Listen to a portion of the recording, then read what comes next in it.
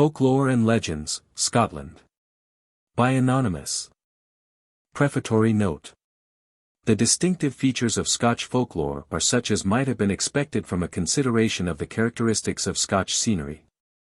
The rugged grandeur of the mountain, the solemn influence of the wide-spreading moor, the dark face of the deep mountain loch, the babbling of the little stream, seem all to be reflected in the popular tales and superstitions.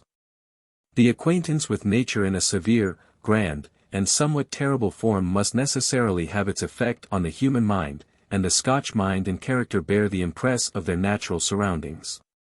The fairies, the brownies, the bogles of Scotland are the same beings as those with whom the Irish have peopled the hills, the nooks, and the streams of their land, yet how different, how distinguished from their counterparts, how clothed, as it were, in the national dress. How do you find this book? Any thoughts about the book or the author? Any suggestion for improvement? Please take a moment to share your thoughts in a comment. If you like it, share it with your friends who might enjoy it as well. Subscribe to keep in touch. Visit CompleteAudiobooks.com for more quality content. Canobie Dick and Thomas of Ercildoun. Now it chanced many years since that there lived on the borders a jolly rattling horse cooper, who was remarkable for a reckless and fearless temper, which made him much admired and a little dreaded amongst his neighbours. One moonlight night, as he rode over Bowden Moor, on the west side of the Eildon Hills, the scene of Thomas the Rhymer's prophecies, and often mentioned in his history, having a brace of horses along with him, which he had not been able to dispose of, he met a man of venerable appearance and singularly antique dress, who, to his great surprise, asked the price of his horses, and began to chaffer with him on the subject. To Canobie Dick, for so shall we call our border dealer, a chap was a chap, and he would have sold a horse to the devil himself, without minding his cloven hoof, and would have probably cheated old Nick into the bargain. The stranger paid the price they agreed on, and all that puzzled Dick in the transaction was, that the gold which he received was in unicorns, bonnet pieces, and other ancient coins, which would have been invaluable to collectors, but were rather troublesome in modern currency. It was gold, however, and therefore Dick contrived to get better value for the coin than he perhaps gave to his customer. By the command of so good a merchant, he brought horses to the same spot more than once, the purchaser only stipulating that he should always come by night and alone. I do not know whether it was from mere curiosity, or whether some hope of gain mixed with it, but after Dick had sold several horses in this way, he began to complain that dry bargains were unlucky, and to hint that since his chap must live in the neighbourhood, he ought, in the courtesy of dealing, to treat him to half a mutchkin. You may see my dwelling if you will, said the stranger, but if you lose courage at what you see there, you will rue it all your life. Dickon, however, laughed the warning to scorn, and having alighted to secure his horse, he followed the stranger up a narrow footpath, which led them up the hills to the singular eminence stuck betwixt the most southern and the centre peaks, and called, from its resemblance to such an animal in its form, the Lucken Hare. At the foot of this eminence, which is almost as famous for witch meetings as the neighbouring windmill of Kippawa, Dick was somewhat startled to observe that his conductor entered the hillside by a passage or cavern, of which he himself, though well acquainted with the spot, had never seen nor heard. You may still return, said his guide, looking ominously back upon him, but Dick scorned to show the white feather, and on they went. They entered a very long range of stables, in every stall stood a coal-black horse. By every horse lay a knight in coal-black armour, with a drawn sword in his hand, but all were as silent, hoof and limb, as if they had been cut out of marble. A great number of torches lent a gloomy lustre to the hall, which, like those of the Caliph Vatech, was of large dimensions. At the upper end, however, they at length arrived, where a sword and horn lay on an antique table. He that shall sound that horn and draw that sword, said the stranger, who now intimated that he was the famous Thomas of Ercildoun, shall, if his heart fail him not, be king over all broad Britain. So speaks the tongue that cannot lie. But all depends on courage, and much on your taking the sword or horn first. Dick was much disposed to take the sword, but his bold spirit was quailed by the supernatural terrors of the hall, and he thought to unsheath the sword first might be construed into defiance, and give offence to the powers of the mountain. He took the bugle with a trembling hand, and blew a feeble note, but loud enough to produce a terrible answer. Thunder rolled in stunning peals through the immense hall, horses and men started to life. The steeds snorted, stamped, ground their bits, and tossed their heads, the warriors sprang to their feet, clashed their armor, and brandished their swords. Dick's terror was extreme at seeing the whole army, which had been so lately silent as the grave, in uproar, and about to rush on him. He dropped the horn, and made a feeble attempt to seize the enchanted sword. But at the same moment a voice pronounced aloud the mysterious words. "Woe to the coward, that ever he was born, who did not draw the sword before he blew the horn." At the same time a whirlwind of irresistible fury howled through the long hall, bore the unfortunate horse-jockey clear out of the mouth of the cavern, and precipitated him over a steep bank of loose stones, where the shepherds found him the next morning, with just breath sufficient to tell his fearful tale, after concluding which he expired. Coinnach Oer.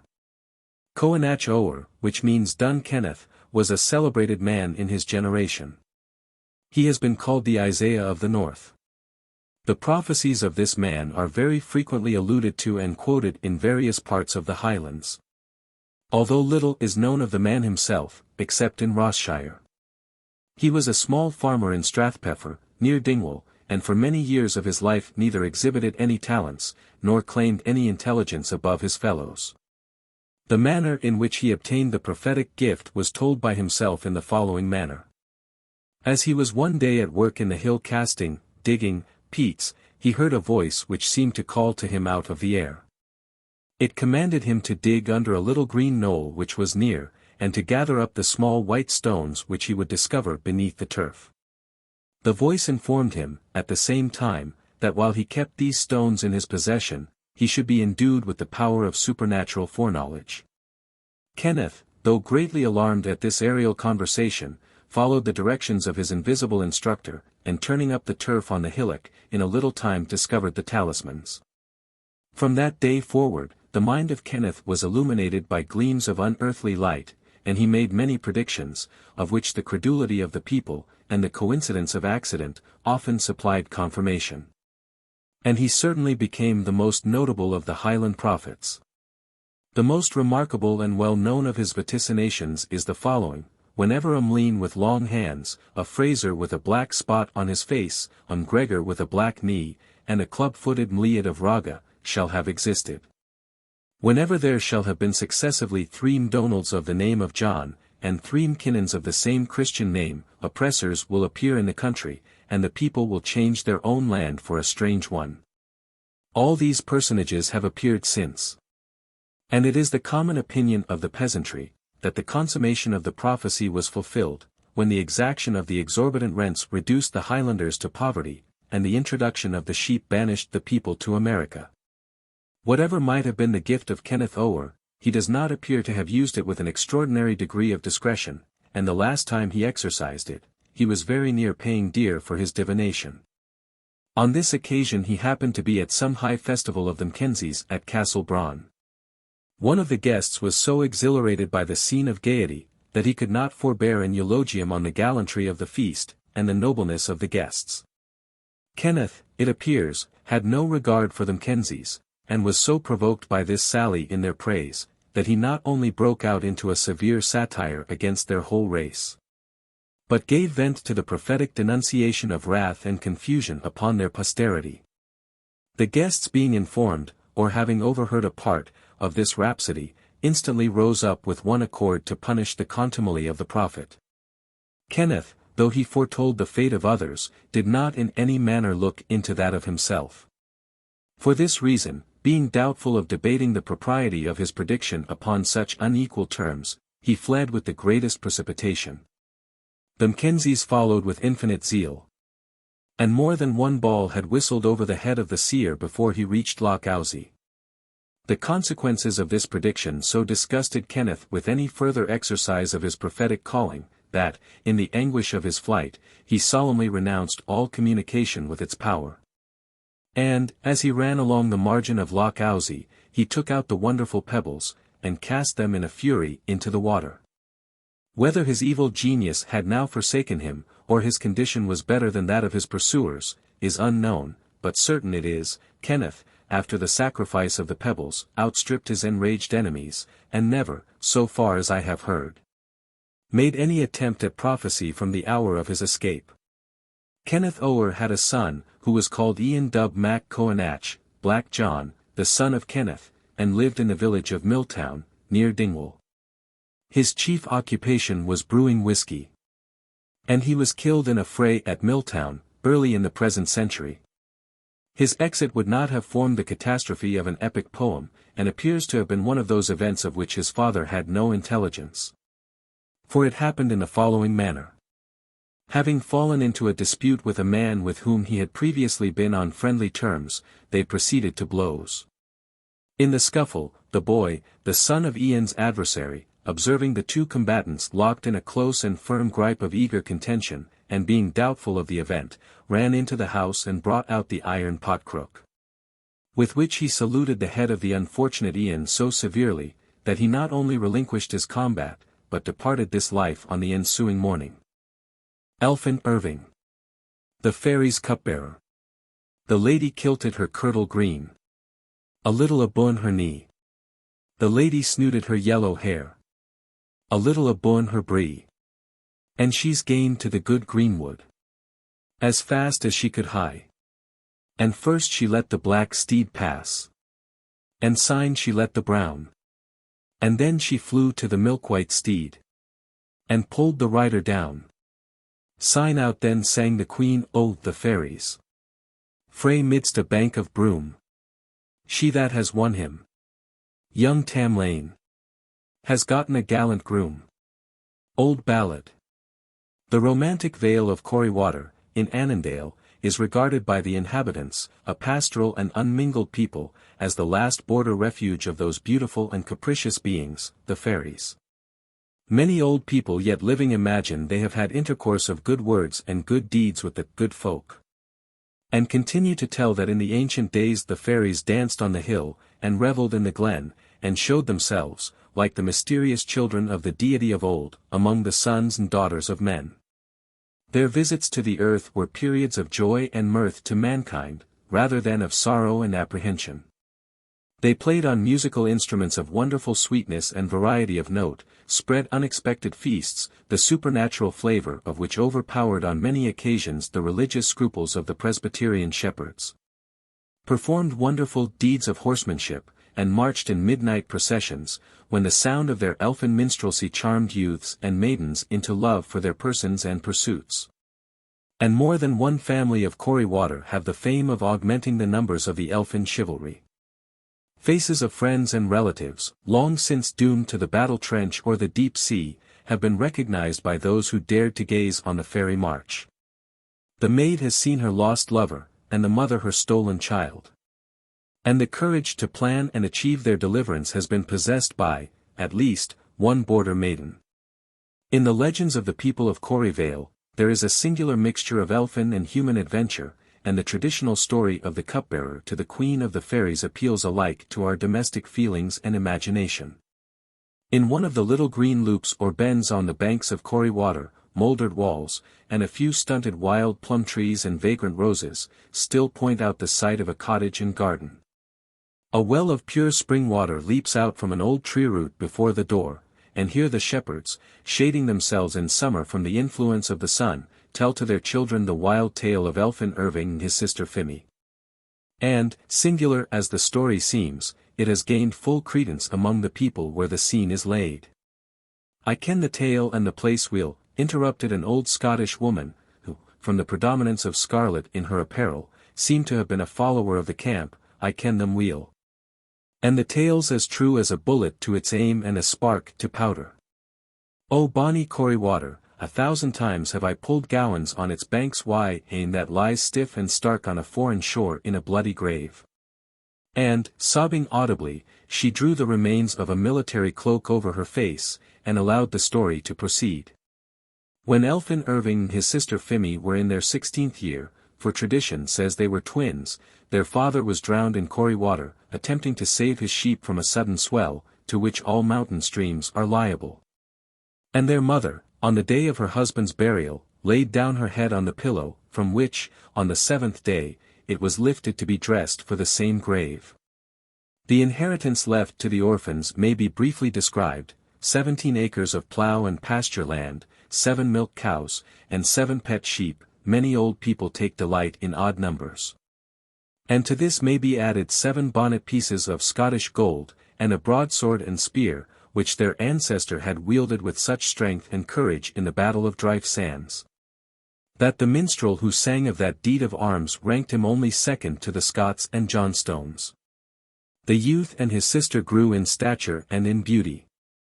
The brent bright brow, the clear blue eye, and frank and blithe deportment of the former gave him some influence among the young women of the valley, while the latter was no less the admiration of the young men, and at fair and dance, and at bridal, happy was he who touched but her hand, or received the benediction of her eye.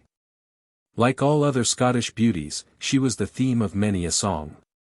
And while tradition is yet busy with the singular history of her brother, song has taken all the care that rustic minstrelsy can of the gentleness of her spirit and the charms of her person. Now I vow, exclaimed a wandering piper, by mine own honoured instrument, and by all other instruments that ever yielded music for the joy and delight of mankind, that there are more bonny songs made about fair Elphin Irving than about all other dames of Annandale, and many of them are both high and bonny. A proud lass maun she be if her spirit hears, and men say the dust lies not insensible of beautiful verse. For her charms are breathed through 1,000 sweet lips, and no further gone than yestermorn I heard a lass singing on a green hillside what I shall not readily forget. If ye like to listen, ye shall judge. And it will not stay the story long, nor mar it much, for it is short, and about Elphin Irving. And, accordingly, he chanted the following rude verses, not unaccompanied by his honoured instrument, as he called his pipe, which chimed in with great effect, and gave richness to a voice which felt better than it could express. Fair Elphin Irving, gay is thy glen, Corrie, with all thy groves flowering. Green is thy glen, Corrie, when July is showering. And sweet is yon wood where the small birds are bowering, and there dwells the sweet one, whom I am adoring. Her round neck is whiter than winter when snowing. Her meek voice is milder than Ae in its flowing. The glad ground yields music where she goes by the river. One kind glance would charm me for ever and ever. The proud and the wealthy to Elphin are bowing. No looks of love win they, with sighing or suing. Far away maun I stand, with my rude wooing. She's a floweret too lovely, too bloom for my pooing. Oh, were I yon violet, on which she is walking. Oh, were I yon small bird, to which she is talking. Or yon rose in her hand, with its ripe ruddy blossom. Or some pure gentle thought, to be blessed with her bosom. This minstrel interruption, while it established Elphin Irving's claim to grace and to beauty, gave me additional confidence to pursue the story. But minstrel skill and true love tale seemed to want their usual influence when they sought to win her attention. She was only observed to pay most respect to those youths who were most beloved by her brother. And the same hour that brought these twins to the world seemed to have breathed through them a sweetness and an affection of heart and mind which nothing could divide. If, like the virgin queen of the immortal poet, she walked, in maiden meditation fancy free, her brother Elphin seemed alike untouched with the charms of the fairest virgins in Corrie. He ploughed his field, he reaped his grain, he leaped, he ran, and wrestled, and danced, and sang, with more skill in life and grace than all other youths of the district, but he had no twilight in stolen interviews. When all other young men had their loves by their side, he was single, though not unsought, and his joy seemed never perfect save when his sister was near him. If he loved to share his time with her, she loved to share her time with him alone, or with the beasts of the field, or the birds of the air. She watched her little flock late, and she tended it early. Not for the sordid love of the fleece, unless it was to make mantles for her brother, but with the look of one who had joy in its company. The very wild creatures, the deer and the hares, seldom sought to shun her approach, and the bird forsook not its nest, nor stinted its song, when she drew nigh, such is the confidence which maiden innocence and beauty inspire.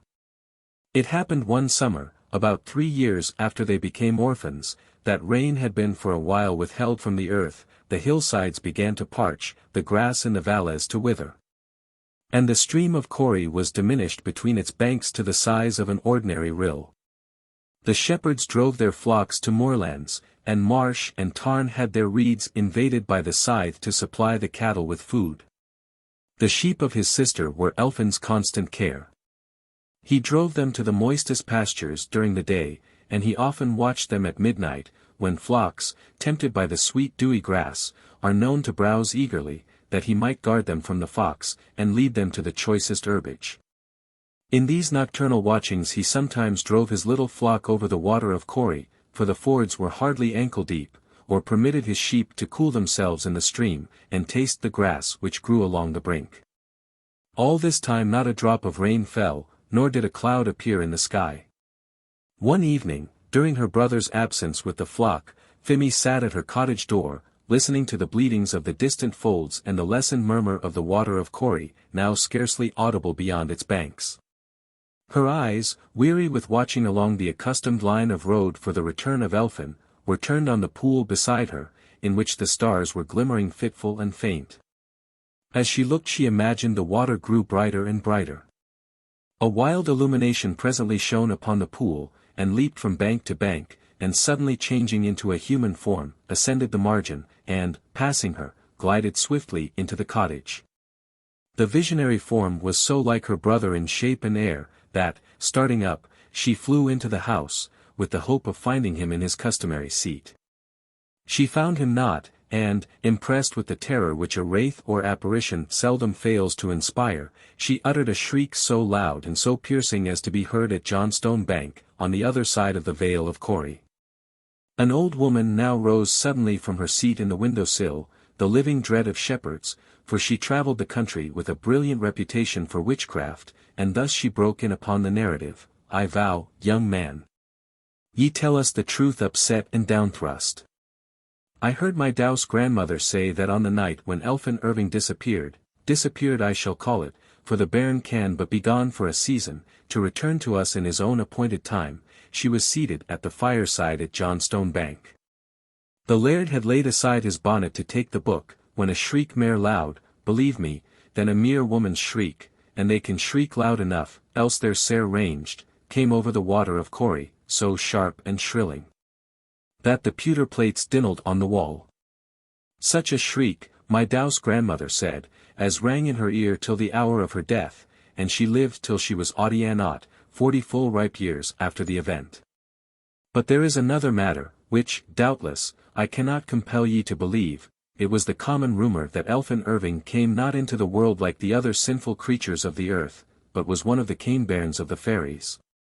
Whilk they had to pay to the enemy of man's salvation every 7th year. The poor lady fairy, a mother's I a mother, be she elf's flesh or Eve's flesh, hid her elf son beside the christened flesh in Marian Irving's cradle, and the auld enemy lost his prey for a time. Now, hasten on with your story, which is not a bodle the war for me. The maiden saw the shape of her brother, fell into a faint, or a trance, and the neighbours came flocking in. Gang on with your tale, young man, and dinna be affronted because an auld woman helped ye y.t. It is hardly known, I resumed, how long Phemy Irving continued in a state of insensibility. The morning was far advanced, when a neighbouring maiden found her seated in an old chair, as white as monumental marble. Her hair, about which she had always been solicitous, loosened from its curls, and hanging disordered over her neck and bosom, her hands and forehead. The maiden touched the one, and kissed the other, they were as cold as snow. And her eyes, wide open, were fixed on her brother's empty chair, with the intensity of gaze of one who had witnessed the appearance of a spirit.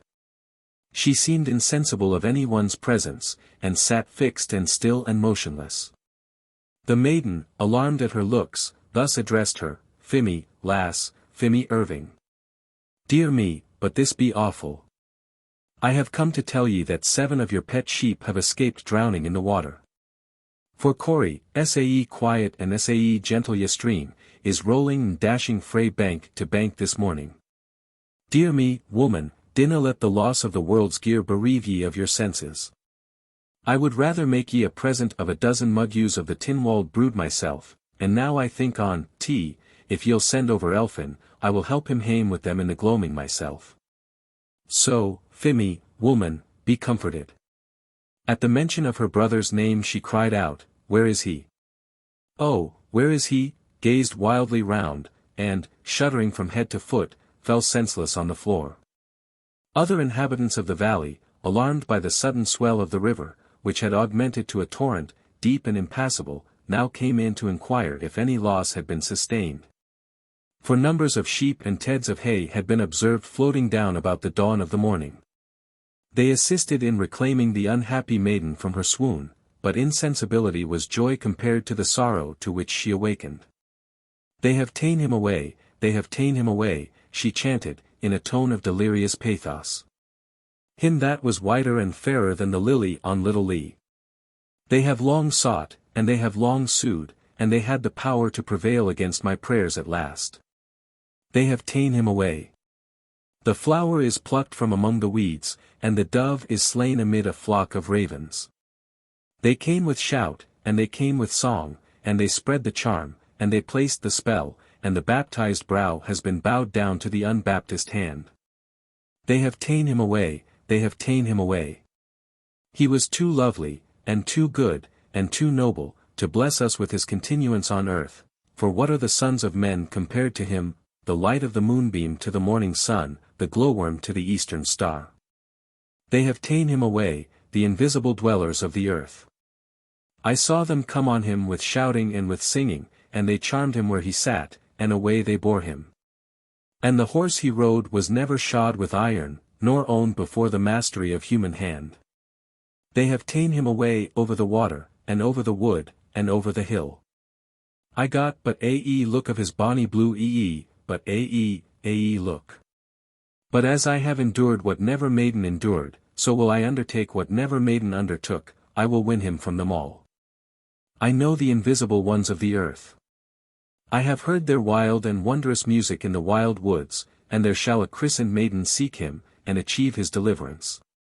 She paused, and glancing around a circle of condoling faces, down which the tears were dropping like rain, said, in a calm and altered but still delirious tone, "Why do you weep, Mary Halliday? And why do you weep, John Graham?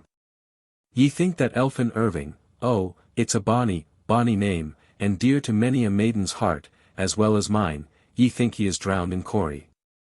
And ye will seek in the deep, deep pools for the bonny, bonny corse, that ye may weep over it, as it lies in its last linen, and lay it, amid weeping and wailing in the dowie kirkyard. Ye may seek, but ye shall never find.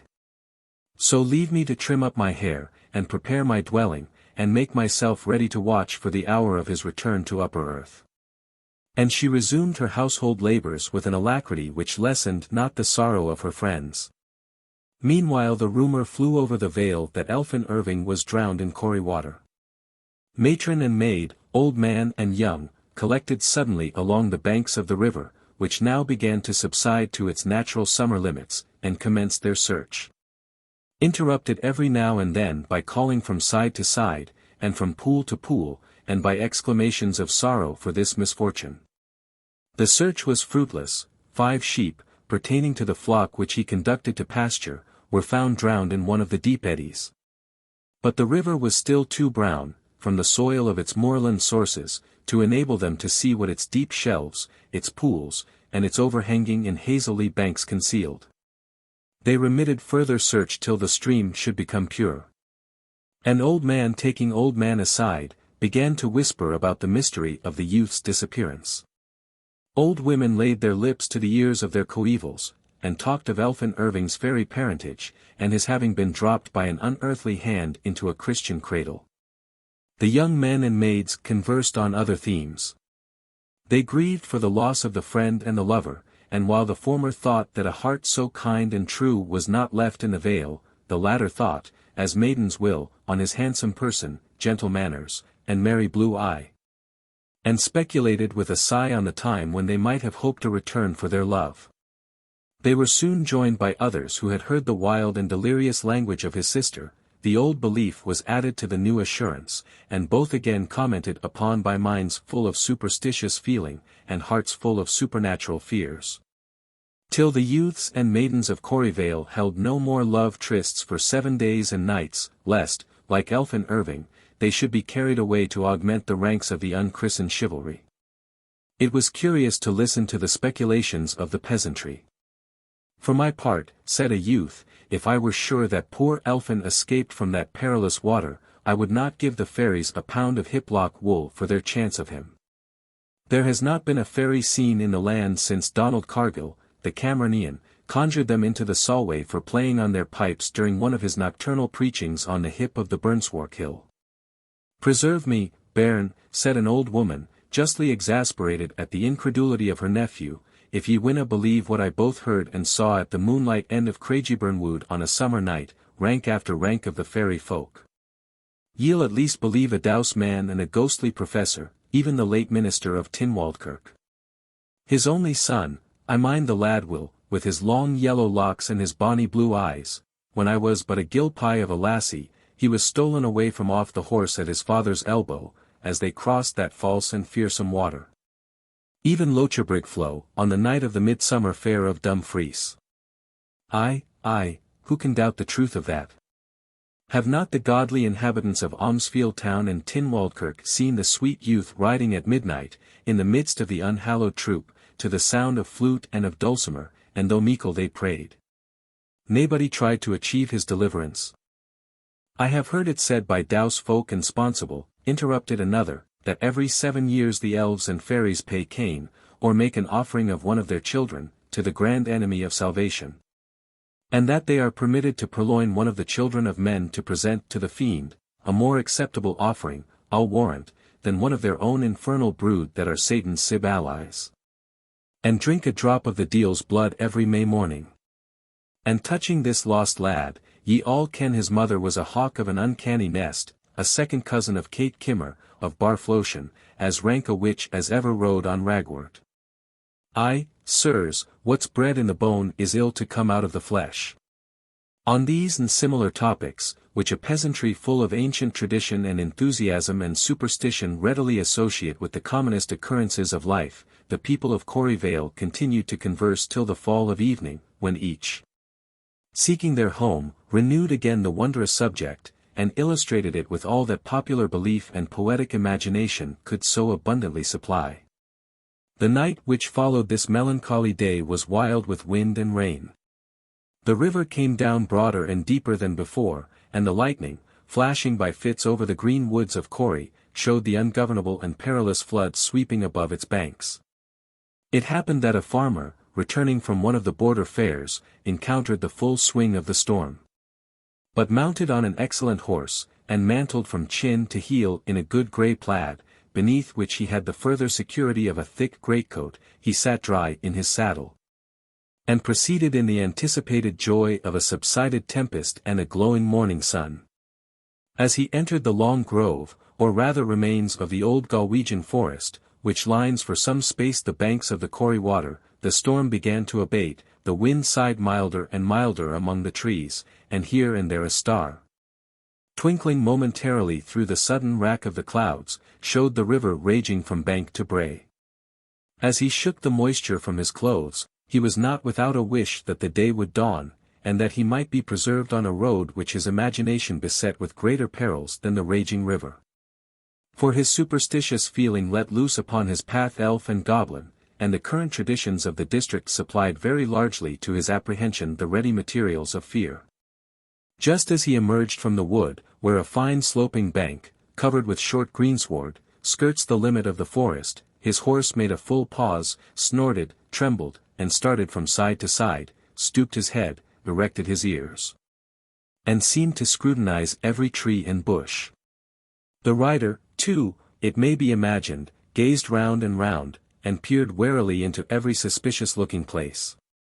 His dread of a supernatural visitation was not much allayed when he observed a female shape seated on the ground at the root of a huge old oak tree, which stood in the center of one of those patches of verdant sward, known by the name of fairy rings, and avoided by all peasants who wished to prosper.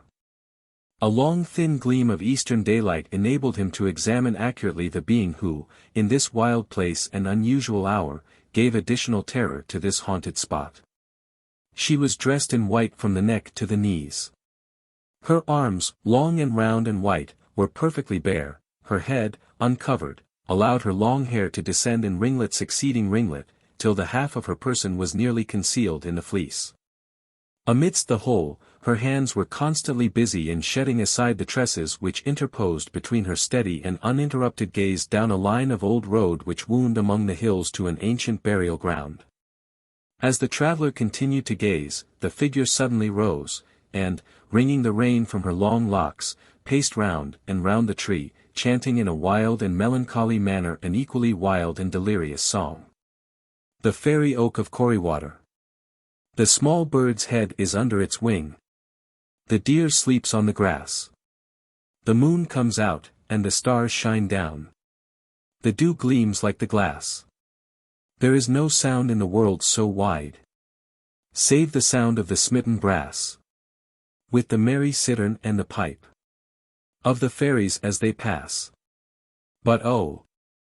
The fire maun burn and burn, and the hour is gone, and will never return. The green hill cleaves, and forth, with a bound, comes elf and elfin steed. The moon dives down in a golden cloud. The stars grow dim with dread. But a light is running along the earth. So of heavens they have no need. O'er moor and moss with a shout they pass. And the word is spur and speed. But the fire maun burn, and I maun quake. And the hour is gone that will never come back. And when they came to Craigieburn Wood, the queen of the fairies spoke. Come, bind your steeds to the rushes so green, and dance by the haunted oak. I found the acorn on Heshbon Hill, in the nook of a palmer's poke. 1,000 years since. Here it grows. And they danced till the greenwood shook. But oh! The fire, the burning fire. The longer it burns, it but blazes the higher. I have won me a youth, the elf queen said, the fairest that earth may see. This night I have one young elf Irving, my cupbearer to be. His service lasts but 7 sweet years, and his wage is a kiss of me. And merrily, merrily, laughed the wild elves round Chorus's greenwood tree. But oh! The fire it glows in my brain, and the hour is gone, and comes not again. The queen she has whispered a secret word. Come hither my elfin sweet, and bring that cup of the charmed wine, thy lips and mine to weet. But a brown elf shouted a loud, loud shout. Come, leap on your coursers fleet. For here comes the smell of some baptized flesh, and the sounding of baptized feet. But oh! The fire that burns, and maun burn. For the time that is gone will never return. On a steed as white as the new-milked milk, the elf queen leaped with a bound. And young Elphin a steed like December snow, 'neath him at the word he found. But a maiden came, and her christened arms she linked her brother around, and called on God, and the steed with a snort sank into the gaping ground. But the fire maun burn, and I maun quake.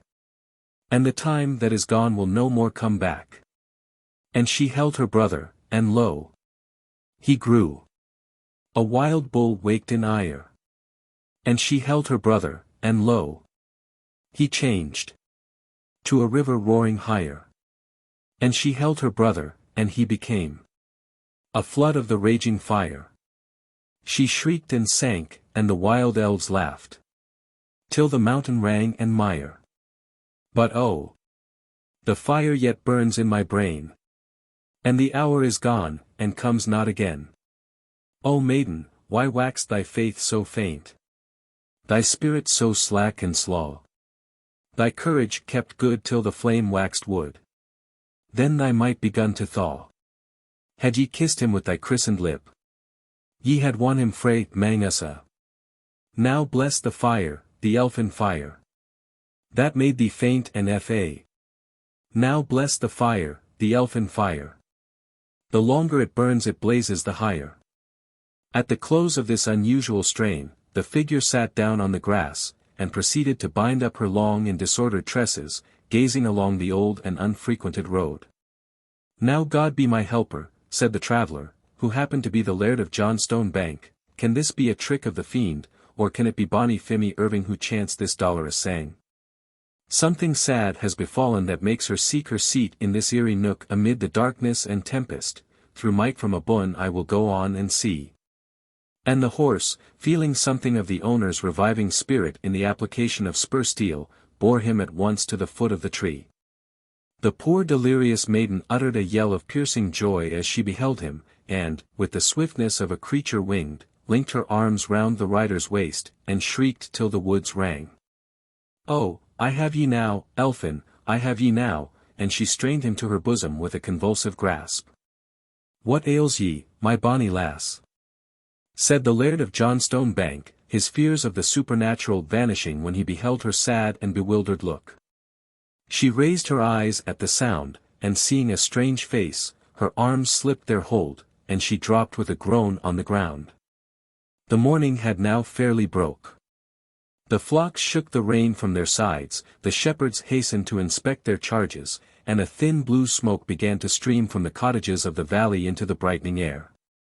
The Laird carried Fimy Irving in his arms, till he observed two shepherds ascending from one of the loops of Corrie water, bearing the lifeless body of her brother. They had found him whirling round and round in one of the numerous eddies, and his hands, clutched and filled with wool, showed that he had lost his life in attempting to save the flock of his sister. A plaid was laid over the body, which, along with the unhappy maiden in a half-lifeless state, was carried into a cottage, and laid in that apartment distinguished among the peasantry by the name of the chamber. While the peasant's wife was left to take care of Fimy, old man and matron and maid had collected around the drowned youth, and each began to relate the circumstances of his death, when the doors suddenly opened, and his sister, advancing to the corpse, with a look of delirious serenity, broke out into a wild laugh and said, "Oh, it is wonderful, it's truly wonderful. That bare and death-cold body, dragged from the darkest pool of Corrie, with its hands filled with fine wool, wears the perfect similitude of my own Elphin. I'll tell ye, the spiritual dwellers of the earth, the fairy folk of our evening tale, have stolen the living body, and fashioned this cold and inanimate clod to mislead your pursuit.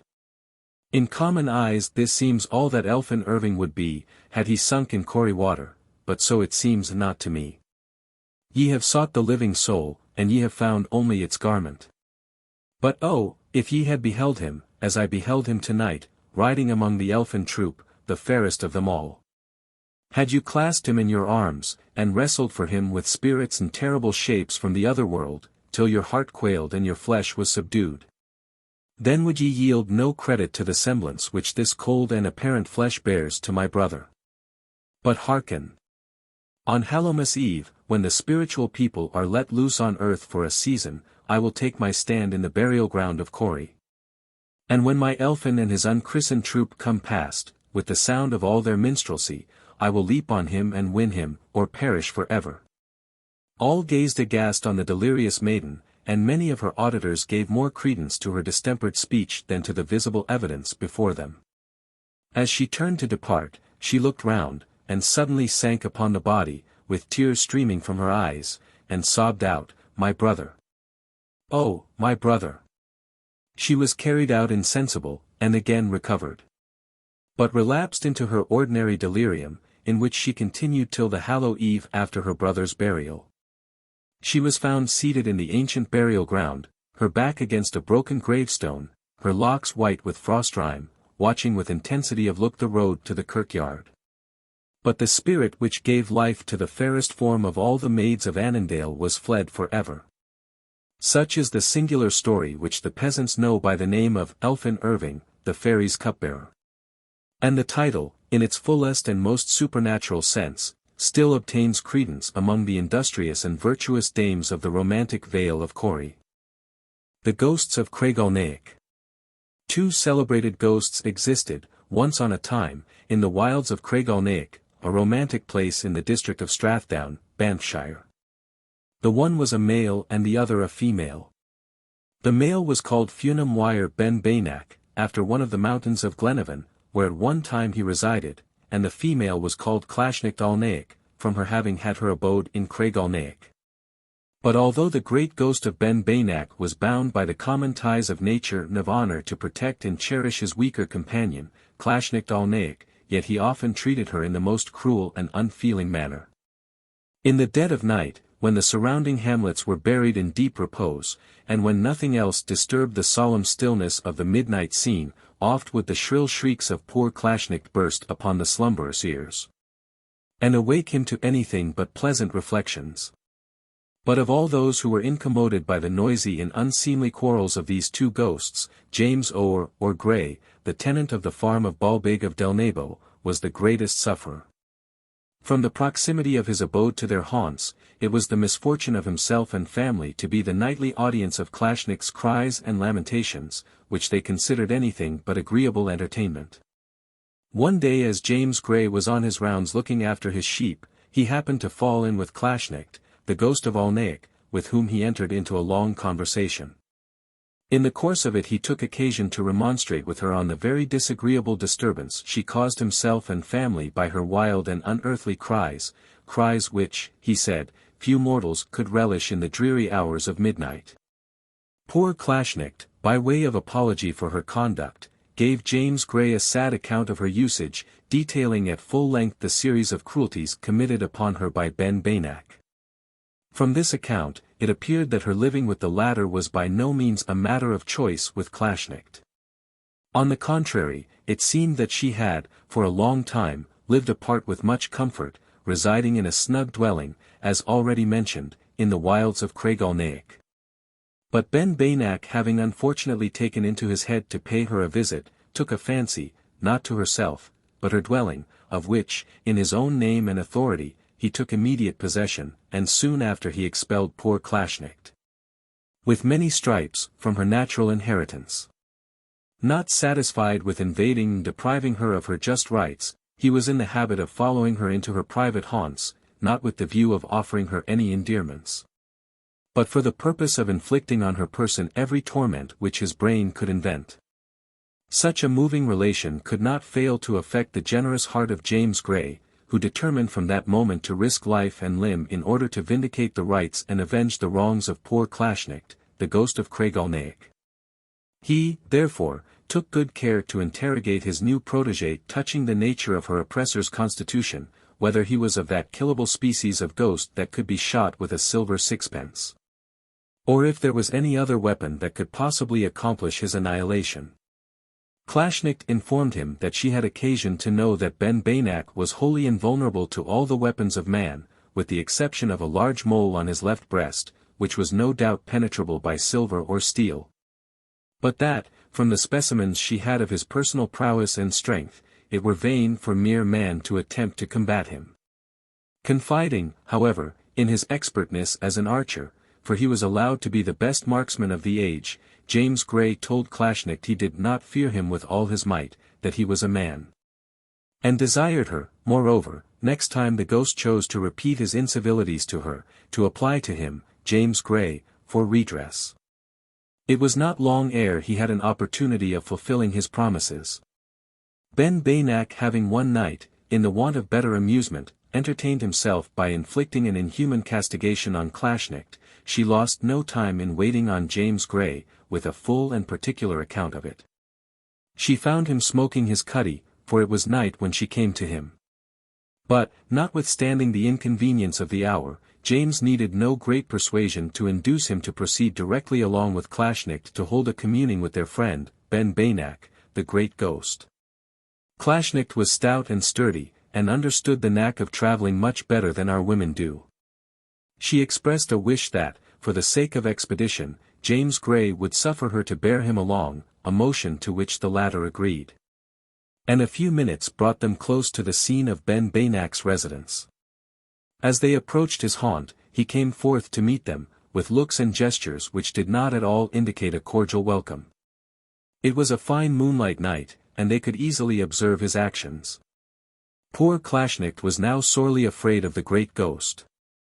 Apprehending instant destruction from his fury, she exclaimed to James Gray that they would be both dead people, and that immediately, unless James Gray hit with an arrow the mole which covered Ben Bainach's heart.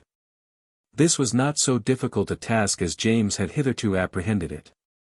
The mole was as large as a common bonnet, and yet nowise disproportioned to the natural size of the ghost's body, for he certainly was a great and a mighty ghost.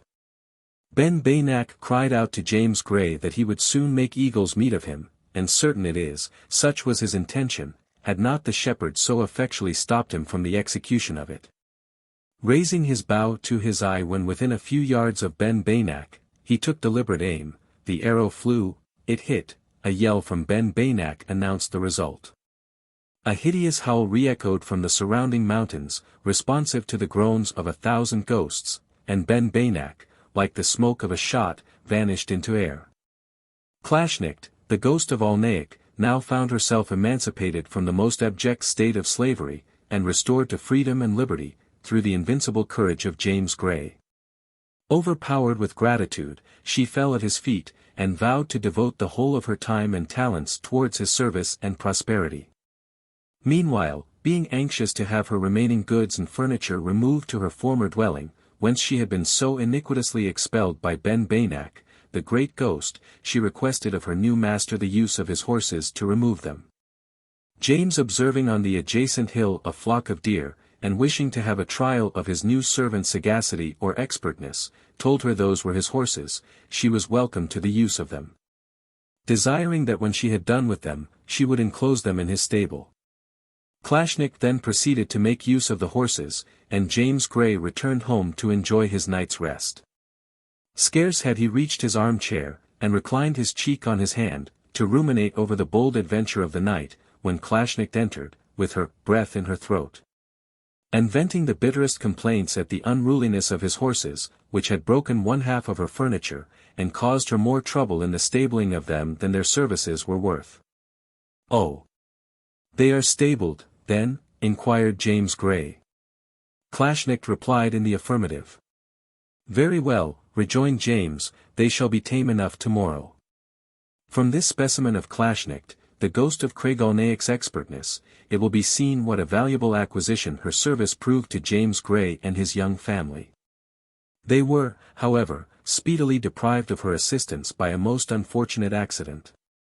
From the sequel of the story, from which the foregoing is an extract, it appears that poor Clashnicht was deeply addicted to propensities which at that time rendered her kin so obnoxious to their human neighbors.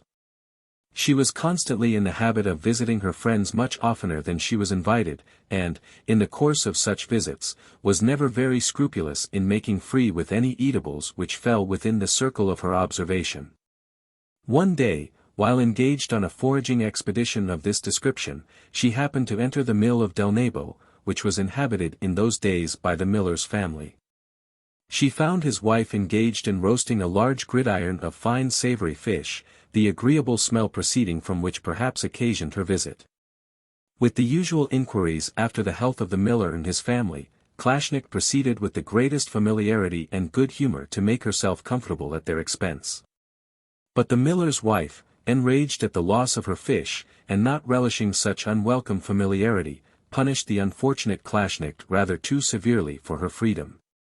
It happened that there was at the time a large cauldron of boiling water suspended over the fire, and this cauldron the enraged wife overturned in Clashnicht's bosom. Scalded beyond recovery, she fled up the wilds of Craig-Aulnaic, uttering the most melancholy lamentations, nor has she been ever heard of since. The Doomed Rider. The Conan is as bonny a river as we hae in the north country.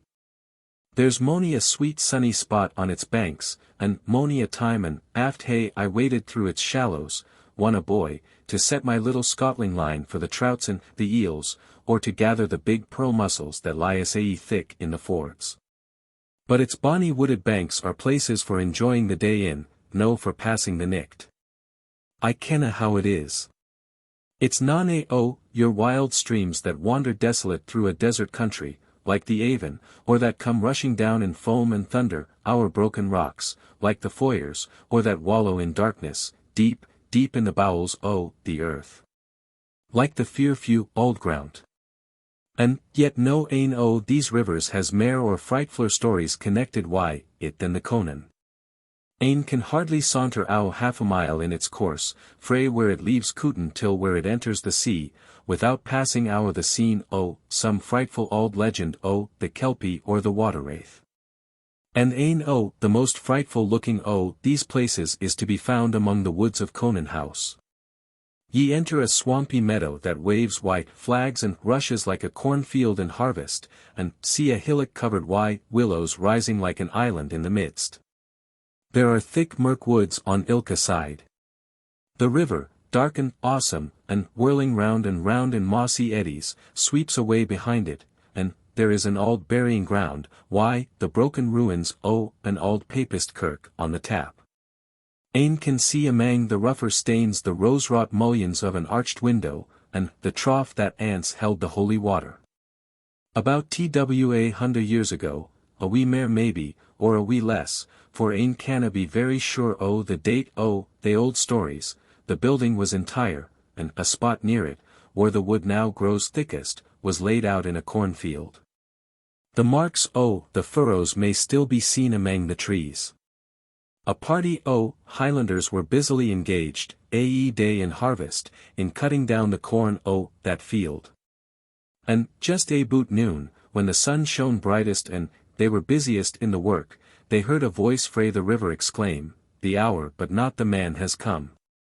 Sure enough, on looking round, there was the Kelpie Stane in what they see a Faw's Ford, just fornint the auld kirk.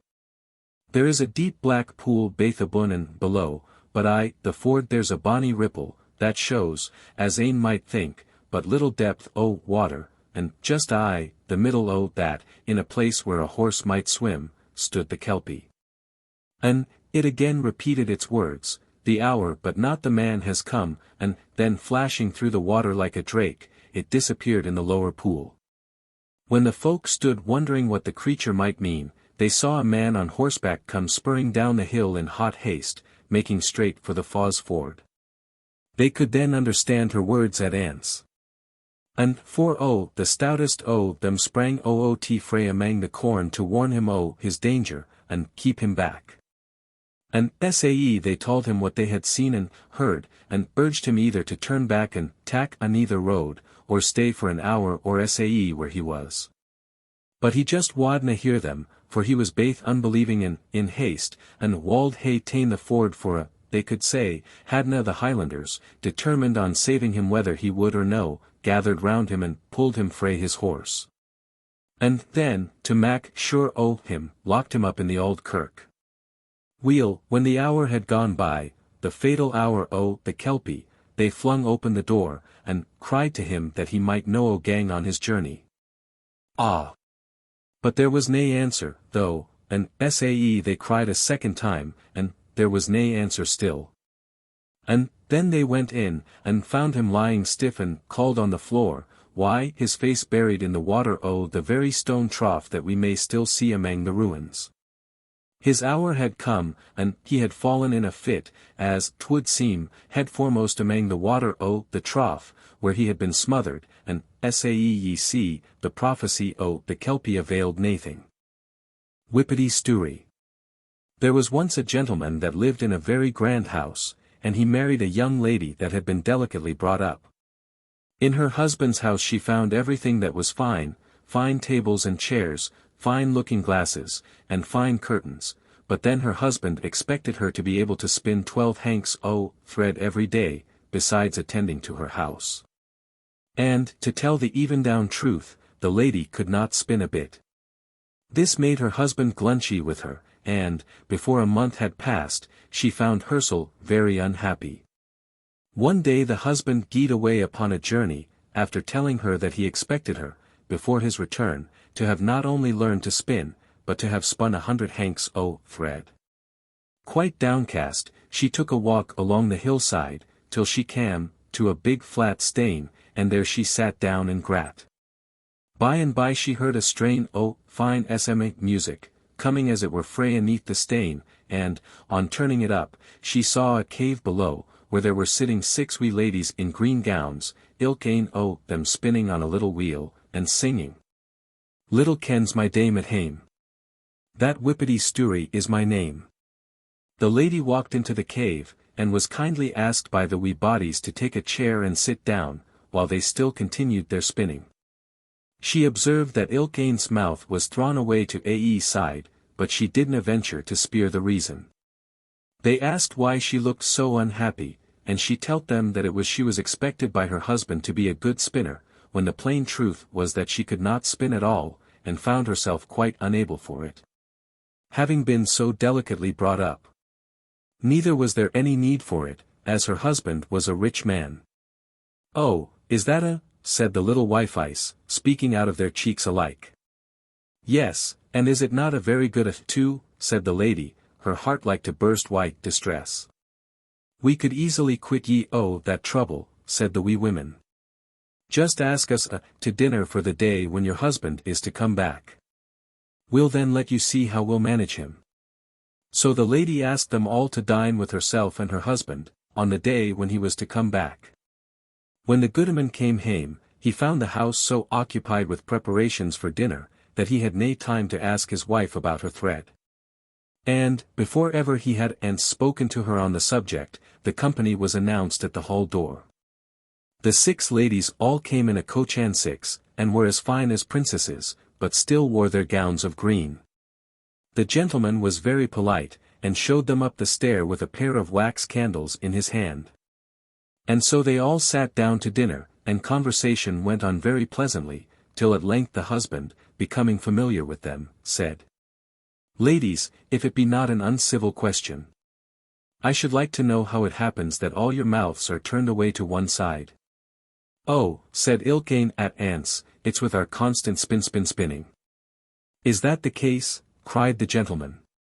"Then, John, Tam, and Dick, fie, go haste and burn every rock, and reel, and spinning wheel in the house, for I'll not have my wife to spoil her bonny face with spinning."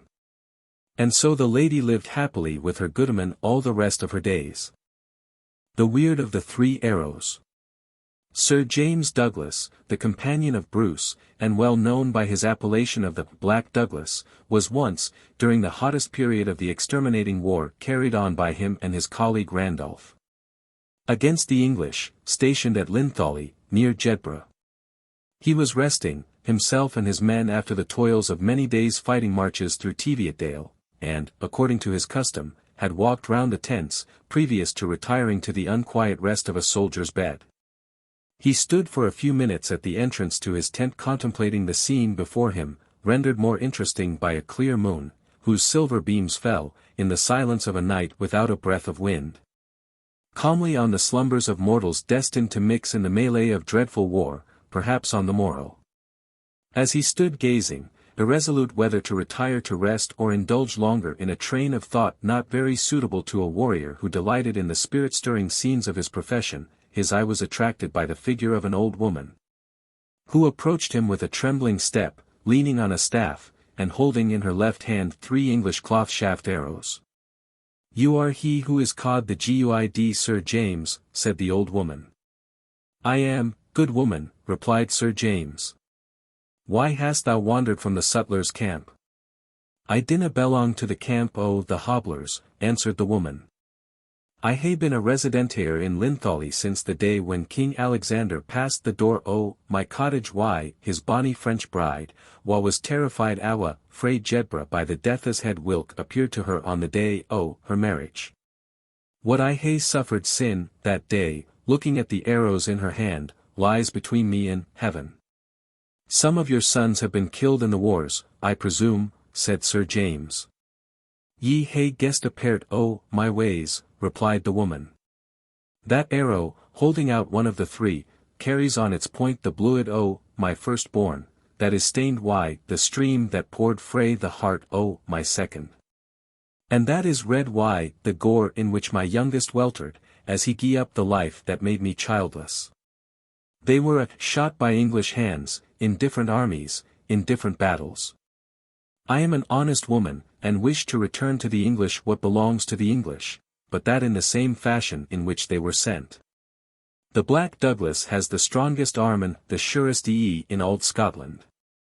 And what can execute my commission better than he? I do not use the bow, good woman, replied Sir James. I love the grasp of the dagger or the battle-axe. You must apply to some other individual to return your arrows. I can attack them hame again, said the woman, laying them down at the feet of Sir James. Ye'll see me again on St. James' E'en. The old woman departed as she said these words. Sir James took up the arrows, and placed them in an empty quiver that lay amongst his baggage. He retired to rest, but not to sleep. The figure of the old woman and her strange request occupied his thoughts, and produced trains of meditation which ended in nothing but restlessness and disquietude. Getting up at daybreak, he met a messenger at the entrance of his tent, who informed him that Sir Thomas de Richmont, with a force of 10,000 men, had crossed the borders, and would pass through a narrow defile, which he mentioned, where he could be attacked with great advantage. Sir James gave instant orders to march to the spot, and, with that genius for scheming, for which he was so remarkable, commanded his men to twist together the young birch trees on either side of the passage to prevent the escape of the enemy. This finished, he concealed his archers in a hollow way, near the gorge of the pass. The enemy came on. And when their ranks were embarrassed by the narrowness of the road, and it was impossible for the cavalry to act with effect, Sir James rushed upon them at the head of his horsemen. And the archers, suddenly discovering themselves, poured in a flight of arrows on the confused soldiers, and put the whole army to flight. In the heat of the onset, Douglas killed Sir Thomas de Richmont with his dagger. Not long after this, Edmund de Caerleon, a knight of Gascony, and governor of Berwick, who had been heard to vaunt that he had sought the famous Black Knight, but could not find him, was returning to England, loaded with plunder. The fruit of an inroad on Teviotdale. Sir James thought it a pity that a Gascon's vaunt should be heard unpunished in Scotland, and made long forced marches to satisfy the desire of the foreign knight, by giving him a sight of the dark countenance he had made a subject of reproach. He soon succeeded in gratifying both himself and the Gascon.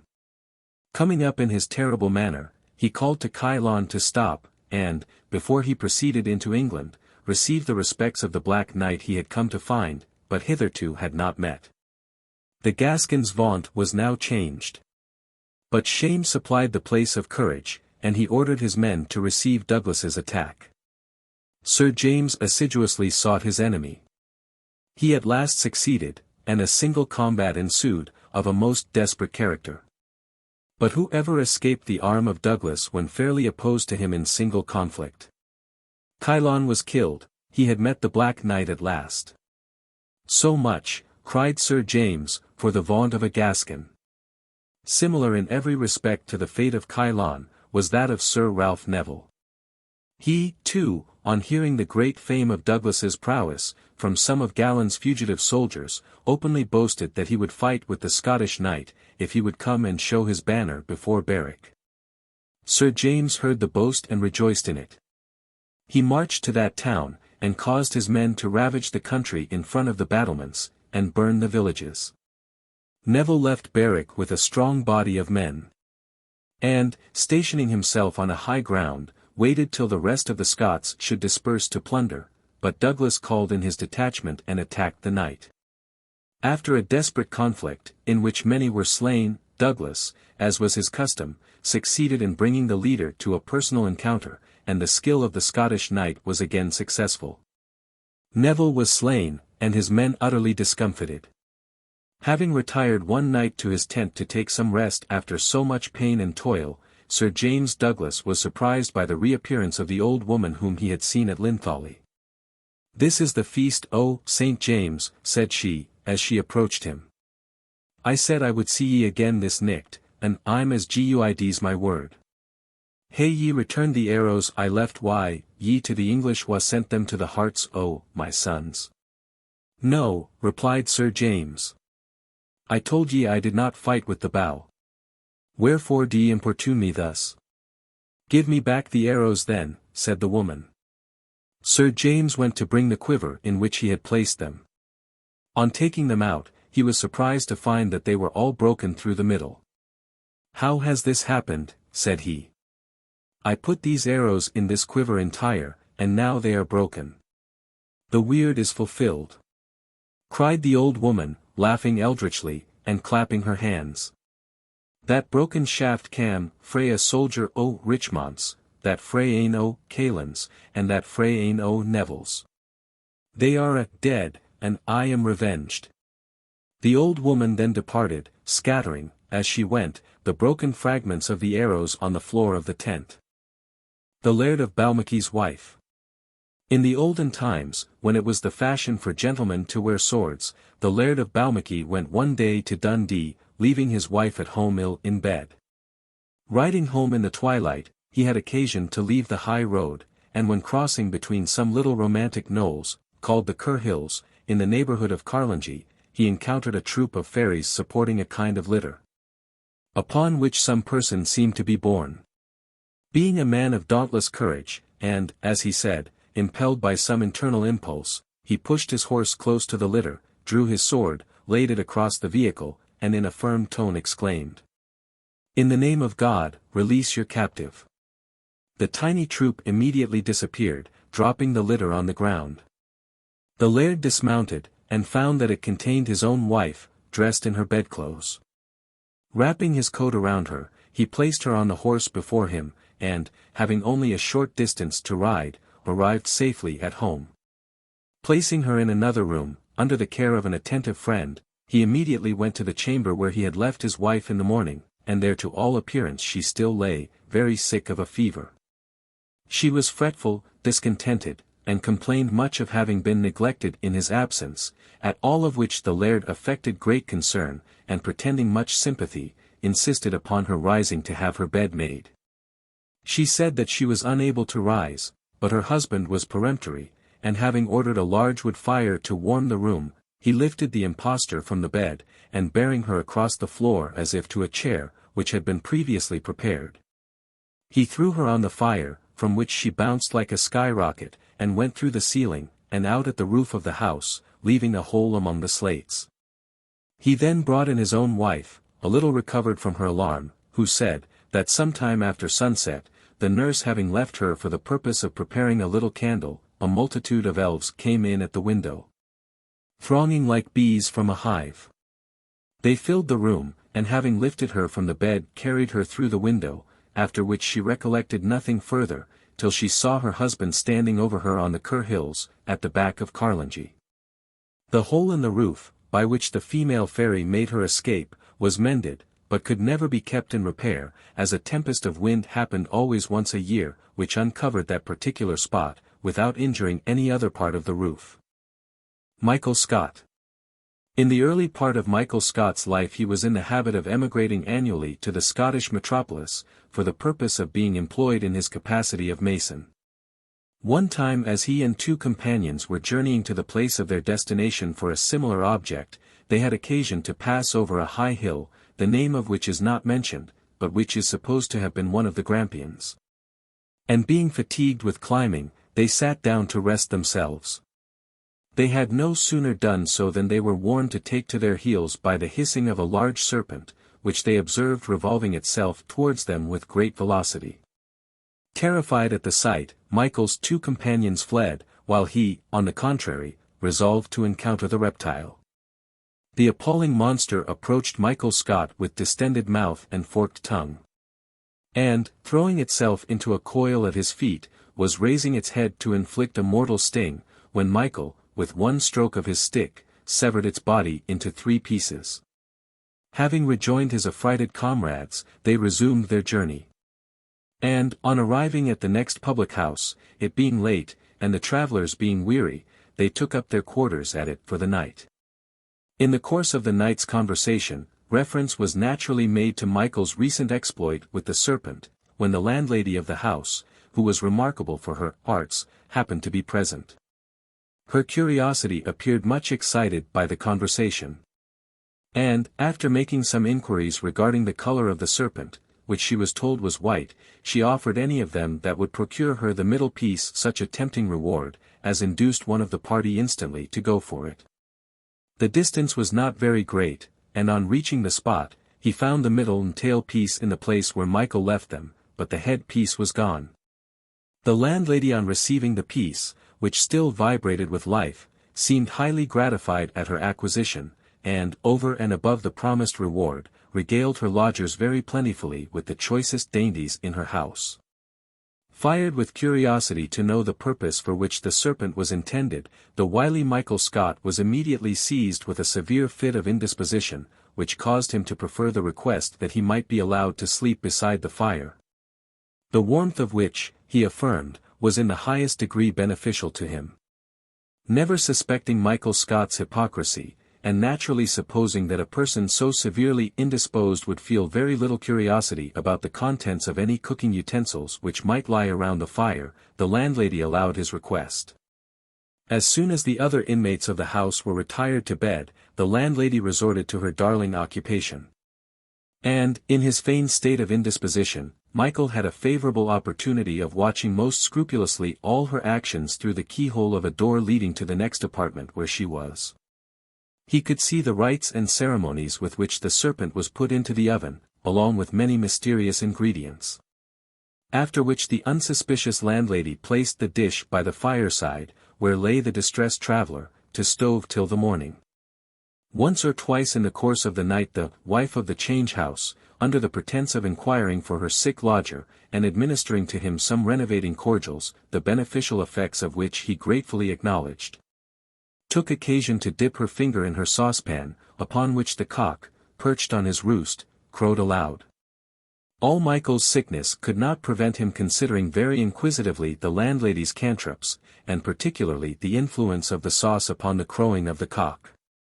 Nor could he dissipate some inward desires he felt to follow her example. At the same time, he suspected that Satan had a hand in the pie, yet he thought he would like very much to be at the bottom of the concern. And thus his reason and his curiosity clashed against each other for the space of several hours. At length passion, as is too often the case, became the conqueror.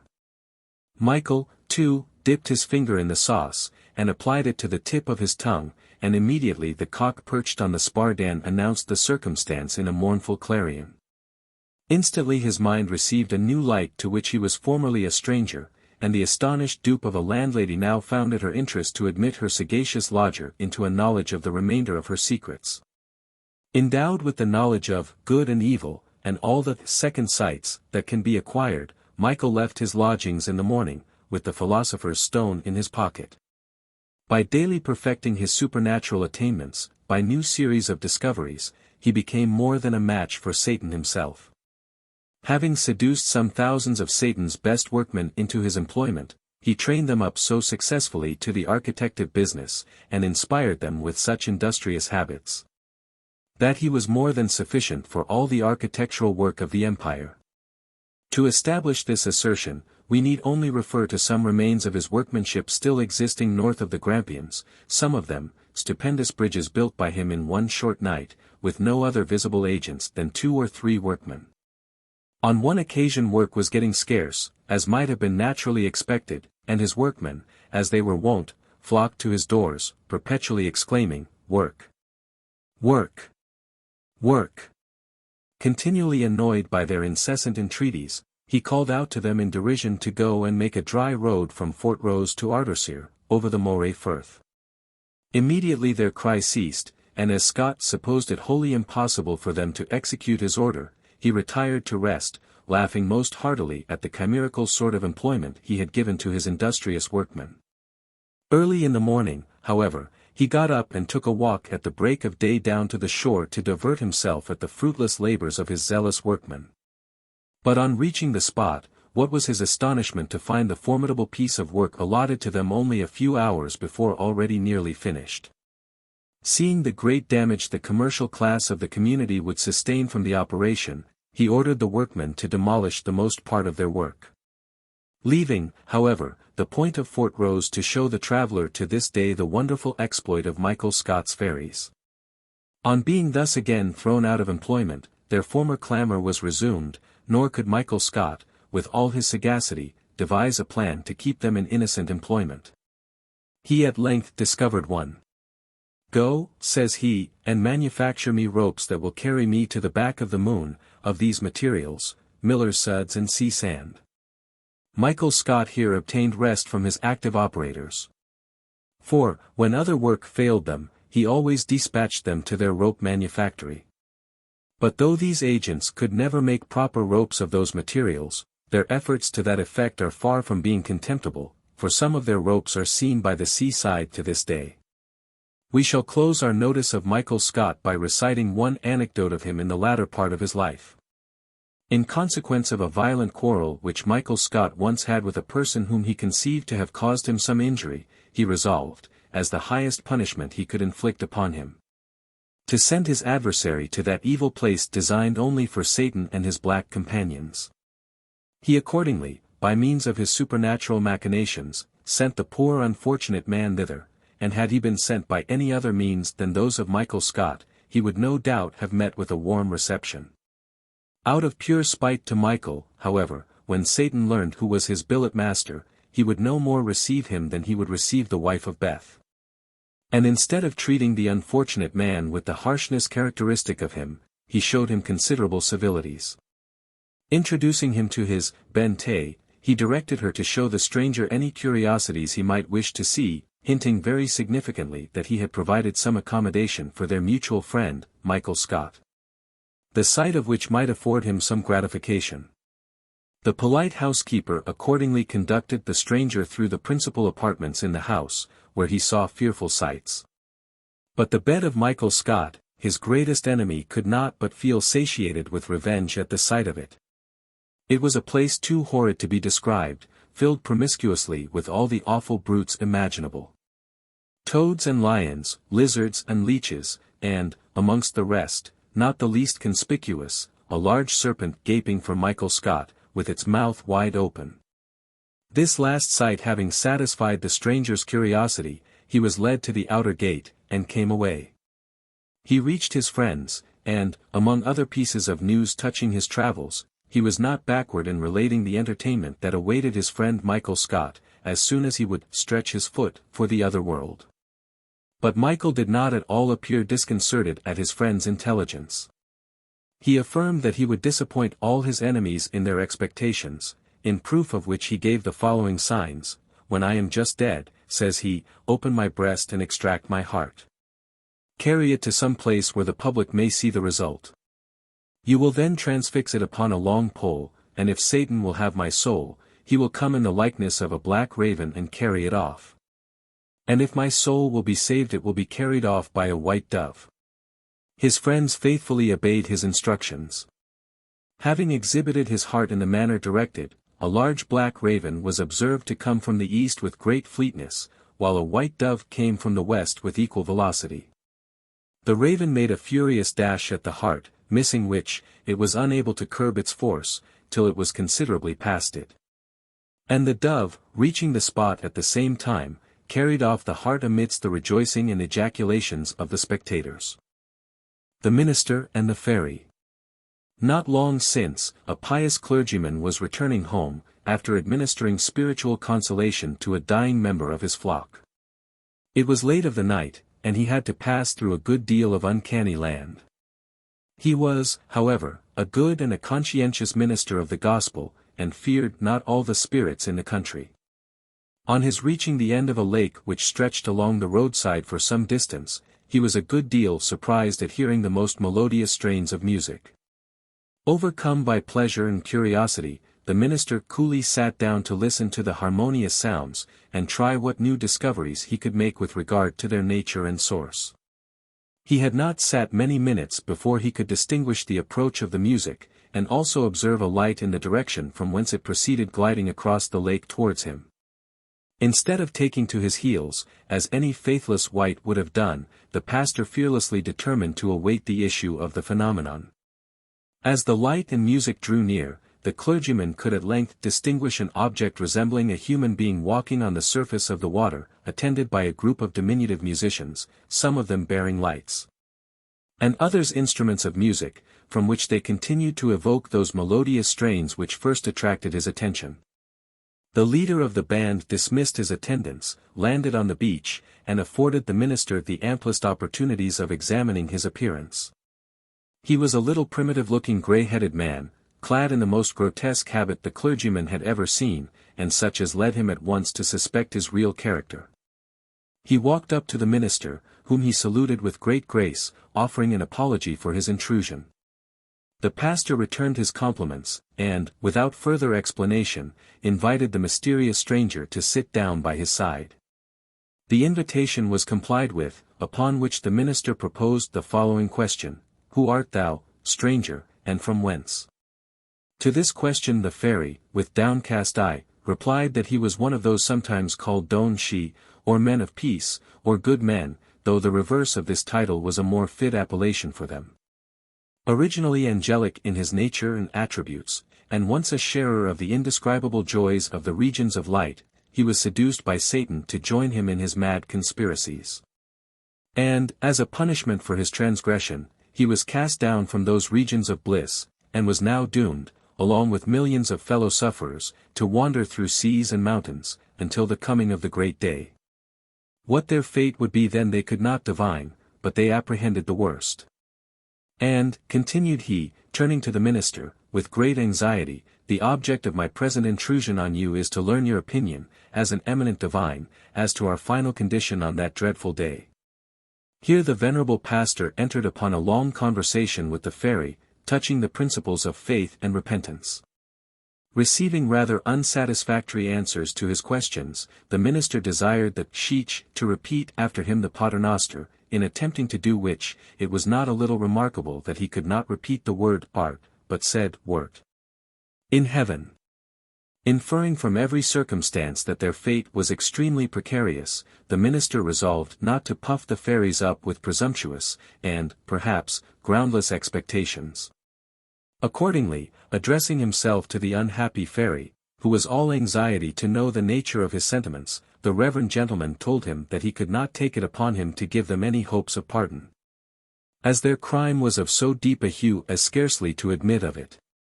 On this the unhappy fairy uttered a shriek of despair, plunged headlong into the loch, and the minister resumed his course to his home. The Fisherman and the Merman. Of mermen and merwomen many strange stories are told in the Shetland Isles. Beneath the depths of the ocean, according to these stories, an atmosphere exists adapted to the respiratory organs of certain beings, resembling, in form, the human race, possessed of surpassing beauty, of limited supernatural powers, and liable to the incident of death. They dwell in a wide territory of the globe, far below the region of fishes, over which the sea, like the cloudy canopy of our sky, loftily rolls, and they possess habitations constructed of the pearl and coral productions of the ocean.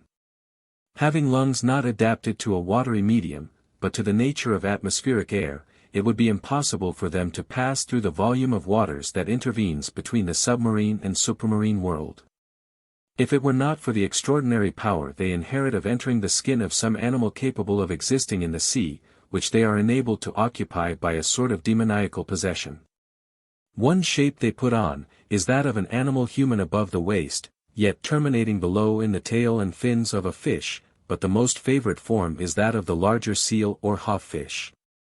For, in possessing an amphibious nature, they are enabled not only to exist in the ocean, but to land on some rock, where they frequently lighten themselves of their sea dress, resume their proper shape, and with much curiosity examine the nature of the upper world belonging to the human race. Unfortunately, however, each merman or merwoman possesses but one skin, enabling the individual to ascend the seas, and if, on visiting the abode of man, the garb be lost, the hapless being must unavoidably become an inhabitant of the earth. A story is told of a boat's crew who landed for the purpose of attacking the seals lying in the hollows of the crags at one of the stacks.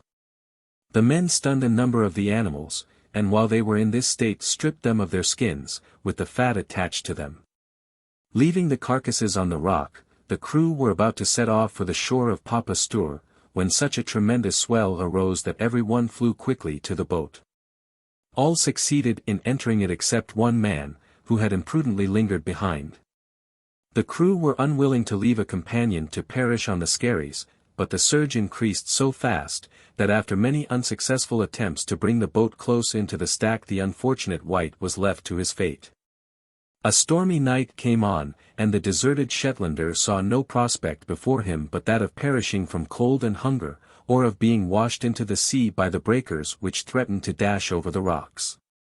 At length, he perceived many of the seals, who, in their flight had escaped the attack of the boatmen, approach the skerry, disrobe themselves of their amphibious hides, and resume the shape of the sons and daughters of the ocean. Their first object was to assist in the recovery of their friends, who having been stunned by clubs, had, while in that state, been deprived of their skins. When the flayed animals had regained their sensibility, they assumed their proper form of mermen or merwomen, and began to lament in a mournful lay, wildly accompanied by the storm that was raging around, the loss of their sea dress, which would prevent them from again enjoying their native azure atmosphere, and coral mansions that lay below the deep waters of the Atlantic.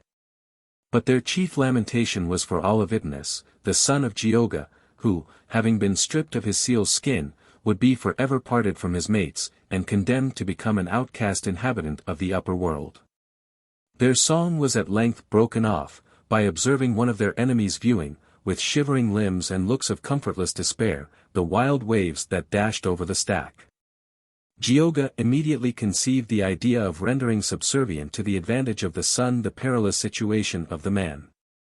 She addressed him with mildness, proposing to carry him safe on her back across the sea to Papa Stourie, on condition of receiving the sealskin of Olividnus. A bargain was struck, and Geoga clad herself in her amphibious garb. But the Shetlander, alarmed at the sight of the stormy main that he was to ride through, prudently begged leave of the matron, for his better preservation, that he might be allowed to cut a few holes in her shoulders and flanks, in order to procure, between the skin and the flesh, a better fastening for his hands and feet. The request being complied with, the man grasped the neck of the seal, and committing himself to her care, she landed him safely at Acres Geo in Papa Stourie. From which place he immediately repaired to a skio at Hamnavoe, where the skin was deposited, and honorably fulfilled his part of the contract, by affording Geoga the means whereby her son could again revisit the ethereal space over which the sea spread its green mantle. The Laird O Co. In the days of yore, the proprietors of Colzian, in Ayrshire, ancestors of the Marquis of Ailsa, were known in that country by the title of Lairds O Co. A name bestowed on Colzian from some coes, or coves, in the rock beneath the castle. One morning, a very little boy, carrying a small wooden can, addressed the laird near the castle gate, begging for a little ale for his mother, who was sick. The laird directed him to go to the butler and get his can filled. So away he went as ordered. The butler had a barrel of ale on tap, but about half full, out of which he proceeded to fill the boy's can, but to his extreme surprise he emptied the cask, and still the little can was not nearly full. The butler was unwilling to broach another barrel, but the little fellow insisted on the fulfillment of the laird's order, and a reference was made to the laird by the butler, who stated the miraculous capacity of the tiny can, and received instant orders to fill it if all the ale in the cellar would suffice. Obedient to this command, he broached another cask, but had scarcely drawn a drop when the can was full, and the dwarf departed with expressions of gratitude. Some years afterwards the laird being at the wars in Flanders was taken prisoner, and for some reason or other, probably as a spy, condemned to die a felon's death. The night prior to the day for his execution, being confined in a dungeon strongly barricaded, the doors suddenly flew open, and the dwarf reappeared, saying, "Laird O Co. Rise and go." A summons too welcome to require repetition. On emerging from prison, the boy caused him to mount on his shoulders, and in a short time set him down at his own gate, on the very spot where they had formerly met, saying, "Ye good turn deserves another. Tak ye that for being sae kin to my old mither." And vanished. Ewen of the Little Head. About 300 years ago, Ewen MacLean of Lochbuy, in the island of Mull, having been engaged in a quarrel with a neighbouring chief, a day was fixed for determining the affair by the sword. Lochbuy, before the day arrived, consulted a celebrated witch as to the result of the feud. The witch declared that if Lochbuy's wife should on the morning of that day give him and his men food unasked, he would be victorious, but if not, the result would be the reverse. This was a disheartening response for the unhappy votary, his wife being a noted shrew. The fatal morning arrived, and the hour for meeting the enemy approached, but there appeared no symptoms of refreshment for Lochbuy and his men. At length the unfortunate man was compelled to ask his wife to supply them with food. She set down before them curds, but without spoons. When the husband inquired how they were to eat them, she replied they should assume the bills of hens. The men ate the curds, as well as they could, with their hands, but Lochbuy himself ate none. After behaving with the greatest bravery in the bloody conflict which ensued, he fell covered with wounds, leaving his wife to the execration of the people. She is still known in that district under the appellation of Sordhu, or the Black Crane. But the miseries brought on the luckless Lochbuy by his wife did not end with his life, for he died fasting, and his ghost is frequently seen to this day riding the very horse on which he was mounted when he was killed. It was a small, but very neat and active pony, dun or mouse-coloured, to which the laird was much attached, and on which he had ridden for many years before his death. Its appearance is as accurately described in the island of Mull as any steed is at Newmarket. The prints of its shoes are discerned by connoisseurs, and the rattling of its curb is recognized in the darkest night. It is not particular with regard to roads, for it goes up hill and down dale with equal velocity. Its hard-faded rider still wears the same green cloak which covered him in his last battle. And he is particularly distinguished by the small size of his head, a peculiarity which, we suspect, the learned disciples of Spurzheim have never yet had the sagacity to discover as indicative of an extraordinary talent and incomparable perseverance in horsemanship. It is now above 300 years since Ewen Vig, on lice, Hugh of the Little Head, fell in the field of honour, but neither the vigour of the horse nor of the rider is yet diminished. His mournful duty has always been to attend the dying moments of every member of his own tribe, and to escort the departed spirit on its long and arduous journey. He has been seen in the remotest of the Hebrides. And he has found his way to Ireland on these occasions long before steam navigation was invented. About a century ago he took a fancy for a young man of his own race, and frequently did him the honour of placing him behind himself on horseback. He entered into conversation with him, and foretold many circumstances connected with the fate of his successors, which have undoubtedly since come to pass.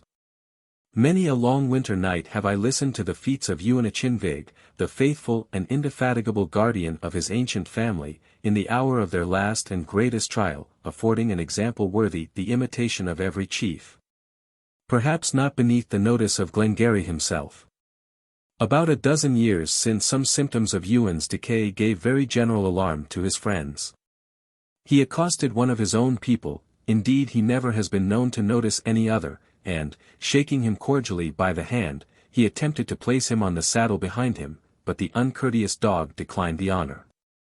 Ewen struggled hard, but the clown was a great, strong, clumsy fellow, and stuck to the earth with all his might. He candidly acknowledged, however, that his chief would have prevailed, had it not been for a birch tree which stood by, and which he got within the fold of his left arm. The contest became very warm indeed, and the tree was certainly twisted like an osier, as thousands can testify who saw it as well as myself. At length, however, Ewen lost his seat for the first time, and the instant the pony found he was his own master, he set off with the fleetness of lightning.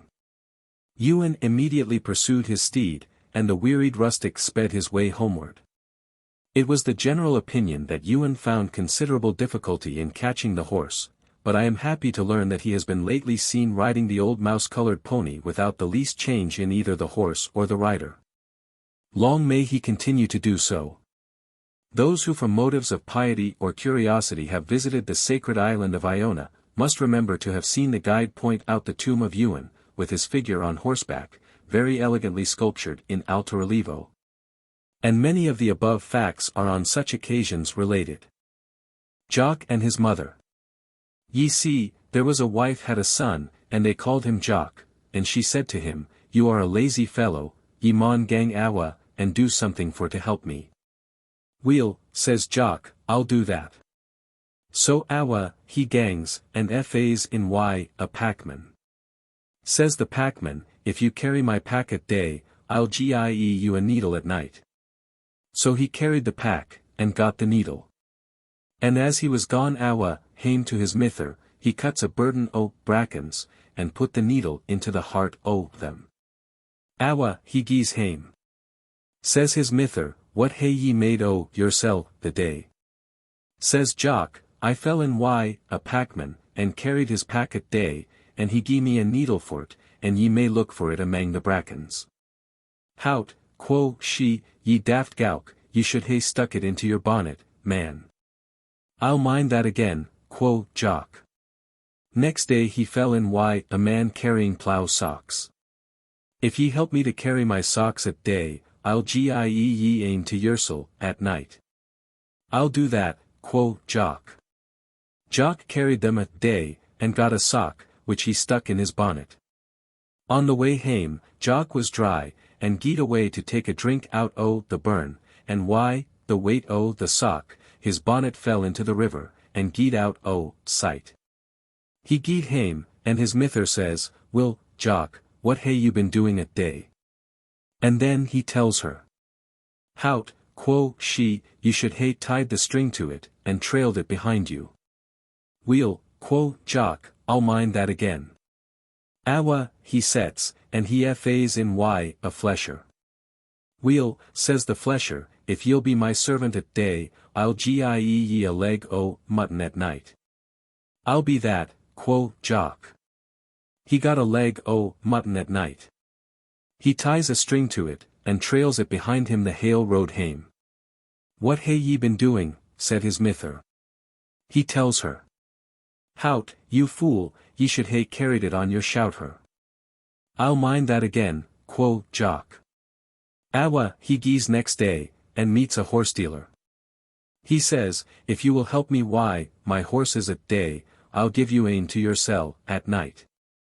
I'll do that, quo Jock. So he served him, and got his horse, and he ties its feet. But as he was not able to carry it on his back, he left it lying on the roadside. Hame he comes, and tells his mither. Hout, ye daft gowk, ye'll ne'er turn wise. Could ye no hae pen on it, and ridden it? I'll mind that again, quo Jock. Aweel, there was a grand gentleman, wha had a daughter wha was very subject to melancholy, and her father gie out that whatever should mak her laugh would get her in marriage. So it happened that she was sitting at the window ae day, musing in her melancholy state, when Jock, according to the advice o' his mither, cam, flying up on a cow's back, why, the tail over his shouter.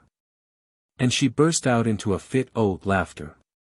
When they made inquiry what made her laugh, it was found to be Jock riding on the cow. Accordingly, Jock was sent for to get his bride. Weel, Jock was married to her, and there was a great supper prepared. Amongst the rest o' the things, there was some honey, which Jock was very fond o'. After supper, they all retired, and the auld priest that married them sat up at night by the kitchen fireside.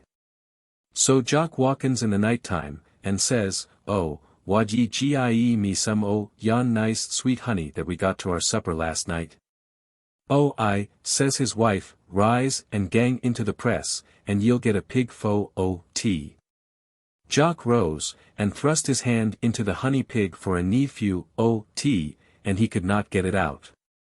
So he cam awa, why, the pig in his hand, like a mason's mell, and says, Oh, I canna get my hand out. Hoot, quo she, gang awa and break it on the cheek stain. By this time, the fire was dark, and the auld priest was lying snoring why, his head against the chimney piece, why, a huge white wig on. Jock gies awa, and gie him a whack why, the honey pig on the head, thinking it was the cheek stain, and knocks it in bits. The auld priest roars out, Murder. Jock tacks down the stair as hard as he could bicker, and hides himself amang the bees' skeps. That night, as luck wad have it, some thieves cam, to steal the bees' skeps, and in the hurry o' tumbling them into a large grey plaid, they tumbled Jock in along wi' them. So af they set, Jock and the skeps on their backs. On the way, they had to cross the burn where Jock lost his bonnet. Ane o' the thieves cries, "Oh, I hae fand a bonnet," and Jock, on hearing that, cries out, "Oh, that's mine." They thought they had got the deal on their backs. So they let a fa in the burn, and Jock, being tied in the plaid, couldna get out, so he and the bees were drowned thegither. If tales be true, that's nae lee. St. Columba. Soon after St. Columba established his residence in Iona, tradition says that he paid a visit to a great seminary of Druids, then in the vicinity, at a place called Camunan Sol, or Bay of Cells, in the district of Ardnamurchan. Several remains of Druidical circles are still to be seen there, and on that bay and the neighborhood many places are still named after their rites and ceremonies, such as Ardintibert, the Mount of Sacrifice, and others. The fame of the saint had been for some time well known to the people, and his intention of instructing them in the doctrines of Christianity was announced to them. The ancient priesthood made every exertion to dissuade the inhabitants from hearing the powerful eloquence of Columba, and in this they were seconded by the principal man then in that country, whose name was Donald, a son of Conall. The saint had no sooner made his appearance, however, than he was surrounded by a vast multitude, anxious to hear so celebrated a preacher. And after the sermon was ended, many persons expressed a desire to be baptized, in spite of the remonstrances of the Druids. Columba had made choice of an eminence centrally situated for performing worship. But there was no water near the spot, and the son of Conall threatened with punishment any who should dare to procure it for his purpose. The saint stood with his back leaning on a rock. After a short prayer, he struck the rock with his foot, and a stream of water issued forth in great abundance. The miracle had a powerful effect on the minds of his hearers, and many became converts to the new religion. This fountain is still distinguished by the name of Columba, and is considered of superior efficacy in the cure of diseases. When the Catholic form of worship prevailed in that country it was greatly resorted to. And old persons yet remember to have seen offerings left at the fountain in gratitude for benefits received from the benignant influence of the saint's blessing on the water. At length it is said that a daughter of Donald, the son of Conall, expressed a wish to be baptized, and the father restrained her by violence. He also, with the aid of the Druids, forced Columba to take refuge in his boat, and the holy man departed for Iona, after warning the inhospitable Caledonian to prepare for another world, as his life would soon terminate. The saint was at sea during the whole night, which was stormy, and when approaching the shores of his own sacred island the following morning, a vast number of ravens were observed flying over the boat, chasing another of extraordinary large size. The croaking of the ravens awoke the saint, who had been sleeping, and he instantly exclaimed that the son of Conall had just expired, which was afterwards ascertained to be true. A very large Christian establishment appears to have been afterwards formed in the Bay of Cells, and the remains of a chapel, dedicated to St. Ciaran, are still to be seen there. It is the favorite place of interment among the Catholics of this day. Indeed, Columba and many of his successors seem to have adopted the policy of engrafting their institutions on those which had formerly existed in the country. Of this there are innumerable instances. At least we observe the ruins of both still visible in many places. Even in Iona we find the burying ground of the Druids known at the present day. This practice may have had advantages at the time, but it must have been ultimately productive of many corruptions. And, in a great measure, accounts for many superstitious and absurd customs which prevailed among that people to a very recent period, and which are not yet entirely extinct. In a very ancient family in that country 2 round balls of coarse glass have been carefully preserved from time immemorial, and to these have been ascribed many virtues, amongst others, the cure of any extraordinary disease among cattle. The balls were immersed in cold water for 3 days and nights, and the water was afterwards sprinkled over all the cattle. This was expected to cure those affected, and to prevent the disease in the rest. From the names and appearance of these balls, there is no doubt that they had been symbols used by the archdruids. Within a short distance of the Bay of Cells there is a cave very remarkable in its appearance, and still more so from the purposes to which it has been appropriated. Saint Columba, on one of his many voyages among the Hebrides, was benighted on this rocky coast, and the mariners were alarmed for their own safety. The saint assured them that neither he nor his crew would ever be drowned. They unexpectedly discovered a light at no great distance, and to that they directed their course. Columba's boat consisted of a frame of osiers, which was covered with hides of leather, and it was received into a very narrow creek close to this cave. After returning thanks for their escape, the saint and his people had great difficulty in climbing up to the cave, which is elevated considerably above sea. They at length got sight of the fire which had first attracted their attention. Several persons sat around it, and their appearance was not much calculated to please the holy man. Their aspects were fierce, and they had on the fire some flesh roasting over the coals. The saint gave them his benediction. And he was invited to sit down among them and to share their hurried repast, with which he gladly complied. They were freebooters, who lived by plunder and robbery, and this Columba soon discovered. He advised them to forsake that course, and to be converted to his doctrines, to which they all assented, and in the morning they accompanied the saint on his voyage homeward. This circumstance created a high veneration for the cave among the disciples and successors of Columba, and that veneration still continues, in some degree. In one side of it there was a cleft of the rock, where lay the water with which the freebooters had been baptized, and this was afterwards formed by art into a basin, which is supplied with water by drops from the roof of the cave. It is alleged never to be empty or to overflow, and the most salubrious qualities are ascribed to it. To obtain the benefit of it, however, the votaries must undergo a very severe ordeal. They must be in the cave before daylight. They stand on the spot where the saint first landed his boat, and 9 waves must dash over their heads. They must afterwards pass through 9 openings in the walls of the cave, and, lastly, they must swallow 9 mouthfuls out of the holy basin. After invoking the aid of the saint, the votaries within 3 weeks are either relieved by death or by recovery. Offerings are left in a certain place appropriated for that purpose. And these are sometimes of considerable value, nor are they ever abstracted. Strangers are always informed that a young man, who had wantonly taken away some of these not many years since, broke his leg before he got home, and this affords the property of the saint ample protection. The Mermaid Wife. A story is told of an inhabitant of Unst, who, in walking on the sandy margin of a Vaux, saw a number of mermen and mermaids dancing by moonlight and several sealskins strewed beside them on the ground. At his approach they immediately fled to secure their garbs, and, taking upon themselves the form of seals, plunged immediately into the sea. But as the Shetlander perceived that one skin lay close to his feet, he snatched it up, bore it swiftly away, and placed it in concealment. On returning to the shore he met the fairest damsel that was ever gazed upon by mortal eyes, lamenting the robbery, by which she had become an exile from her submarine friends, and a tenant of the upper world. Vainly she implored the restitution of her property. The man had drunk deeply of love, and was inexorable, but he offered her protection beneath his roof as his betrothed spouse. The mere lady, perceiving that she must become an inhabitant of the earth, found that she could not do better than accept of the offer.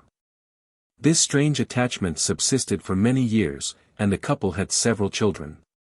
The Shetlander's love for his mere wife was unbounded, but his affection was coldly returned. The lady would often steal alone to the desert strand, and, on a signal being given, a large seal would make his appearance, with whom she would hold, in an unknown tongue, an anxious conference.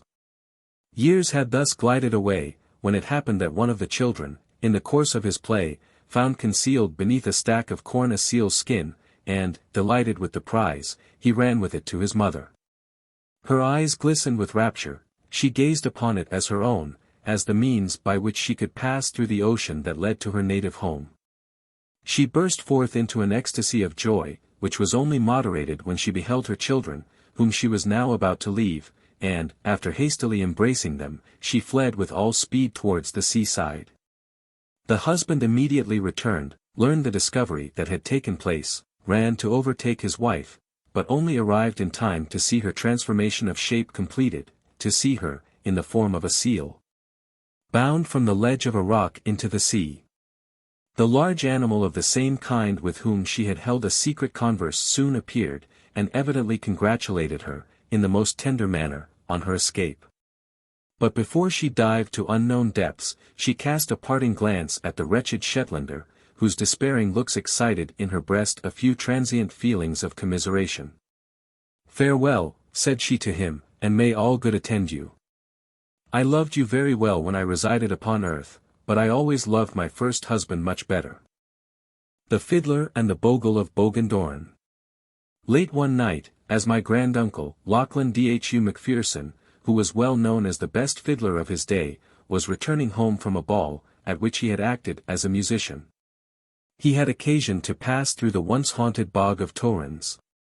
Now, it happened at that time that the bog was frequented by a huge bogle or ghost, who was of a most mischievous disposition, and took particular pleasure in abusing every traveller who had occasion to pass through the place betwixt the twilight at night and cock-crowing in the morning. Suspecting much that he would also come in for a share of his abuse, my granduncle made up his mind, in the course of his progress, to return the ghost any civilities which he might think meet to offer him. On arriving on the spot, he found his suspicions were too well grounded, for whom did he see but the ghost of Bogandoran apparently ready waiting him, and seeming by his ghastly grin not a little overjoyed at the meeting. Marching up to my granduncle, the bogle clapped a huge club into his hand, and furnishing himself with one of the same dimensions, he put a spittle in his hand, and deliberately commenced the combat. My granduncle returned the salute with equal spirit, and so ably did both parties ply their batons that for a while the issue of the combat was extremely doubtful. At length, however, the fiddler could easily discover that his opponent's vigour was much in the fagging order. Picking up renewed courage in consequence, he plied the ghost with renewed force, and after a stout resistance, in the course of which both parties were seriously handled, the ghost of Bogandoran thought it prudent to give up the night. At the same time, filled no doubt with great indignation at this signal defeat, it seems the ghost resolved to re-engage my granduncle on some other occasion, under more favourable circumstances. Not long after, as my granduncle was returning home quite unattended from another ball in the braes of the country, he had just entered the hollow of Aldecoish, well known for its eerie properties, when, lo!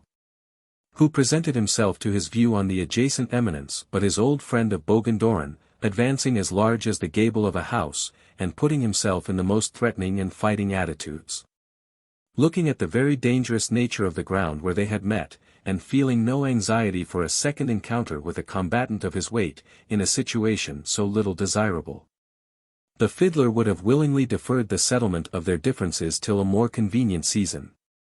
He, accordingly, assuming the most submissive aspect in the world, endeavoured to pass by his champion in peace, but in vain.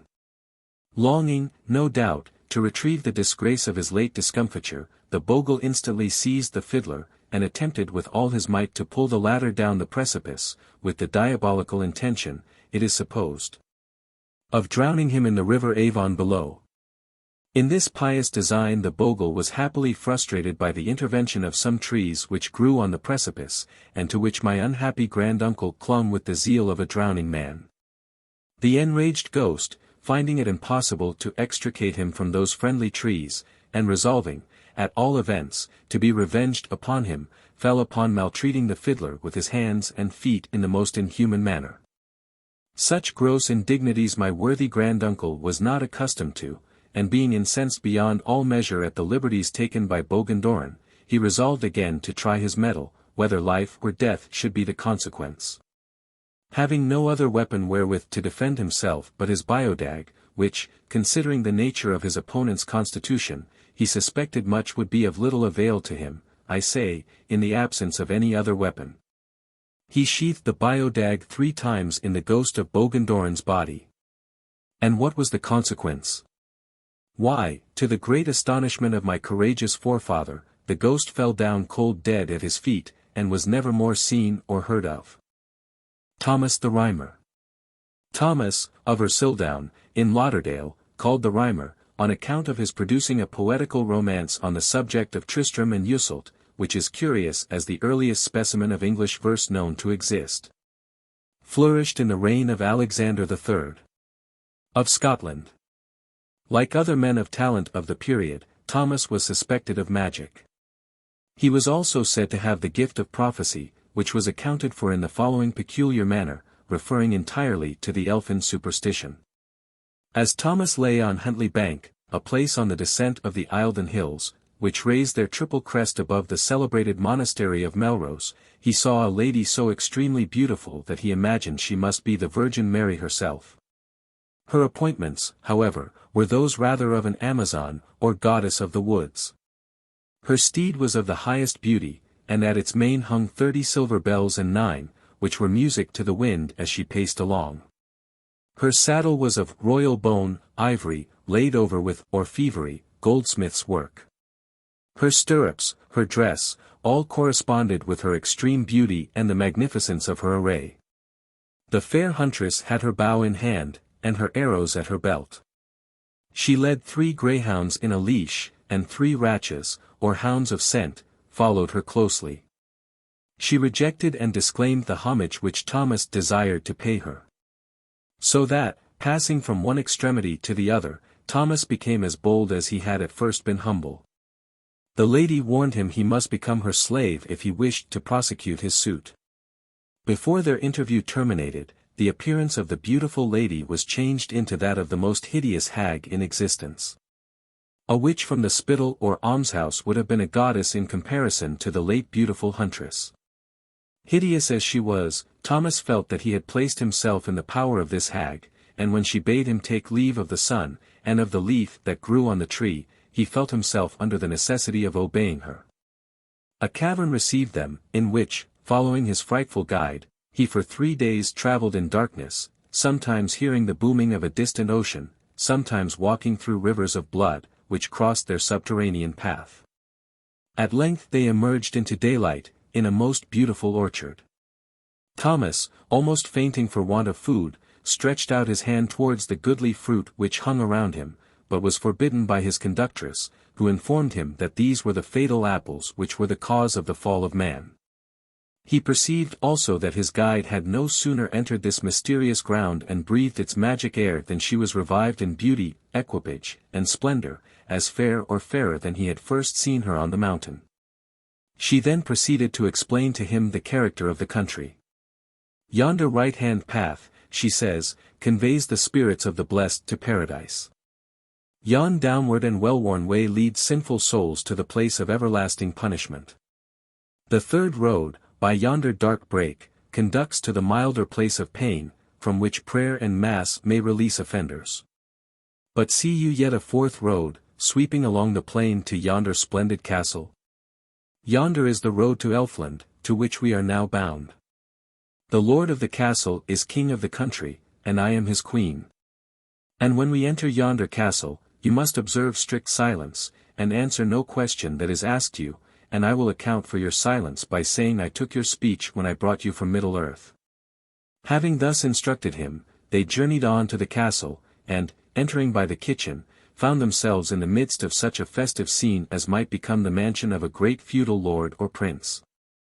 30 carcasses of deer were lying on the massive kitchen board, under the hands of numerous cooks, who toiled to cut them up and dress them, while the gigantic greyhounds which had taken the spoil lay lapping the blood, and enjoying the sight of the slain game. They came next to the royal hall, where the king received his loving consort. Knights and ladies, dancing by threes, occupied the floor of the hall. And Thomas, the fatigue of his journey from the Eildon Hills forgotten, went forward and joined in the revelry. After a period, however, which seemed to him a very short one, the queen spoke with him apart, and bade him prepare to return to his own country. Now, said the queen, how long think you that you have been here? Certes, fair lady, answered Thomas, not above these 7 days. You are deceived, answered the queen, you have been 7 years in this castle, and it is full time you were gone. Know, Thomas, that the arch-fiend will come to this castle tomorrow to demand his tribute, and so handsome a man as you will attract his eye. For all the world would I not suffer you to be betrayed to such a fate. Therefore up, and let us be going. This terrible news reconciled Thomas to his departure from Elfinland, and the Queen was not long in placing him upon Huntly Bank, where the birds were singing. She took leave of him, and to ensure his reputation bestowed on him the tongue which could not lie. Thomas in vain objected to this inconvenient and involuntary adhesion to veracity, which would make him, as he thought, unfit for church or for market, for king's court or for lady's bower. But all his remonstrances were disregarded by the lady. And Thomas the Rhymer, whenever the discourse turned on the future, gained the credit of a prophet whether he would or not, for he could say nothing but what was sure to come to pass. Thomas remained several years in his own tower near Ercildoun, and enjoyed the fame of his predictions, several of which are current among the country people to this day. At length, as the prophet was entertaining the Earl of March in his dwelling, a cry of astonishment arose in the village, on the appearance of a hart and hind, which left the forest, and, contrary to their shy nature, came quietly onward, traversing the village towards the dwelling of Thomas. The prophet instantly rose from the board, and acknowledging the prodigy as the summons of his fate, he accompanied the hart and hind into the forest, and though occasionally seen by individuals to whom he has chosen to show himself, he has never again mixed familiarly with mankind. Fairy friends. It is a good thing to befriend the fairies, as the following stories show. There have been from time immemorial at Hawick, during the 2 or 3 last weeks of the year, markets once a week, for the disposal of sheep for slaughter, at which the greater number of people, both in the middle and poorer classes of life, have been accustomed to provide themselves with their marts. A poor man from Jedburgh who was on his way to Hawick for the purpose of attending one of these markets, as he was passing over that side of Rubislaw which is nearest the Teviot, was suddenly alarmed by a frightful and unaccountable noise. The sound, as he supposed, proceeded from an immense number of female voices, but no objects whence it could come were visible. Amidst howling and wailing were mixed shouts of mirth and jollity, but he could gather nothing articulate except the following words. "Oh, there's a bairn born, but there's naething to pit on, t." The occasion of this elfish concert, it seemed, was the birth of a fairy child, at which the fairies, with the exception of 2 or 3 who were discomposed at having nothing to cover the little innocent with, were enjoying themselves with that joviality usually characteristic of such an event. The astonished rustic finding himself amongst a host of invisible beings, in a wild moorland place, and far from any human assistance, should assistance be required, full of the greatest consternation, immediately on hearing this expression again and again vociferated, stripped off his plaid, and threw it on the ground. It was instantly snatched up by an invisible hand, and the wailings immediately ceased, but the shouts of mirth were continued with increased vigor. Being of opinion that what he had done had satisfied his invisible friends, he lost no time in making off, and proceeded on his road to Hawick, musing on his singular adventure. He purchased a sheep, which turned out a remarkably good bargain, and returned to Jedburgh. He had no cause to regret his generosity in bestowing his plaid on the fairies, for every day afterwards his wealth multiplied, and he continued till the day of his death a rich and prosperous man. About the beginning of harvest, there having been a want of meal for shearers' bread in the farmhouse of Bedrule, a small quantity of barley, being all that was yet ripe, was cut down, and converted into meal. Mrs. Buckham, the farmer's wife, rose early in the morning to bake the bread, and, while she was engaged in baking, a little woman in green costume came in, and, with much politeness, asked for a loan of a capful of meal. Mrs. Buckham thought it prudent to comply with her request. In a short time afterwards the woman in green returned with an equal quantity of meal, which Mrs. Buckham put into the meal-ark. This meal had such a lasting quality, that from it alone the good wife of Bedrule baked as much bread as served her own family and the reapers throughout the harvest, and when harvest was over it was not exhausted. The Seal-catcher's Adventure. There was once upon a time a man who lived upon the northern coasts, not far from Te Jan Crot Callow, John O'Groat's house, and he gained his livelihood by catching and killing fish of all sizes and denominations. He had a particular liking for the killing of those wonderful beasts, half dog half fish, called rowan, or seals, no doubt because he got a long price for their skins, which are not less curious than they are valuable. The truth is, that the most of these animals are neither dogs nor cods, but downright fairies, as this narration will show. And, indeed, it is easy for any man to convince himself of the fact by a simple examination of his tobacco spluchten, for the dead skins of those beings are never the same for 24 hours together. Sometimes the spluchten will erect its bristles almost perpendicularly, while, at other times, it reclines them even down. One time it resembles a bristly sow, at another time a sleeked cat. And what dead skin, except itself, could perform such cantrips? Now, it happened one day, as this notable fisher had returned from the prosecution of his calling, that he was called upon by a man who seemed a great stranger, and who said he had been dispatched for him by a person who wished to contract for a quantity of sealskins, and that the fisher must accompany him, the stranger, immediately to see the person who wished to contract for the skins, as it was necessary that he should be served that evening. Happy in the prospect of making a good bargain, and never suspecting any duplicity, he instantly complied.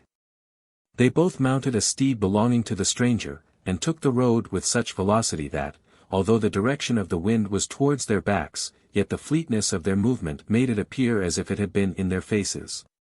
On reaching a stupendous precipice which overhung the sea, his guide told him they had now reached their destination. "Where is the person you spoke of?" inquired the astonished seal-killer.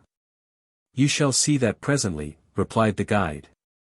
With that they immediately alighted, and, without allowing the seal-killer much time to indulge the frightful suspicions that began to pervade his mind, the stranger seized him with irresistible force, and plunged headlong with him into the sea. After sinking down, nobody knows how far, they at length reached a door, which, being open, led them into a range of apartments, filled with inhabitants, not people, but seals, who could nevertheless speak and feel like human folk. And how much was the seal-killer surprised to find that he himself had been unconsciously transformed into the like image. If it were not so, he would probably have died from the want of breath. The nature of the poor fisher's thoughts may be more easily conceived than described.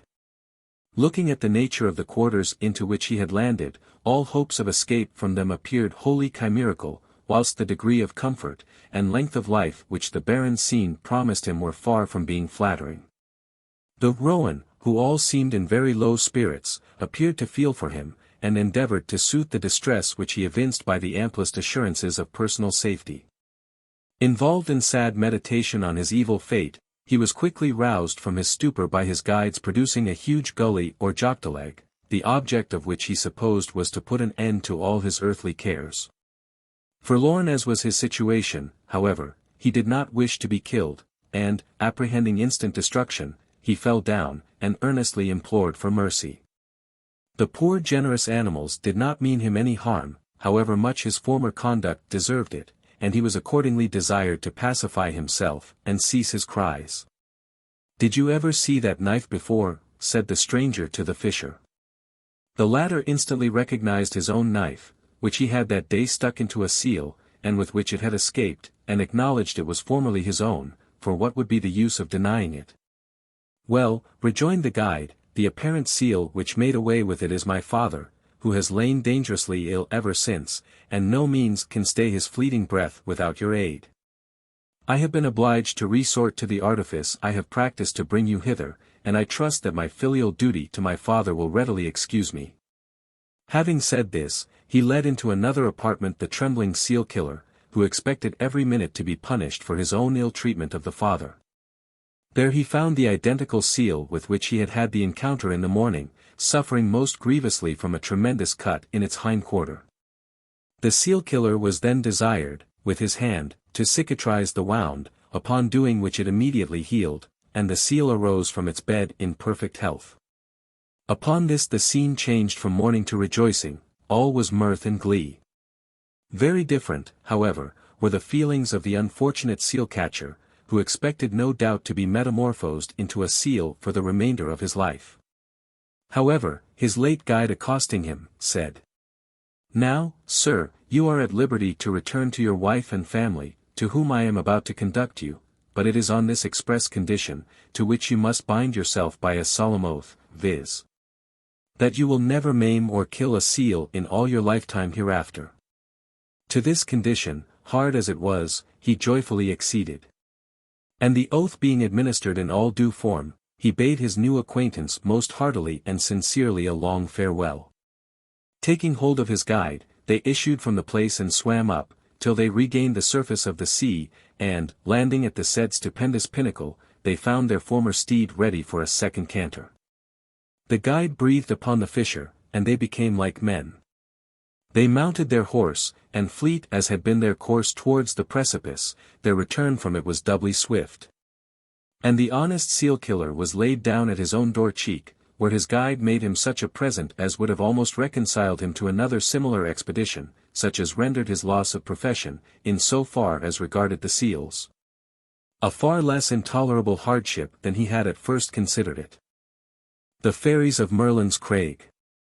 Early in the 17th century, John Smith, a barnman at a farm, was sent by his master to cast divots, turf, on the green immediately behind Merlin's Craig. After having laboured for a considerable time, there came round from the front of the rock a little woman, about 18 inches in height, clad in a green gown and red stockings, with long yellow hair hanging down to her waist. Who asked the astonished operator how he would feel were she to send her husband to tear, uncover, his house, at the same time commanding him to place every divot he had cast in statu quo. John obeyed with fear and trembling, and, returning to his master, told what had happened. The farmer laughed at his credulity, and, anxious to cure him of such idle superstition, ordered him to take a cart and fetch home the divots immediately. John obeyed, although with much reluctance. Nothing happened to him in consequence till that day 12 months, when he left his master's work at the usual hour in the evening, with a small stoup of milk in his hand, but he did not reach home. Nor was he ever heard of for years, I have forgotten how many, when, upon the anniversary of that unfortunate day, John walked into his house at the usual hour, with the milk stoup in his hand. The account that he gave of his captivity was that, on the evening of that eventful day, returning home from his labour, when passing Merlin's Craig, he felt himself suddenly taken ill, and sat down to rest a little. Soon after he fell asleep, and awoke, as he supposed, about midnight, when there was a troop of male and female fairies dancing round him. They insisted upon his joining in the sport, and gave him the finest girl in the company as a partner. She took him by the hand, they danced 3 times round in a fairy ring, after which he became so happy that he felt no inclination to leave his new associates. Their amusements were protracted till he heard his master's cock crow, when the whole troop immediately rushed forward to the front of the Craig, hurrying him along with them. A door opened to receive them, and he continued a prisoner until the evening on which he returned, when the same woman who had first appeared to him when casting divots came and told him that the grass was again green on the roof of her house, which he had tiered, and if he would swear an oath, which she dictated, never to discover what he had seen in fairyland, he should be at liberty to return to his family. John took the oath, and observed it most religiously, although sadly teased and questioned by his helpmate, particularly about the bonny lassie with whom he danced on the night of his departure. He was also observed to walk a mile out of his way rather than pass Merlin's Craig when the sun was below the horizon. On a subsequent occasion the tiny inhabitants of Merlin's Craig surprised a shepherd when watching his fold at night. He was asleep, and his bonnet had fallen off and rolled to some little distance. He was awakened by the fairies dancing round him in a circle, and was induced to join them. But recollecting the fate of John Smith, he would not allow his female companion to take hold of his hands. In the midst of their gambols they came close to the hillock where the shepherd's bonnet lay. He affected to stumble, fell upon his bonnet, which he immediately seized, clapping it on his head, when the whole troop instantly vanished. This exorcism was produced by the talismanic power of a catechism containing the Lord's Prayer and the Apostles' Creed, which the shepherd most fortunately recollected was deposited in the crown of his bonnet. Rory Macgillivray. Once upon a time a tenant in the neighbourhood of Cairngorm, in Strathspey, emigrated with his family and cattle to the forest of Glenavon, which is well known to be inhabited by many fairies as well as ghosts. Two of his sons being out late one night in search of some of their sheep which had strayed, had occasion to pass a fairy turret, or dwelling, of very large dimensions. And what was their astonishment on observing streams of the most refulgent light shining forth through innumerable crevices in the rock, crevices which the sharpest eye in the country had never seen before. Curiosity led them towards the turret, when they were charmed by the most exquisite sounds ever emitted by a fiddle string, which, joined to the sportive mirth and glee accompanying it, reconciled them in a great measure to the scene. Although they knew well enough the inhabitants of the nook were fairies. Nay, overpowered by the enchanting jigs played by the fiddler, one of the brothers had even the hardihood to propose that they should pay the occupants of the turret a short visit. To this motion the other brother, fond as he was of dancing, and animated as he was by the music, would by no means consent, and he earnestly desired his brother to restrain his curiosity. But every new jig that was played, and every new reel that was danced, inspired the adventurous brother with additional ardor, and at length, completely fascinated by the enchanting revelry, leaving all prudence behind. At one leap he entered the xian. The poor forlorn brother was now left in a most uncomfortable situation. His grief for the loss of a brother whom he dearly loved suggested to him more than once the desperate idea of sharing his fate by following his example. But, on the other hand, when he coolly considered the possibility of sharing very different entertainment from that which rang upon his ears, and remembered, too, the comforts and convenience of his father's fireside, the idea immediately appeared to him anything but prudent. After a long and disagreeable altercation between his affection for his brother and his regard for himself, he came to the resolution to take a middle course, that is, to shout in at the window a few remonstrances to his brother, which, if he did not attend to, let the consequences be upon his own head. Accordingly, taking his station at one of the crevices, and calling upon his brother several times by name, as use is, he uttered the most moving pieces of elocution he could think of, imploring him, as he valued his poor parent's life and blessing, to come forth and go home with him, Donald Macgillivray, his thrice affectionate and unhappy brother. But whether it was the dancer could not hear this eloquent harangue, or, what is more probable, that he did not choose to attend to it, certain it is that it proved totally ineffectual to accomplish its object. And the consequence was that Donald Macgillivray found it equally his duty and his interest to return home to his family with the melancholy tale of poor Rory's fate.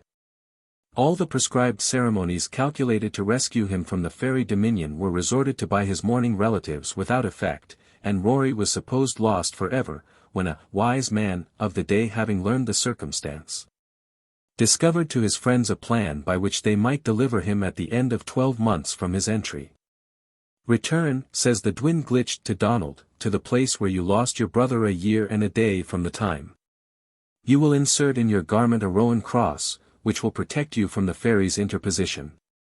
Enter the turret boldly and resolutely in the name of the highest, claim your brother, and, if he does not accompany you voluntarily, seize him and carry him off by force, none dare interfere with you." The experiment appeared to the cautious contemplative brother as one that was fraught with no ordinary danger. And he would have most willingly declined the prominent character allotted to him in the performance but for the importunate entreaty of his friends, who implored him, as he valued their blessing, not to slight such excellent advice. Their entreaties, together with his confidence in the virtues of the rowan cross, overcame his scruples, and he at length agreed to put the experiment in practice, whatever the result might be.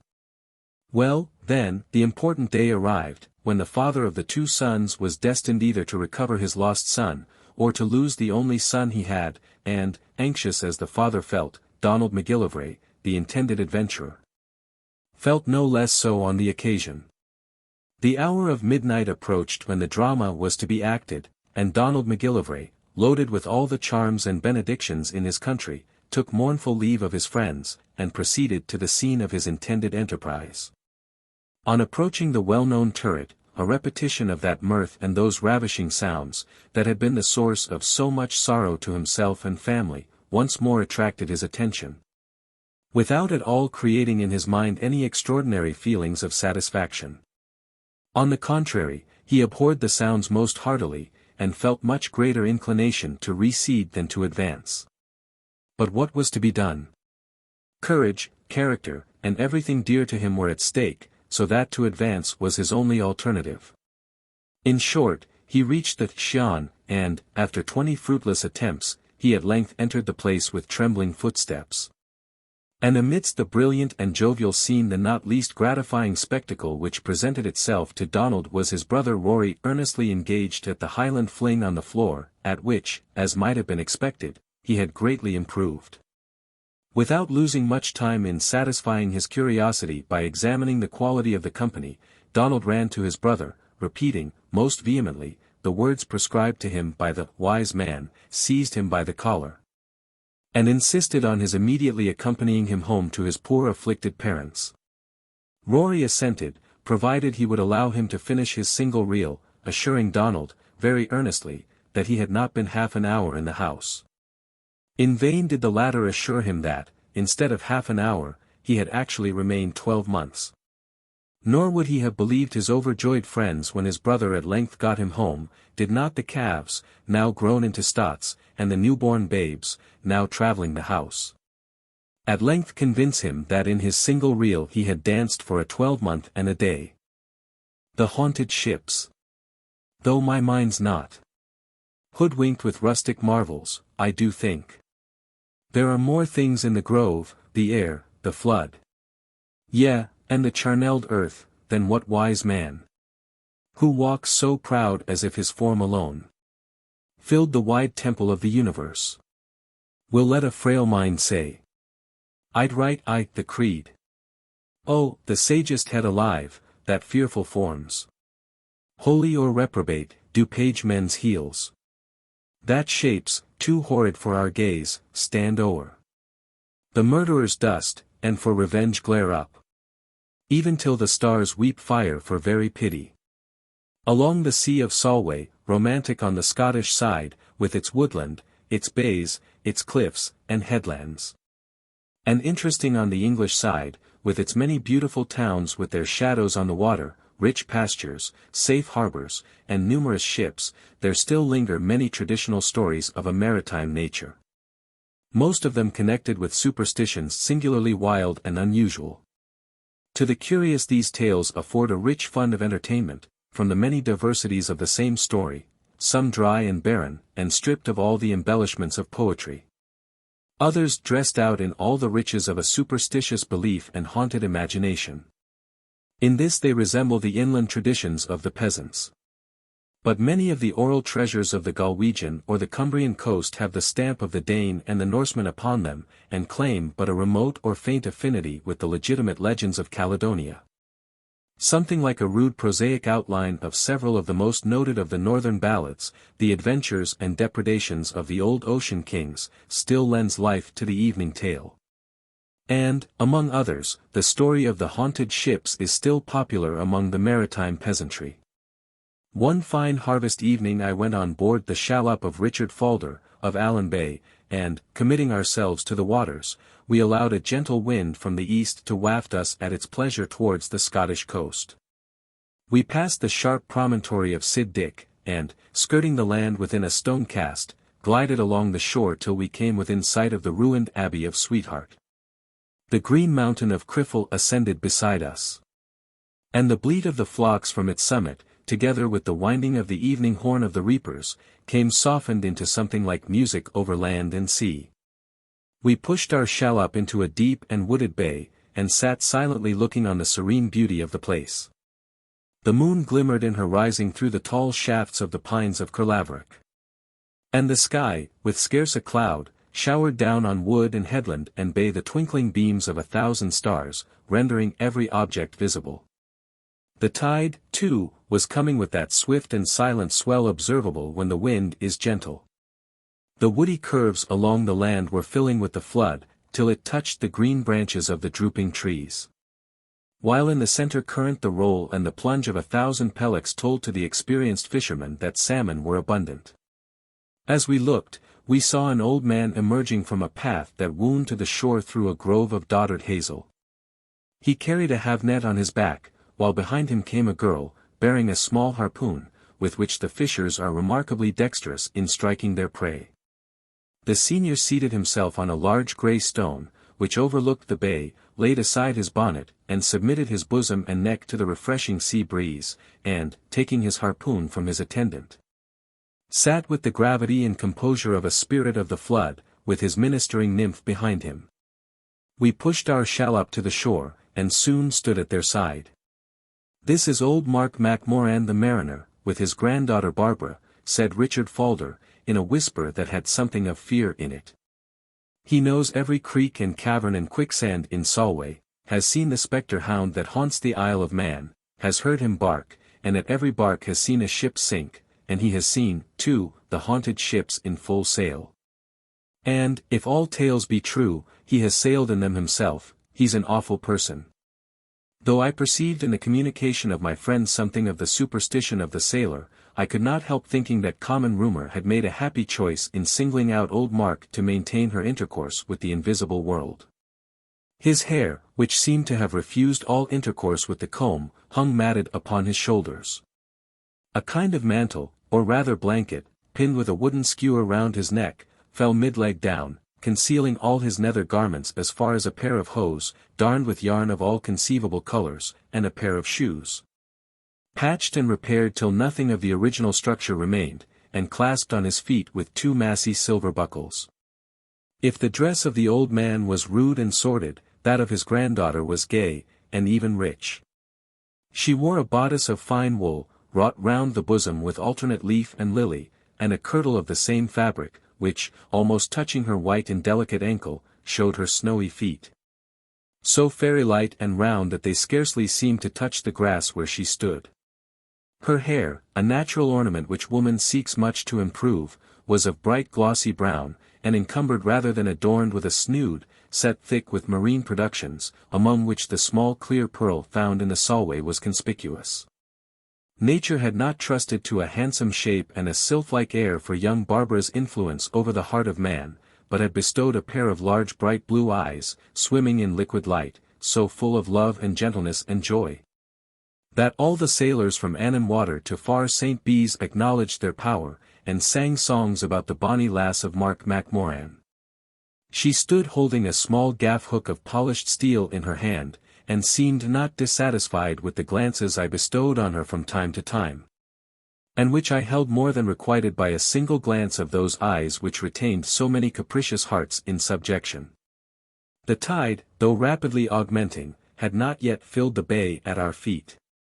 The moon now streamed fairly over the tops of Kerlaverick pines, and showed the expanse of ocean dimpling and swelling, on which sloops and shallops came dancing, and displaying at every turn their extent of white sail against the beam of the moon. I looked on old Mark the mariner, seated motionless on his grey stone, kept his eye fixed on the increasing waters with a look of seriousness and sorrow, in which I saw little of the calculating spirit of a mere fisherman. Though he looked on the coming tide, his eyes seemed to dwell particularly on the black and decayed hulls of two vessels, which, half immersed in the quicksand, still addressed to every heart a tale of shipwreck and desolation. The tide wheeled and foamed around them, and, creeping inch by inch up the side, at last fairly threw its waters over the top, and a long and hollow eddy showed the resistance which the liquid element received. The moment they were fairly buried in the water, the old man clasped his hands together, and said, "Blessed be the tide that will break over and bury ye for ever. Sad to mariners, and sorrowful to maids and mothers, has the time been you have choked up this deep and bonny bay.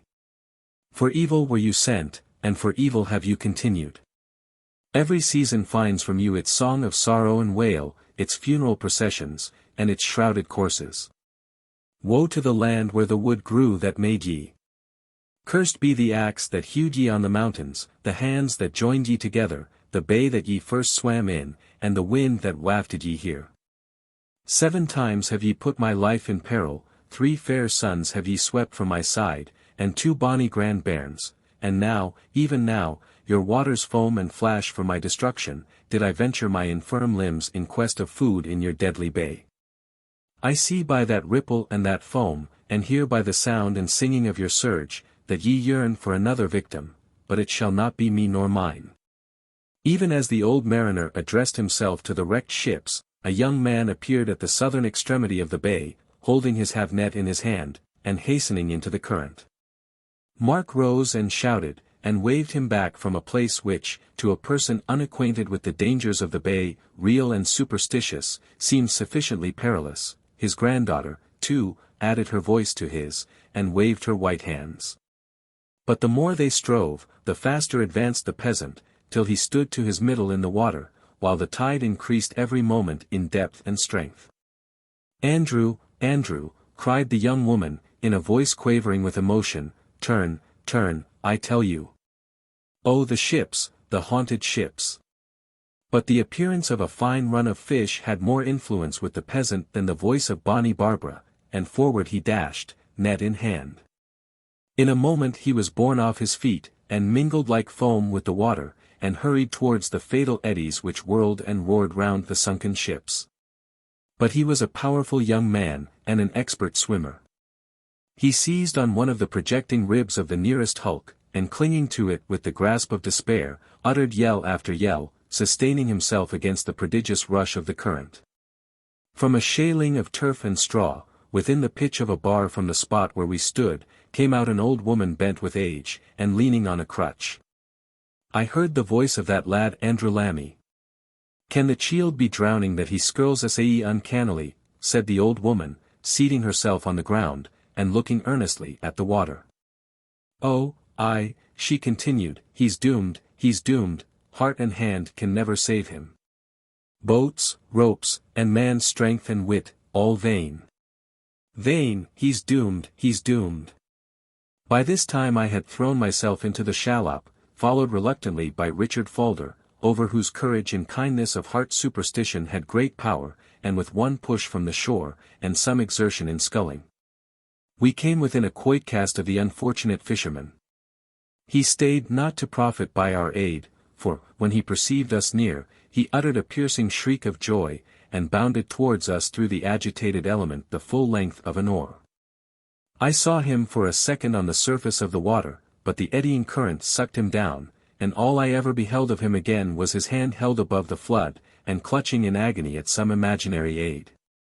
I sat gazing in horror on the vacant sea before us, but a breathing time before, a human being, full of youth and strength and hope, was there. His cries were still ringing in my ears, and echoing in the woods. And now nothing was seen or heard save the turbulent expanse of water, and the sound of its chafing on the shores. We pushed back our shallop, and resumed our station on the cliff beside the old mariner and his descendant. "Wherefore sought ye to peril your own lives fruitlessly," said Mark, in attempting to save the doomed. "Whoso touches those infernal ships never survives to tell the tale. Woe to the man who is found nigh them at midnight when the tide has subsided, and they arise in their former beauty, with forecastle, and deck, and sail, and pennon, and shroud. Then is seen the streaming of lights along the water from their cabin windows, and then is heard the sound of mirth and the clamour of tongues, and the infernal whoop and halloo and song, ringing far and wide. Woe to the man who comes nigh them." To all this my Allan Bay companion listened with a breathless attention. I felt something touched with a superstition to which I partly believed I had seen one victim offered up. And I inquired of the old mariner, how and when came these haunted ships there. To me they seemed but the melancholy relics of some unhappy voyagers, and much more likely to warn people to shun destruction than entice and delude them to it. "And so," said the old man with a smile, which had more of sorrow in it than of mirth, "and so, young man, these black and shattered hulks seem to the eye of the multitude. But things are not what they seem. That water, a kind and convenient servant to the wants of man, which seems so smooth and so dimpling and so gentle, has swallowed up a human soul even now. And the place which it covers, so fair and so level, is a faithless quicksand, out of which none escape. Things are otherwise than they seem. Had you lived as long as I have had the sorrow to live? Had you seen the storms, and braved the perils, and endured the distresses which have befallen me, had you sat gazing out on the dreary ocean at midnight on a haunted coast? Had you seen comrade after comrade, brother after brother, and son after son, swept away by the merciless ocean from your very side? Had you seen the shapes of friends, doomed to the wave and the quicksand, appearing to you in the dreams and visions of the night, then would your mind have been prepared for crediting the maritime legends of mariners. And the 2 haunted Danish ships would have had their terrors for you, as they have for all who sojourn on this coast. Of the time and the cause of their destruction, continued the old man, I know nothing certain. They have stood as you have seen them for uncounted time. And while all other ships wrecked on this unhappy coast have gone to pieces, and rotted and sunk away in a few years, these 2 haunted hulks have neither sunk in the quicksand, nor has a single spar or board been displaced. Maritime legend says that 2 ships of Denmark having had permission, for a time, to work deeds of darkness and dolour on the deep, were at last condemned to the whirlpool and the sunken rock, and were wrecked in this bonny bay. As a sign to seamen to be gentle and devout. The night when they were lost was a harvest evening of uncommon mildness and beauty, the sun had newly set, the moon came brighter and brighter out. And the reapers, laying their sickles at the root of the standing corn, stood on rock and bank, looking at the increasing magnitude of the waters, for sea and land were visible from St. Bees to Barnowry. The sails of 2 vessels were soon seen bent for the Scottish coast, and, with a speed outrunning the swiftest ship, they approached the dangerous quicksands and headland of Borenpoint. On the deck of the foremost ship not a living soul was seen, or shape, unless something in darkness and form, resembling a human shadow could be called a shape, which flitted from extremity to extremity of the ship, with the appearance of trimming the sails, and directing the vessel's course. But the decks of its companion were crowded with human shapes, the captain and mate, and sailor and cabin boy, all seemed there, and from them the sound of mirth and minstrelsy echoed over land and water. The coast which they skirted along was one of extreme danger, and the reapers shouted to warn them to beware of sandbank and rock. But of this friendly counsel no notice was taken, except that a large and famished dog, which sat on the prow, answered every shout with a long, loud, and melancholy howl. The deep sandbank of Carsithorn was expected to arrest the career of these desperate navigators, but they passed, with the celerity of waterfowl, over an obstruction which had wrecked many pretty ships. Old men shook their heads and departed, saying, We have seen the fiends sailing in a bottomless ship, let us go home and pray, but one young and wilful man said, Fiend. I'll warrant it's nae fiend, but douse Janet Withershins the witch, holding a carouse with some of her Cumberland cummers, and mickle red wine will be spilt atween them. Dod I would gladly have a toothful. I'll warrant it's nane o, you're called sour slaywater like a bottle of Bailey Skrinky's port, but right drap o' my heart's blood stuff, that would waken a body out of their last linen. I wonder where the cummers will anchor their craft. And I'll vow, said another rustic, the wine they quaff is none of your visionary drink, such as a drouthy body has dished out to his lips in a dream. Nor is it shadowy and unsubstantial, like the vessels they sail in, which are made out of a cockleshell or a cast-off slipper, or the paring of a seaman's right thumbnail. I once got a hansel out of a witch's K myself, auld Marian Mathers, of Dustyfoot, whom they tried to bury in the old kirkyard of Dunscore. But the cummer raised as fast as they laid her down, and naywhere else would she lie but in the bonny green kirkyard of Keir, among douse and sponsible folk. So I'll vow that the wine of a witch's cup is as fell liquor as ever did a kindly turn to a poor man's heart, and be they fiends, or be they witches, if they have red wine aster, I'll risk a draught sark for a glorious tout on't. Silence, ye sinners, said the minister's son of a neighbouring parish, who united in his own person his father's lack of devotion with his mother's love of liquor. Whist, speak as if ye had the fear of something holy before ye. Let the vessels run their own way to destruction, who can stay the eastern wind, and the current of the Solway Sea? I can find ye scripture warrant for that. So let them try their strength on Blohelly rocks, and their might on the broad quicksand. There's a surf running there would knock the ribs together of a galley built by the imps of the pit, and commanded by the Prince of Darkness.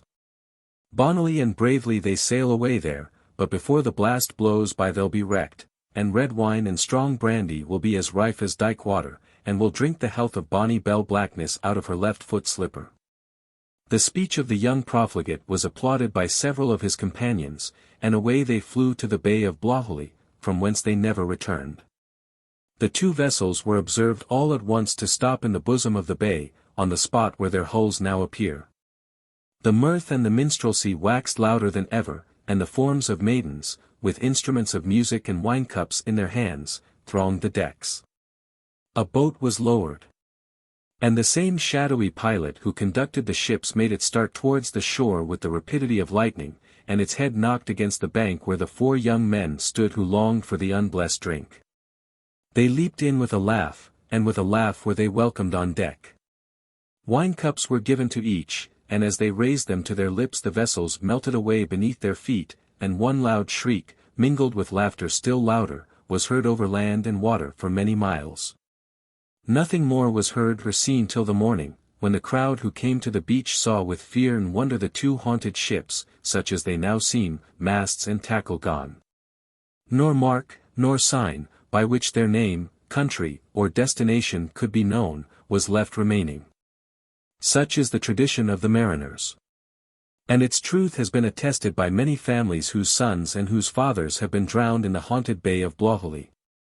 And trow ye, said the old woman, who, attracted from her hut by the drowning cries of the young fisherman, had remained an auditor of the mariner's legend, and trow ye, Mark MacMorran, that the tale of the haunted ships is done? I can say no to that. Mickle have mine ears heard, but more mine eyes have witnessed since I came to dwell in this humble home by the side of the deep sea. I mind the night wheel, it was on Hallowmas Eve. The nuts were cracked, and the apples were eaten, and spell and charm were tried at my fireside. Till, wearied with diving into the dark waves of futurity, the lads and lasses fairly took to the more visible blessings of kind words, tender clasps, and gentle courtship.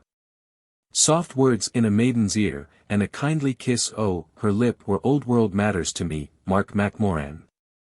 Though I mean not to say that I have been free of the folly of dawnering and daffin with a youth in my day, and keeping tryst with him in dark and lonely places. However, as I say, these times of enjoyment were past and gone with me, the mare's the pity that pleasure should fly sae fast away, and as I couldna make sport I thought I should not mar any. So out I sauntered into the fresh cold air, and sat down behind that old oak, and looked abroad on the wide sea. I had my ain sad thoughts, ye may think, at the time, it was in that very bay my blithe goodman perished, with 7 more in his company. And on that very bank where ye see the waves leaping and foaming, I saw 7 stately courses streaked, but the dearest was the 8th. It was a woeful sight to me, a widow, with 4 bonny boys, with naught to support them but these twa hands, and God's blessing, and a cow's grass. I have never liked to live out of sight of this bay since that time. And mony's the moonlight night I sit looking on these watery mountains and these waste shores, it does my heart good, whatever it may do to my head. So ye see it was Hallowmas night, and looking on sea and land sat I. And my heart wandering to other thoughts soon made me forget my youthful company at hame. It might be near the hour of the night. The tide was making, and its singing brought strange old-world stories with it, and I thought on the dangers that sailors endure, the fates they meet with, and the fearful forms they see. My own blithe goodman had seen sights that made him grave enough at times, though I tried to laugh them away. A wheel, atween that very rock aneath us and the coming tide, I saw, or thought I saw, for the tale is so dreamlike that the whole might pass for a vision of the night. I saw the form of a man, his plaid was grey, his face was grey. And his hair, which hung low down till it nearly came to the middle of his back, was as white as the white sea foam. He began to howk and dig under the bank. And, God be near me, thought I, this maun be the unblessed spirit of auld Adam Gaudgaupen the miser, who is doomed to dig for shipwrecked treasure, and count how many millions are hidden for ever from man's enjoyment. The form found something which in shape and hue seemed a left-foot slipper of brass. So down to the tide he marched, and, placing it on the water, whirled it thrice round, and the infernal slipper dilated at every turn, till it became a bonny barge with its sails bent, and on board leaped the form, and scud swiftly away. He came to one of the haunted ships, and striking it with his oar, a fair ship, with mast and canvas and mariners, started up, he touched the other haunted ship, and produced the like transformation. And away the three spectre ships bounded, leaving a track of fire behind them on the billows which was long unextinguished. Now wasna that a bonny and fearful sight to see beneath the light of the Hallowmas moon. But the tale is far frae finished, for mariners say that once a year, on a certain night, if ye stand on the Boran Point, ye will see the infernal shallops coming snoring through the Solway. Ye will hear the same laugh and song and mirth and minstrelsy which our ancestors heard. See them bound over the sandbanks and sunken rocks like seagulls, cast their anchor in Blohelly Bay, while the shadowy figure lowers down the boat. And augments their numbers with the four unhappy mortals to whose memory a stone stands in the kirkyard, with a sinking ship and a shoreless sea cut upon it. Then the spectre ships vanish, and the drowning shriek of mortals and the rejoicing laugh of fiends are heard, and the old hulls are left as a memorial that the old spiritual kingdom has not departed from the earth. But I maun away, and trim my little cottage fire, and make it burn and blaze up bonny, to warm the crickets and my cold and crazy bones that maun soon be laid aneath the green sod in the eerie kirkyard. And away the old dame tottered to her cottage, secured the door on the inside, and soon the hearth flame was seen to glimmer and gleam through the keyhole and window. "I'll tell ye what," said the old mariner, in a subdued tone, and with a shrewd and suspicious glance of his eye after the old sibyl, "it's a word that may not very well be uttered. But there are many mistakes made in evening stories if old Moll Moray there, where she lives, knows not mickle more than she is willing to tell of the haunted ships and their unhallowed mariners. She lives cannily and quietly, no one knows how she is fed or supported, but her dress is whole, her cottage ever smokes, and her table lacks neither of wine, white and red, nor of fowl and fish, and white bread and brown." It was a dear scoff to Jock Matheson, when he called old Moll the uncanny Carline of Blohelly. His boat ran round and round in the centre of the Solway, everybody said it was enchanted, and down it went head foremost. And hadna Jock been a swimmer equal to a sheldrake, he would have fed the fish. But I'll warrant it sobered the lad's speech, and he never reckoned himself safe till he made old Moll the present of a new kirtle and a stone of cheese. "Oh father," said his granddaughter Barbara, "ye surely wrong poor old Mary Moray. What use could it be to an old woman like her, who has no wrongs to redress, no malice to work out against mankind, and nothing to seek of enjoyment save a canny hour in a quiet grave? What use could the fellowship of fiends and the communion of evil spirits be to her? I know Jenny Primrose puts rowan tree above the door-head when she sees old Mary coming. I know the good wife of Kittlenicot wears rowan berry leaves in the headband of her blue kirtle, and all for the sake of averting the unsonsy glance of Mary's right ee. And I know that the auld Laird of Burntroutwater drives his 7 cows to their pasture with a wand of witch tree, to keep Mary from milking them. But what has all that to do with haunted shallops, visionary mariners, and bottomless boats? I have heard myself as pleasant a tale about the haunted ships and their unworldly crews as any one would wish to hear in a winter evening. It was told me by young Benjie Macharg, one summer night, sitting on Arbogland bank. The lad intended a sort of love meeting. But all that he could talk of was about smearing sheep and shearing sheep, and of the wife which the Norway elves of the haunted ships made for his uncle Sandy Macharg. And I shall tell ye the tale as the honest lad told it to me. Alexander Macharg, besides being the laird of 3 acres of peat moss, 2 kale gardens, and the owner of 7 good milch cows, a pair of horses, and 6 pet sheep, was the husband of one of the handsomest women in 7 parishes. Many a lad sighed the day he was bride, and a Nithsdale laird and 2 Annandale moorland farmers drank themselves to their last linen, as well as their last shilling, through sorrow for her loss. But married was the dame.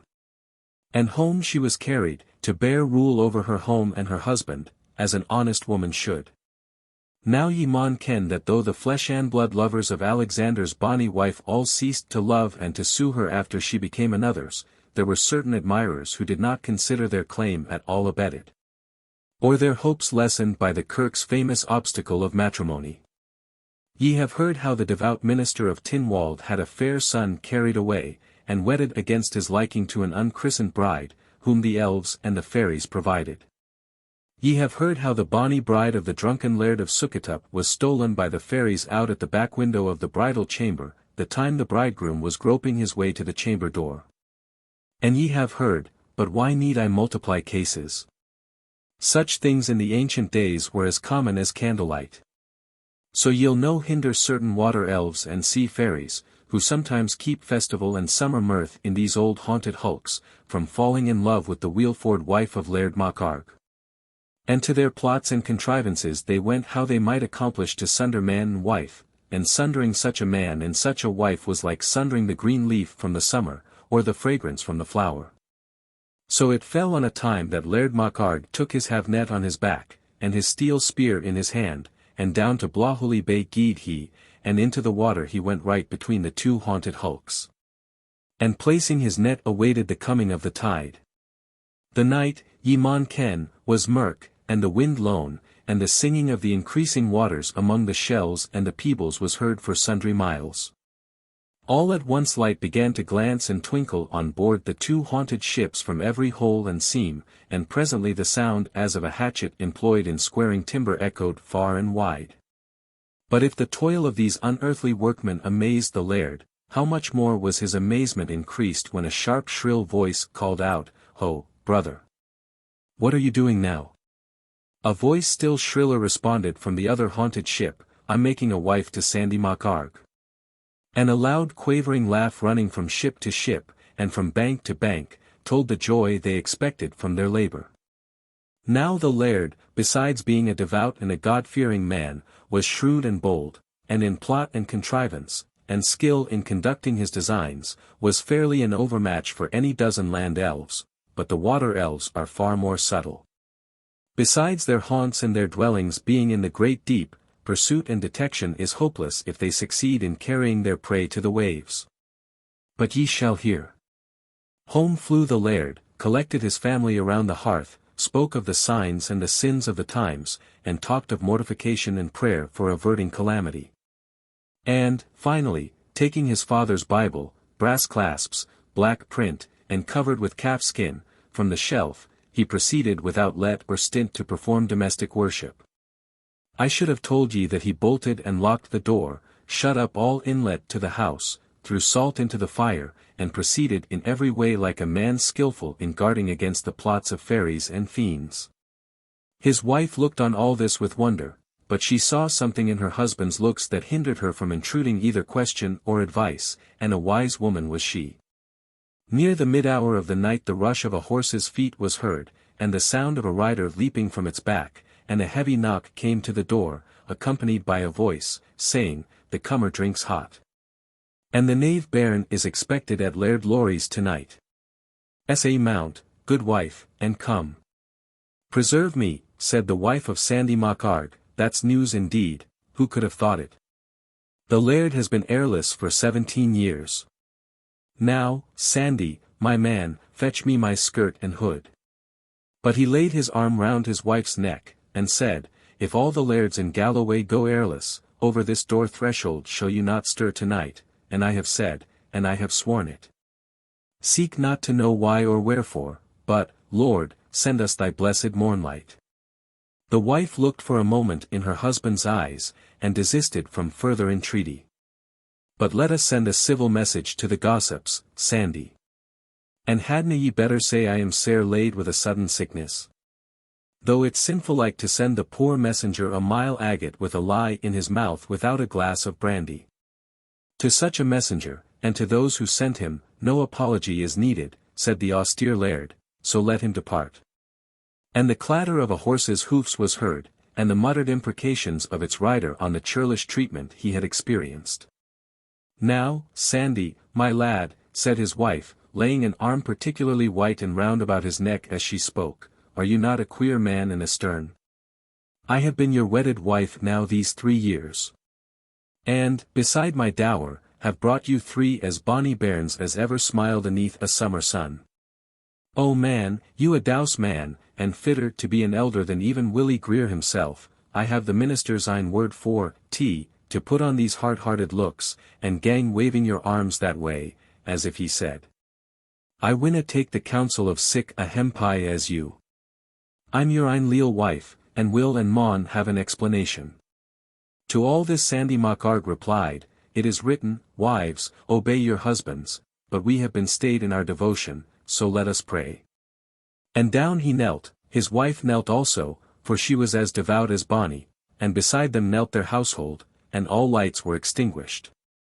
Now this beats a, muttered his wife to herself, however, I shall be obedient for a time.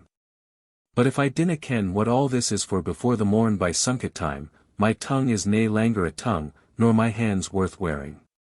The voice of her husband in prayer interrupted this mental soliloquy. And ardently did he beseech to be preserved from the wiles of the fiends and the snares of Satan, from witches, ghosts, goblins, elves, fairies, spunkies, and water-kelpies, from the spectre shallop of Solway, from spirits visible and invisible. From the haunted ships and their unearthly tenants, from maritime spirits that plotted against godly men, and fell in love with their wives. Nay, but his presence be near us, said his wife, in a low tone of dismay.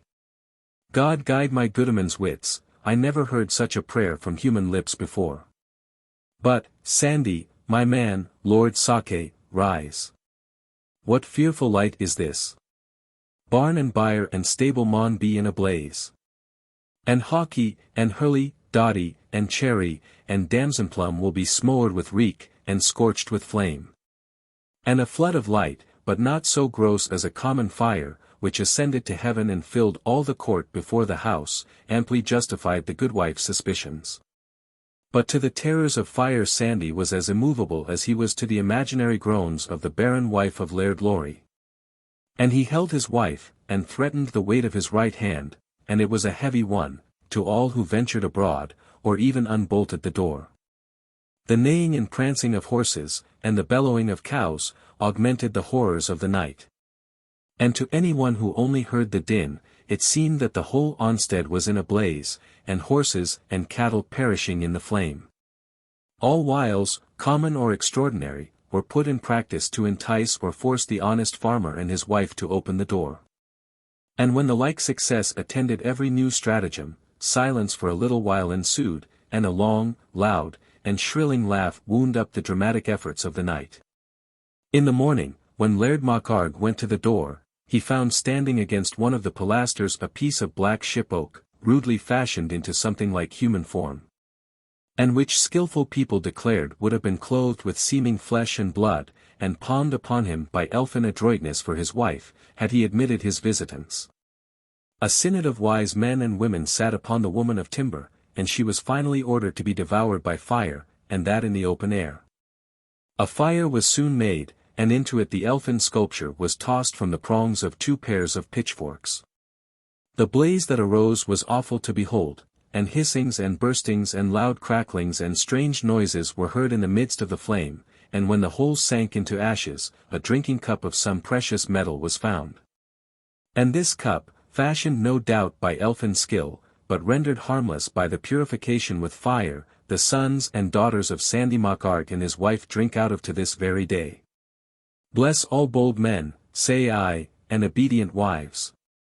The Brownie. The Scottish Brownie formed a class of being distinct in habit and disposition from the freakish and mischievous elves. He was meagre, shaggy, and wild in his appearance. Thus Cleland, in his satire against the Highlanders, compares them to fawns, or brownies, if ye will. Or satyrs come from Atlas Hill. In the daytime he lurked in remote recesses of the old houses which he delighted to haunt. And in the night sedulously employed himself in discharging any laborious task which he thought might be acceptable to the family to whose service he had devoted himself. But the Brownie does not drudge from the hope of recompense. On the contrary, so delicate is his attachment that the offer of reward, but particularly of food, infallibly occasions his disappearance forever. It is told of a Brownie, who haunted a border family now extinct, that the lady having fallen unexpectedly ill, and the servant, who was ordered to ride to Jedburgh for the sage femme, showing no great alertness in setting out. The familiar spirit slipped on the greatcoat of the lingering domestic, rode to the town on the laird's best horse, and returned with the midwife en croupe. During the short space of his absence, the Tweed, which they must necessarily ford, rose to a dangerous height. Brownie, who transported his charge with all the rapidity of the ghostly lover of Lenore, was not to be stopped by the obstacle. He plunged in with the terrified old lady, and landed her in safety where her services were wanted. Having put the horse into the stable, where it was afterwards found in a woeful plight, he proceeded to the room of the servant, whose duty he had discharged, and finding him just in the act of drawing on his boots, he administered to him a most merciless drubbing with his own horsewhip. Such an important service excited the gratitude of the laird, who, understanding that Brownie had been heard to express a wish to have a green coat, ordered a vestment of the colour to be made, and left in his haunts. Brownie took away the green coat, but was never seen more. We may suppose that, tired of his domestic drudgery, he went in his new livery to join the fairies. The last Brownie known in Ettrick Forest resided in Bodsbeck, a wild and solitary spot, near the head of Moffat Water, where he exercised his functions undisturbed, till the scrupulous devotion of an old lady induced her to hire him away, as it was termed, by placing in his haunt a porringer of milk and a piece of money. After receiving this hint to depart, he was heard the whole night to howl and cry, farewell to bonny Bodsbeck, which he was compelled to abandon for ever. Mauns Stane. In the latter end of the autumn of 18, I set out by myself on an excursion over the northern part of Scotland, and during that time my chief amusement was to observe the little changes of manners, language, etc. in the different districts. After having viewed on my return the principal curiosities in Buchan, I made a little ale-house, or public, my headquarters for the night. Having discussed my supper in solitude, I called up mine host to enable me to discuss my bottle, and to give me a statistical account of the country around me. Seated in the Blue End, and well supplied with the homely but satisfying luxuries which the place afforded, I was in an excellent mood for enjoying the communicativeness of my landlord. And, after speaking about the cave of Slains, the state of the crops, and the neighbouring Franklands, edged him, by degrees, to speak about the Abbey of Deer, an interesting ruin which I had examined in the course of the day. Formerly the stronghold of the once powerful family of Cummin. It's doubtless a bonny place about the Abbey, said he, but naething like what it was when the great Sir James the Rose came to hide the Buchan woods the Graham's rampageon at his tail. Wilk you that's a buick-learned man, ill hae read and maybe ye'll hae heard the softened bush where he forgathered his Joe. Or Aiblins ye may have seen, for it's standing yet just at the corner gawk at Jamie Jameson's peat stack. Aye, the Abbey was a brave place once, but a thing, ye ken, comes till an end. So saying, he nodded to me, and brought his glass to an end. This place, then, must have been famed in days of yore, my friend. Ye may tak my word for that, said he, it was a place. Sic a sight fectin as they had about it. But gin ye'll gone up the trap stair to the laft, and open Jenny's kist, ye'll see sic a story about it, printed by ane your learned Aberdeen's folk, Maister Keith, I think. She coughed it in Aberdeen for 12 pennies, lang ago, and battered it to the lid her kist. But gang up the stair canny, for fear that you should walk in her, queer thing. Or, bide, I'll just walk in Jamie Fleep, and gar him help me down white, for our stairs no just that canny for them tees no acquaint white, let alane a frail man your infirmity. I assured him that I would neither disturb the young lady's slumber nor Jamie Fleep's, and begged him to give me as much information as he could about this castle. We'll wishin' your good health again. Our minister aunt said that Solomon's temple was in ruins, when bushes, and broom and thistles growin' ower the bonny carved work and the cedar was, just like our ain abbey. No I judged that the Abbey Deer was just the marrow or the minister wadna hae said that. But when it was bigot, Lord kens, for I dinna.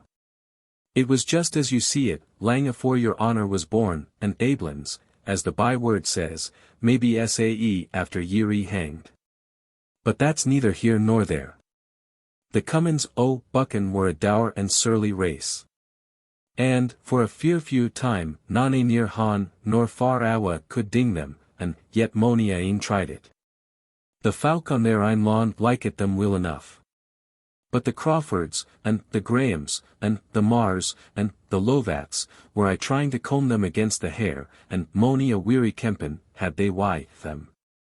But some way or ither they could never ding them. And folk said that they gied and learned the black art frae the Pope o' Room, I myself heard the minister say, had I a colleague the auld chiel. I dinna ken fo it was, in the tale o' the day, the hale country raise up against them, and besiege them in the abbey, dear. Ye'll see, my friend, by this time mine host considered me as one of his cronies, though, we ca, it the abbey, it had naething to do papistry. No sae bad as that either, but just a noble's castle, where they keep it sodgers gone about in Ernan, scarlet, their swords and guns, and bagnets, and sentry-boxes, like the local militia in the barracks o' Aberdeen. Weel, ye see, they surrounded the castle, and lang did they besiege it, but there was a vast meat in the castle, and the buchan folk fought like the vera deal. They took their horse through a miscellaneous passage, half a mile long, aneath the hill o' Saplinbrae, and watered them in the burn o' Pulmer. But wad na do, they took the castle at last, and a terrible slaughter they made amo them. But they were sair disappointed in ae particular, for Cummins folk sanka their goud and siller in a draw wall, and syne filled it up stains. They got naething in the way of spolsy to speak o'. Sae out spite they dang doon the castle, and it's never been bigot to this day. But the Cummins were no sae bad as the Lairds o Federat, after a dot. And who were these Federats? I inquired. The Lairds o Federat, said he, moistening his mouth again as a preamble to his oration. Troth, frae their deeds ane would maist think that they had a drap o' the deil's blood, like the Piets. Gin tales be true, they hae the warmest place at his bink this vera minute. I dinna ken vera muckle about them though, but the oldest folk said they were just bias cruelty. Mony a good man did they hing up their just for their ein sport, ye'll see the ring to the fore yet in the roof o' Did ye never hear o' Mauns Stane, Niebuhr? Mauns what, said I. Oh, Mauns Stane. But it's no likely. Ye see it was just a queer clump o' a runabout heathen, waglin maybe twa tons or thereby. It wasna like ony o' the Stanes in our countra, and it was as rune as a fit ba. I'm sure it wad ding Professor Couplan himsel to tell what way it cam, there. No folk I thought there was something uncanny about it, and some gied the length saying that the deil used to bake gingerbread upon't. And, as sure as ye're sitting there, Fran, there was knuckle marks upon for my ein father has seen them as aften as I have taes and fingers. Aweel, ye see, Mons Crawford, the last o' the Lairds o' Federat, and the deil had cussed out, may be because the Laird was just as wicked and as clever as he was himsel, and he perceived the evil ane wanted to play him a trick. No Mons Crawford was ae day lookin' ower his castle and he saw a stalwart carle, in black clays, ridin' up the loanin.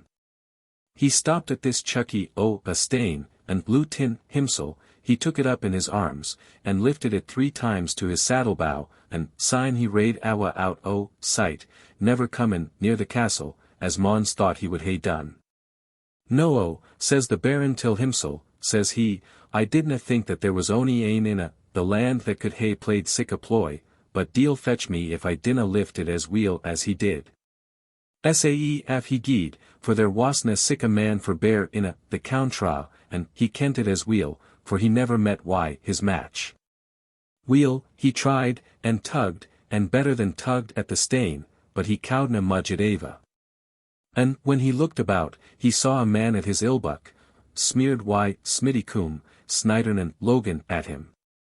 The Laird dd him, and bade him lift it, whilk he did as gin had been a little pinneen.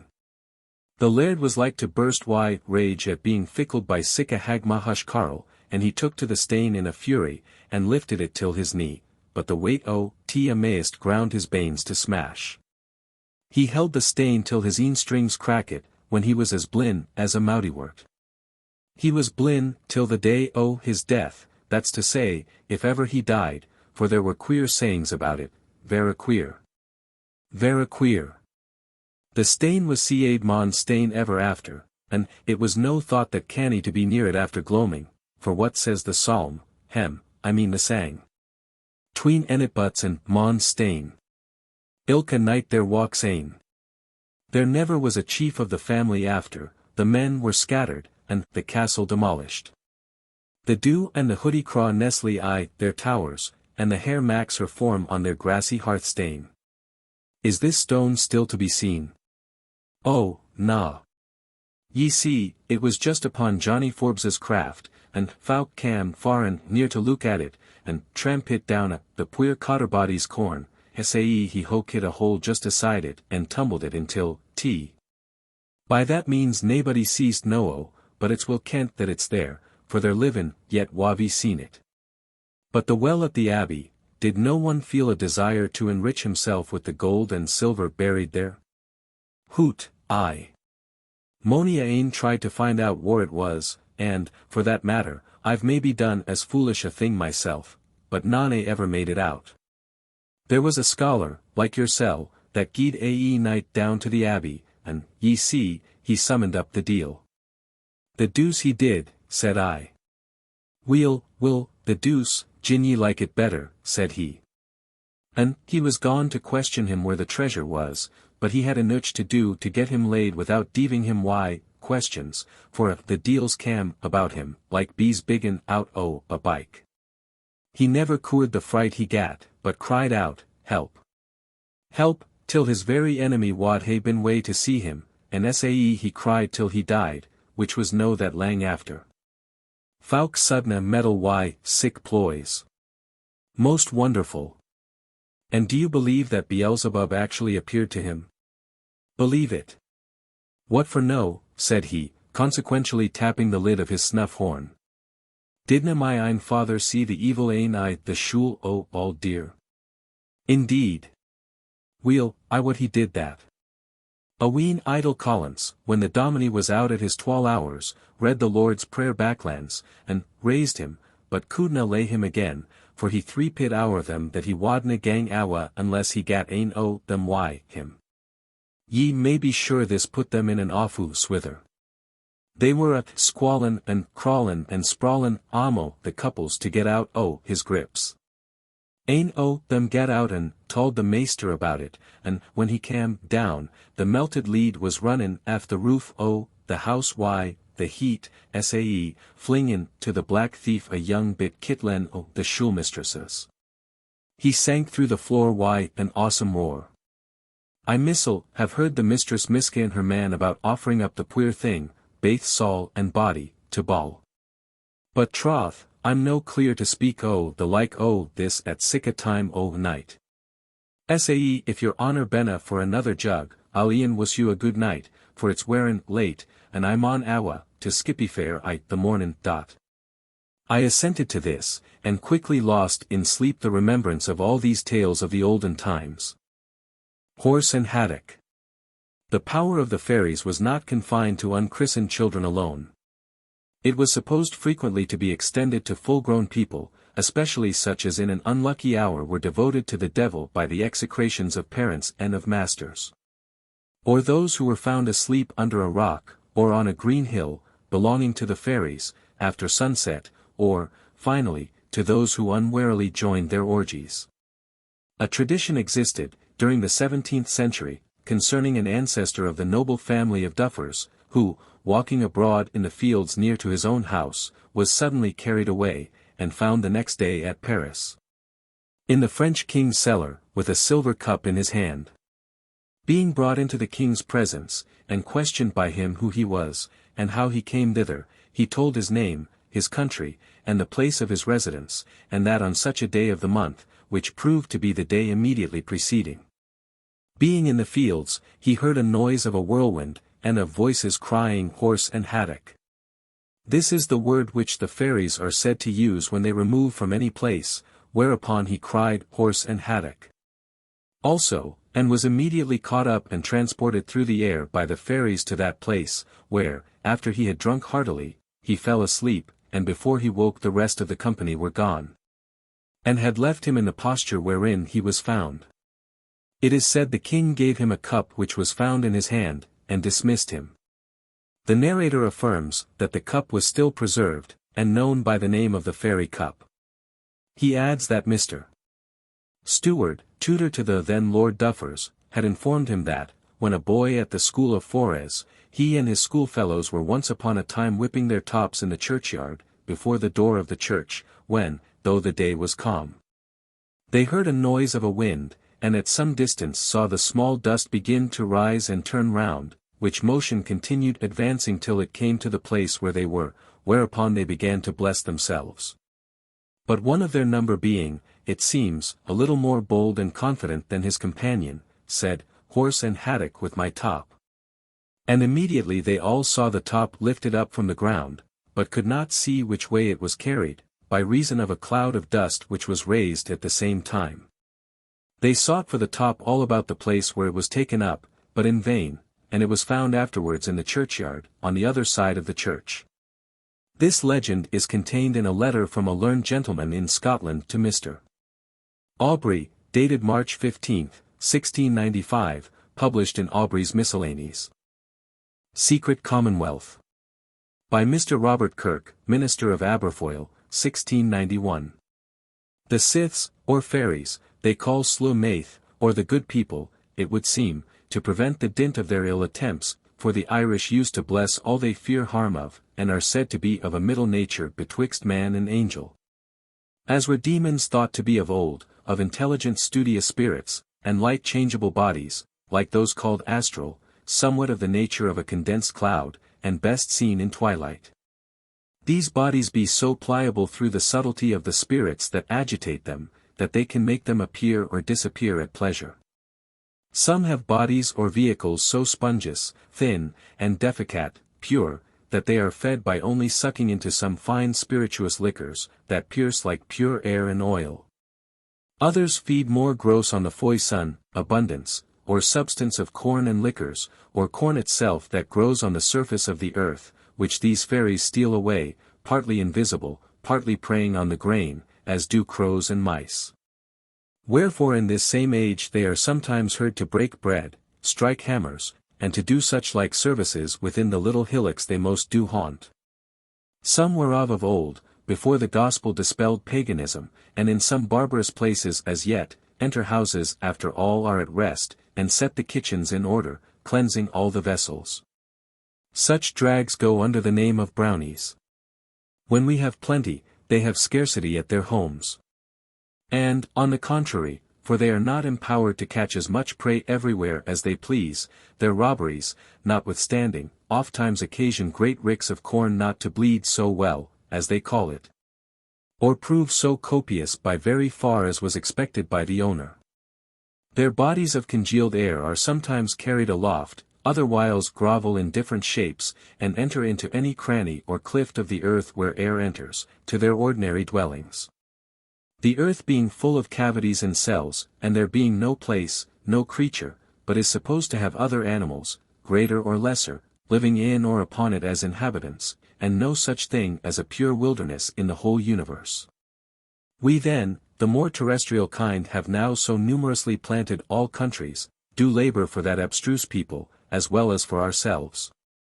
Albeit, when several countries were uninhabited by us, these had their easy tillage above ground, as we now.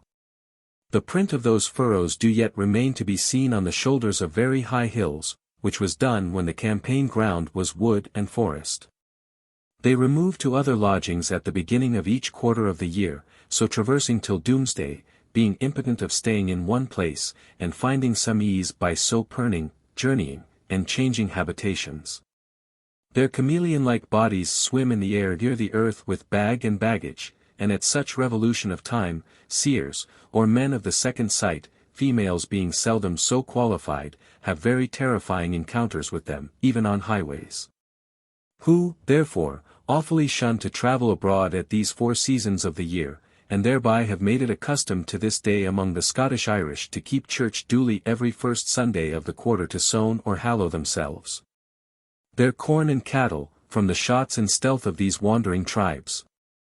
And many of these superstitious people will not be seen in church again till the next quarter begins, as if no duty were to be learnt or done by them, but all the use of worship and sermons were to save them from these arrows that fly in the dark.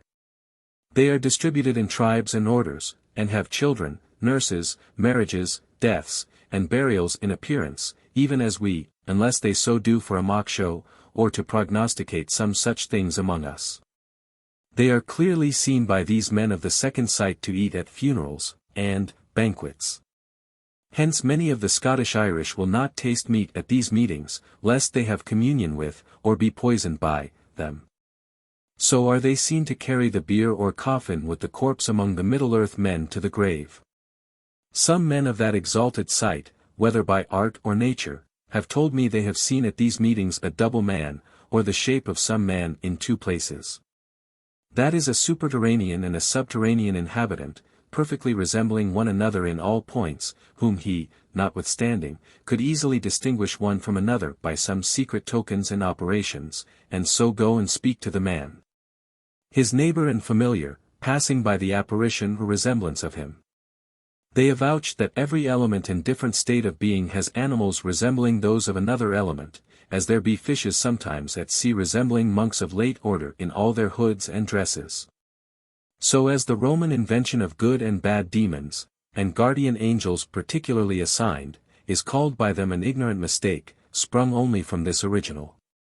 They call this reflex man a co-walker, every way like the man, as a twin brother and companion, haunting him as his shadow, as is oft seen and known among men, resembling the original, both before and after the original is dead. And was often seen of old to enter a house, by which the people knew that the person of that likeness was to visit them within a few days. This copy, echo, or living picture, goes at last to his own herd.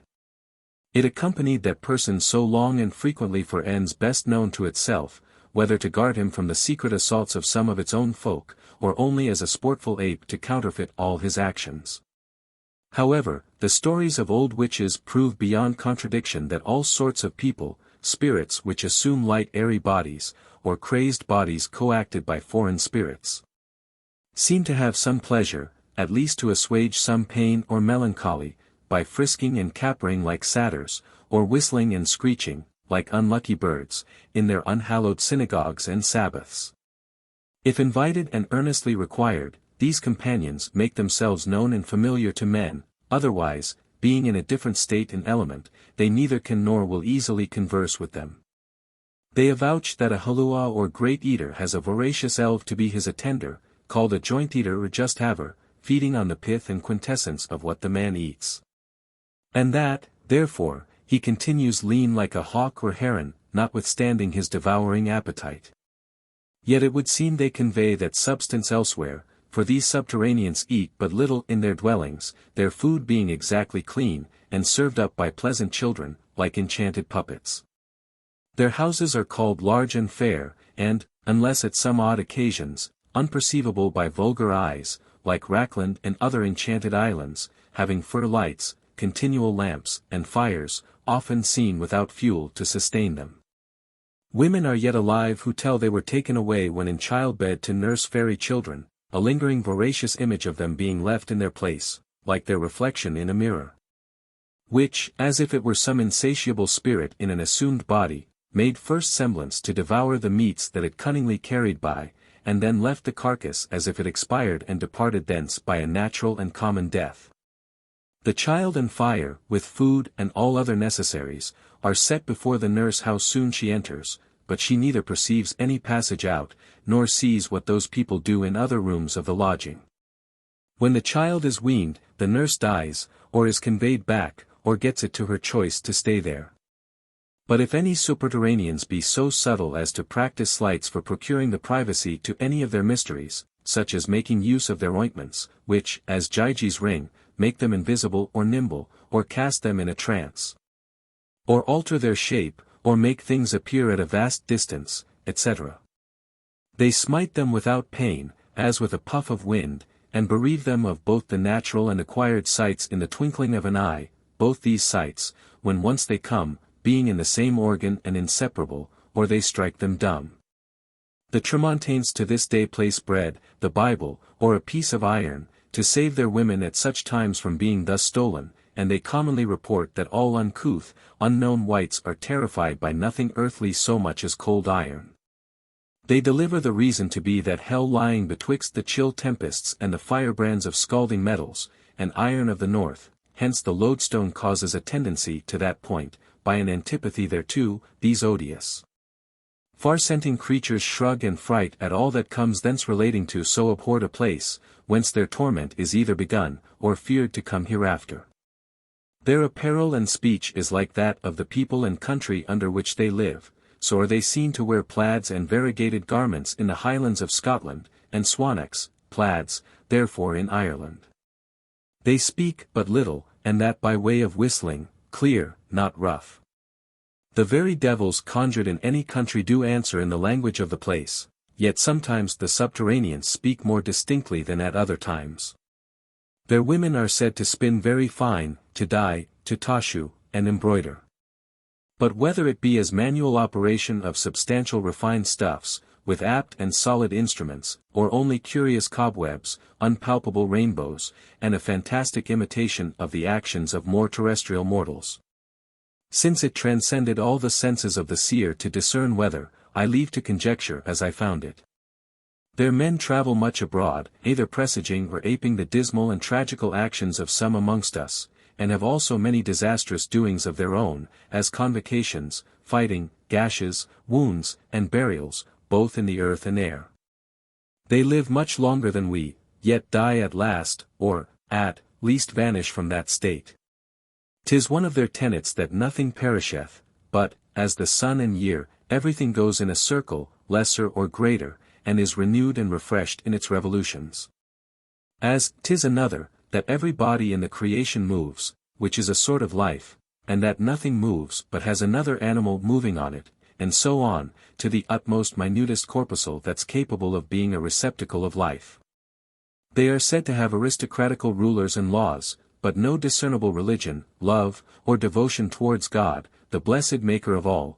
They disappear whenever they hear his name invoked, or the name of Jesus, at which all do bow willingly. Or by constraint, that dwell above or beneath, within the earth, Philip 2:10, nor can they act aught at that time after hearing of that sacred name. The tablesdeer or seer, that corresponds with this kind of familiars, can bring them with a spell to appear to himself or others when he pleases, as readily as Ender which did those of her own kind. He tells they are ever readiest to go on hurtful errands, but seldom will be the messengers of great good to men. He is not terrified with their sight when he calls them, but seeing them in a surprise, as often as he does, frights him extremely, and glad would he be quit of such, for the hideous spectacles seen among them. As the torturing of some white, earnest, ghostly, staring looks, skirmishes, and the like. They do not all the harm which appearingly they have power to do, nor are they perceived to be in great pain, save that they are usually silent and sullen.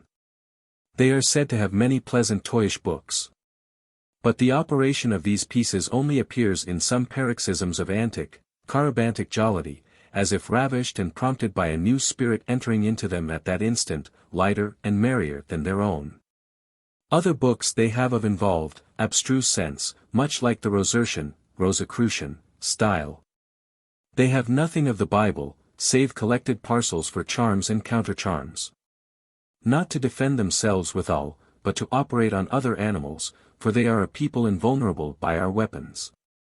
And albeit werewolves and witches' true bodies are, by the union of the spirit of nature that runs through all echoing and doubling the blow towards another, wounded at home. When the astral assumed bodies are stricken elsewhere, as the strings of a second harp, tuned to a unison, sound, though only one be struck, yet these people have not a second, or so gross a body at all, to be so pierced. But as air which when divided unites again, or if they feel pain by a blow, they are better physicians than we, and quickly cure. They are not subject to sore sicknesses, but dwindle and decay at a certain period, all about an age. Some say their continual sadness is because of their pendulous state, like those men, Luke 13:2-6, as uncertain what at the last revolution will become of them, when they are locked up into an unchangeable condition. And if they have any frolic fits of mirth, 'tis as the constrained grinning of a mort head, death's head, or rather as acted on a stage, and moved by another, than, cordially coming of themselves. But other men of the second sight, being illiterate, and unwary in their observations, differ from, those. One averring those subterranean people to be departed souls, attending a while in this inferior state, and clothed with bodies procured through their almsdeeds in this life. Fluid, active, ethereal vehicles to hold them that they may not scatter nor wander, and be lost in the totem, or their first nothing. But if any were so impious as to have given no alms, they say, when the souls of such do depart, they sleep in an inactive state till they resume the terrestrial bodies again. Others, that what the Low Country Scotch call a wraith, and the Irish tapes, or death's messenger, appearing sometimes as a little rough dog, and if crossed and conjured in time, will be pacified by the death of any other creature instead of the sick man, is only exuvious fumes of the man approaching death, exhaled and congealed into a various likeness, as ships and armies are sometimes shaped in the air, and called astral bodies, agitated as wildfire with wind, and are neither souls nor counterfeiting spirits. Yet not a few avouch, as is said, that surely these are a numerous people by themselves, having their own politics, which diversities of judgment may occasion several inconsonancies in this rehearsal, after the narrowest scrutiny made about it. Their weapons are most what solid earthly bodies, nothing of iron, but much of stone, like to yellow soft flint spa, shaped like a barbed arrowhead, but flung like a dart, with great force. These arms, cut by art and tools, it seems, beyond human, have somewhat of the nature of thunderbolt subtlety, and mortally wounding the vital parts without breaking the skin, of which wounds I have observed in beasts, and felt them with my hands. They are not as infallible Benjamites, hitting at a hair's breadth, nor are they wholly unvanquishable, at least in appearance. The men of the second sight do not discover strange things when asked, but at fits and raptures, as if inspired with some genius at that instant, which before did work in or about them. Thus I have frequently spoken to one of them, who in his transport told me he cut the body of one of those people in two with his iron weapon, and so escaped this onset, yet he saw nothing left behind of that appearing divided. At other times he wrestled, some of them. His neighbors often perceived this man to disappear at a certain place, and about an hour after to become visible, and discover himself near a bow-shot from the first place. It was in that place where he became invisible, said he, that the subterraneans did encounter and combat with him. Those who are unsunned, or unsanctified, called Fae, are said to be pierced or wounded with those people's weapons, which makes them do somewhat very unlike their former practice, causing a sudden alteration. Yet the cause thereof unperceivable at present. Nor have they power, either they cannot make use of their natural powers, or ask not the heavenly aid, to escape the blow impendent. A man of the second sight perceived a person standing by him, sound to others' view, wholly gored in blood, and he, amazed like, bid him instantly flee. The whole man laughed at his notice, and warning, since there was no appearance of danger. He had scarce contracted his lips from laughter when unexpectedly his enemies leaped in at his side and stabbed him with their weapons. They also pierce cows or other animals, usually said to be elf-shot, whose purest substance, if they die, these subterraneans take to live on, viz. The aerial and ethereal parts, the most spirituous matter for prolonging of life, such as aquavity, moderately taken, is amongst liquors, leaving the terrestrial behind. The cure of such hurts is only for a man to find out the hole with his finger, as if the spirits flowing from a man's warm hand were antidote sufficient against their poison darts.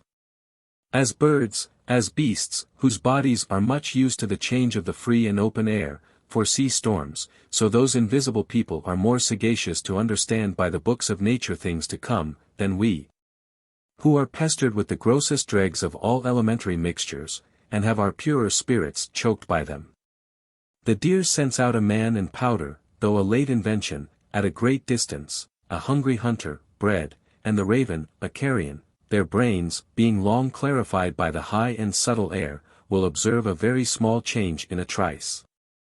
Thus a man of the second sight, perceiving the operations of these forecasting invisible people among us, indulged through a stupendous providence to give warnings of some remarkable events, either in the air, earth, or waters.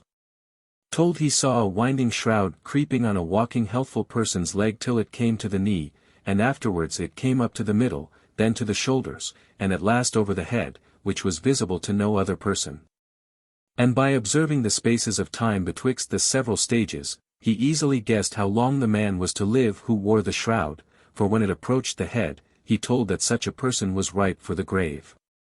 There be many places called fairy hills, which the mountain people think impious and dangerous to peel or discover, by taking earth or wood from them, superstitiously believing the souls of their predecessors to dwell there. And for that end, say they, a mole or mound was dedicate beside every churchyard to receive the souls till their adjacent bodies arise, and so became as a fairy hill, they using bodies of air when called abroad. They also affirm those creatures that move invisibly in a house, and cast huge great stones, but do no much hurt, because counterwrought by some more courteous and charitable spirits that are everywhere ready to defend men. Dan X. 13. To be souls that have not attained their rest, through a vehement desire of revealing a murder or notable injury done or received, or a treasure that was forgot in their lifetime on earth, which, when disclosed to a conjurer alone, the ghost quite removes. In the next country to that of my former residence, about the year 1676, when there was some scarcity of grain, a marvellous elapse and vision strongly struck the imagination of two women in one night, living at a good distance from one another, about a treasure hid in a hill called Sithbruthach, or Fairy Hill. The appearance of a treasure was first represented to the fancy, and then an audible voice named the place where it was to their awaking senses. Whereupon both rose, and meeting accidentally at the place, discovered their design. And jointly digging, found a vessel as large as a Scottish peck full of small pieces of good money, of ancient coin, and having betwixt them, they sold in dishfuls for dishfuls of meal to the country people. Very many of undoubted credit saw and had of the coin to this day. But whether it was a good or bad angel, one of the subterranean people, or the restless soul of him who hid it, that discovered it, and to what end it was done, I leave to the examination of others. These subterraneans have controversies, doubts, disputes, feuds, and siding of parties, there being some ignorance in all creatures, and the vastest created intelligences not compassing all things. As to vice and sin, whatever their own laws be, sure according to ours, and equity, natural, civil, and revealed, they transgress and commit acts of injustice and sin by what is above said, as to their stealing of nurses to their children. And that other sort of plagianism in catching our children away, may seem to heir some estate in those invisible dominions, which never return. For swearing and intemperance, they are not observed so subject to those irregularities, as to envy, spite, hypocrisy, lying, and dissimulation. As our religion obliges us not to make a peremptory and curious search into these abstrusenesses, so the histories of all ages give as many plain examples of extraordinary occurrences as make a modest inquiry not contemptible. How much is written of pygmies, fairies, nymphs, sirens, apparitions, which though not the 10th part true, yet could not spring of nothing. Even English authors relate, of Berry Island, in Glamorganshire, that laying your ear into a cleft of the rocks, blowing of bellows, striking of hammers, clashing of armor, filing of iron, will be heard distinctly ever since Merlin enchanted those subterranean wights to a solid manual forging of arms to Aurelius Ambrosius and his Britons, till he returned. Which Merlin being killed in a battle, and not coming to loose the knot, these active Vulcans are there tied to a perpetual labor. The Fairy Boy of Leith.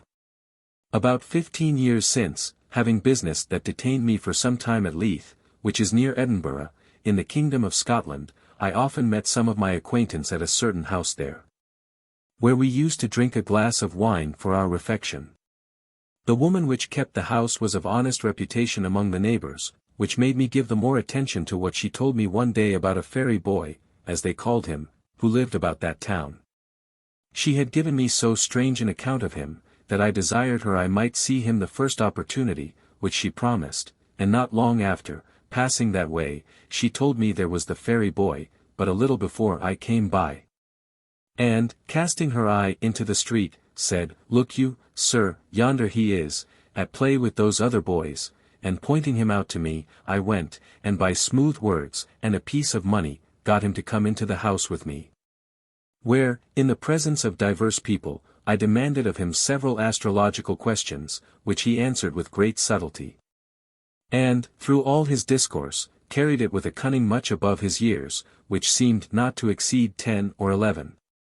He seemed to make a motion like drumming upon the table with his fingers, upon which I asked him whether he could beat a drum. To which he replied, "Yes, sir, as well as any man in Scotland. For every Thursday night I beat all points to a sort of people that used to meet under yonder hill," pointing to the great hill between Edinburgh and Leith. "How, boy," quoth I, "what company have you there?"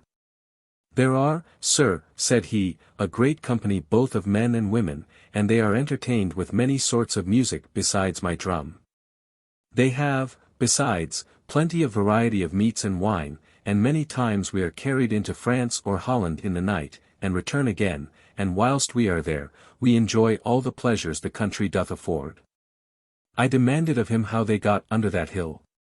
To which he replied that there was a great pair of gates that opened to them, though they were invisible to others, and that within there were brave large rooms, as well accommodated as most in Scotland. I then asked him how I should know what he said to be true. Upon which he told me he would read my fortune, saying, I should have 2 wives, and that he saw the forms of them over my shoulders, and both would be very handsome women. The woman of the house told me that all the people in Scotland could not keep him from the rendezvous on Thursday night. Upon which, by promising him some more money, I got a promise of him to meet me at the same place in the afternoon, the Thursday following, and so dismissed him at that time. The boy came again at the place and time appointed, and I had prevailed with some friends to continue with me, if possible, to prevent his moving that night. He was placed between us, and answered many questions, until, about 11 of the clock, he was got away unperceived by the company, but I, suddenly missing him, hastened to the door, and took hold of him, and so returned him into the same room. We all watched him, and, of a sudden, he was again got out of doors. I followed him close, and he made a noise in the street, as if he had been set upon, and from that time I could never see him. The Dracæ. These are a sort of water spirits who inveigle women and children into the recesses which they inhabit, beneath lakes and rivers, by floating past them, on the surface of the water, in the shape of gold rings or cups. The women thus seized are employed as nurses, and after 7 years are permitted to revisit earth. Gervais mentions one woman in particular who had been allured by observing a wooden dish, or cup, float by her, while she was washing clothes in the river. Being seized as soon as she reached the depths, she was conducted into one of the subterranean recesses, which she described as very magnificent, and employed as nurse to one of the brood of the hag who had allured her. During her residence in this capacity, having accidentally touched one of her eyes with an ointment of serpent's grease, she perceived, at her return to the world, that she had acquired the faculty of seeing the Dracæ, when they intermingle themselves with men. Of this power she was, however, deprived by the touch of her ghostly mistress, whom she had one day incautiously addressed. It is a curious fact that this story, in almost all its parts, is current in both the Highlands and Lowlands of Scotland, with no other variation than the substitution of fairies for Dracæ, and the cavern of a hill for that of a river.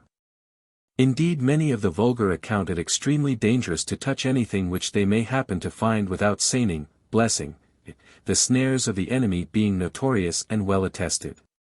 A poor woman of Teviotdale having been fortunate enough, as she thought herself, to find a wooden beetle, at the very time when she needed such an implement, seized it without pronouncing a proper blessing, and, carrying it home, laid it above her bed to be ready for employment in the morning. At midnight the window of her cottage opened, and a loud voice was heard calling up some one within by a strange and uncouth name. The terrified Catagar ejaculated a prayer, which, we may suppose, ensured her personal safety. While the enchanted implement of housewifery, tumbling from the bedstead, departed by the window with no small noise and precipitation. In a humorous fugitive tract, Dr. Johnson has been introduced as disputing the authenticity of an apparition, merely because the spirit assumed the shape of a teapot and a shoulder of mutton. No doubt, a case so much in point as that we have now quoted would have removed his incredulity. A succinct account of my Lord Tarbat's relations. A succinct account of my Lord Tarbat's relations, in a letter to the Honourable Robert Boyle, Esquire, of the predictions made by seers, whereof himself was and eyewitness.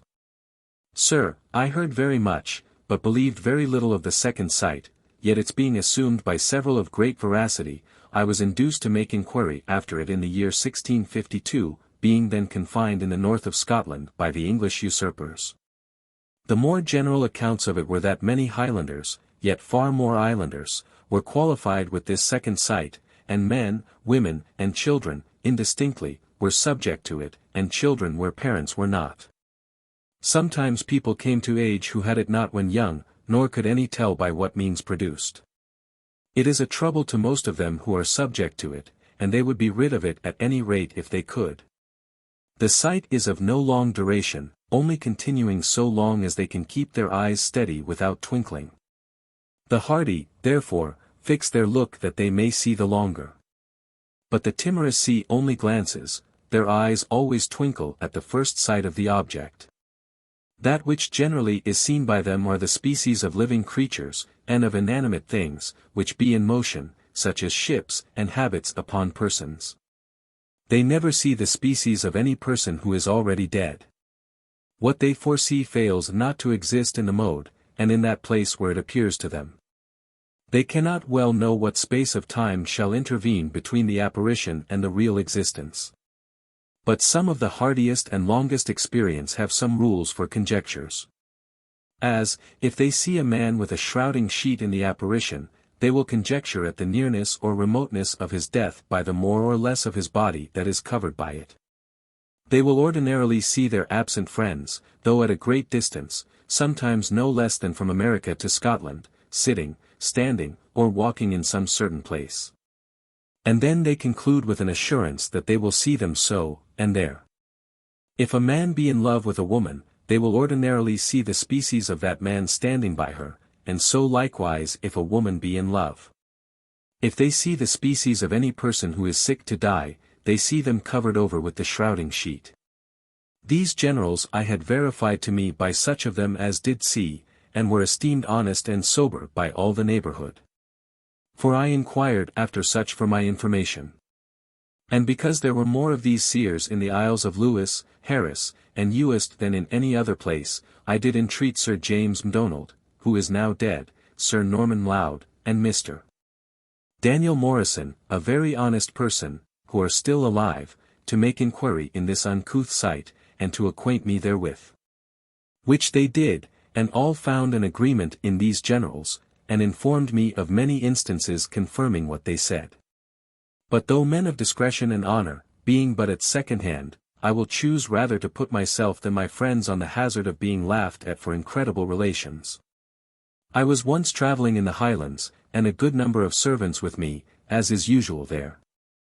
And one of them, going a little before me, entering into a house where I was to stay all night, and going hastily to the door, he suddenly slipped back with a screech, and did fall by a stone, which hit his foot. I asked what the matter was, for he seemed to be very much frightened. He told me very seriously that I should not lodge in that house, because shortly a dead coffin would be carried out of it, for many were carrying of it when he was heard cry. I, neglecting his words, and staying there, he said to other of his servants he was sorry for it, and that surely what he saw would shortly come to pass. Though no sick person was then there, yet the landlord, a healthy Highlander, died of an apoplectic fit before I left the house. In the year 1653 Alexander Monro, afterwards lieutenant colonel to the Earl of Dumbarton's regiment, and I were walking in a place called Ullapool, in Loch Broom, on a little plain at the foot of a rugged hill. There was a servant walking with a spade in the walk before us, his back was to us, and his face to the hill. Before we came to him he let the spade fall, and looked toward the hill. He took notice of us as we passed near by him, which made me look at him, and perceiving him to stare a little strangely I conjectured him to be a seer. I called at him, at which he started and smiled. "What are you doing?" said I. He answered, "I have seen a very strange thing, an army of Englishmen, leading of horses, coming down that hill, and a number of them are coming down to the plain, and eating the barley which is growing in the field near to the hill." This was on the May 4th, for I noted the day, and it was 4 or 5 days before the barley was sown in the field he spoke of. Alexander Monro asked him how he knew they were Englishmen. He said because they were leading of horses, and had on hats and boots, which he knew no Scotchman would have there. We took little notice of the whole story as other than a foolish vision, but wished that an English party were there, we being then at war with them, and the place almost inaccessible for horsemen. But in the beginning of August thereafter, the Earl of Middleton, then lieutenant for the King in the Highlands, having occasion to march a party of his towards the South Highlands, he sent his foot through a place called Inverlow. And the fore-party, which was first down the hill, did fall off eating the barley which was on the little plain under it. And Monro calling to mind what the seer told us in May preceding, he wrote of it, and sent an express to me to Lochslin, in Ross, where I then was, with it.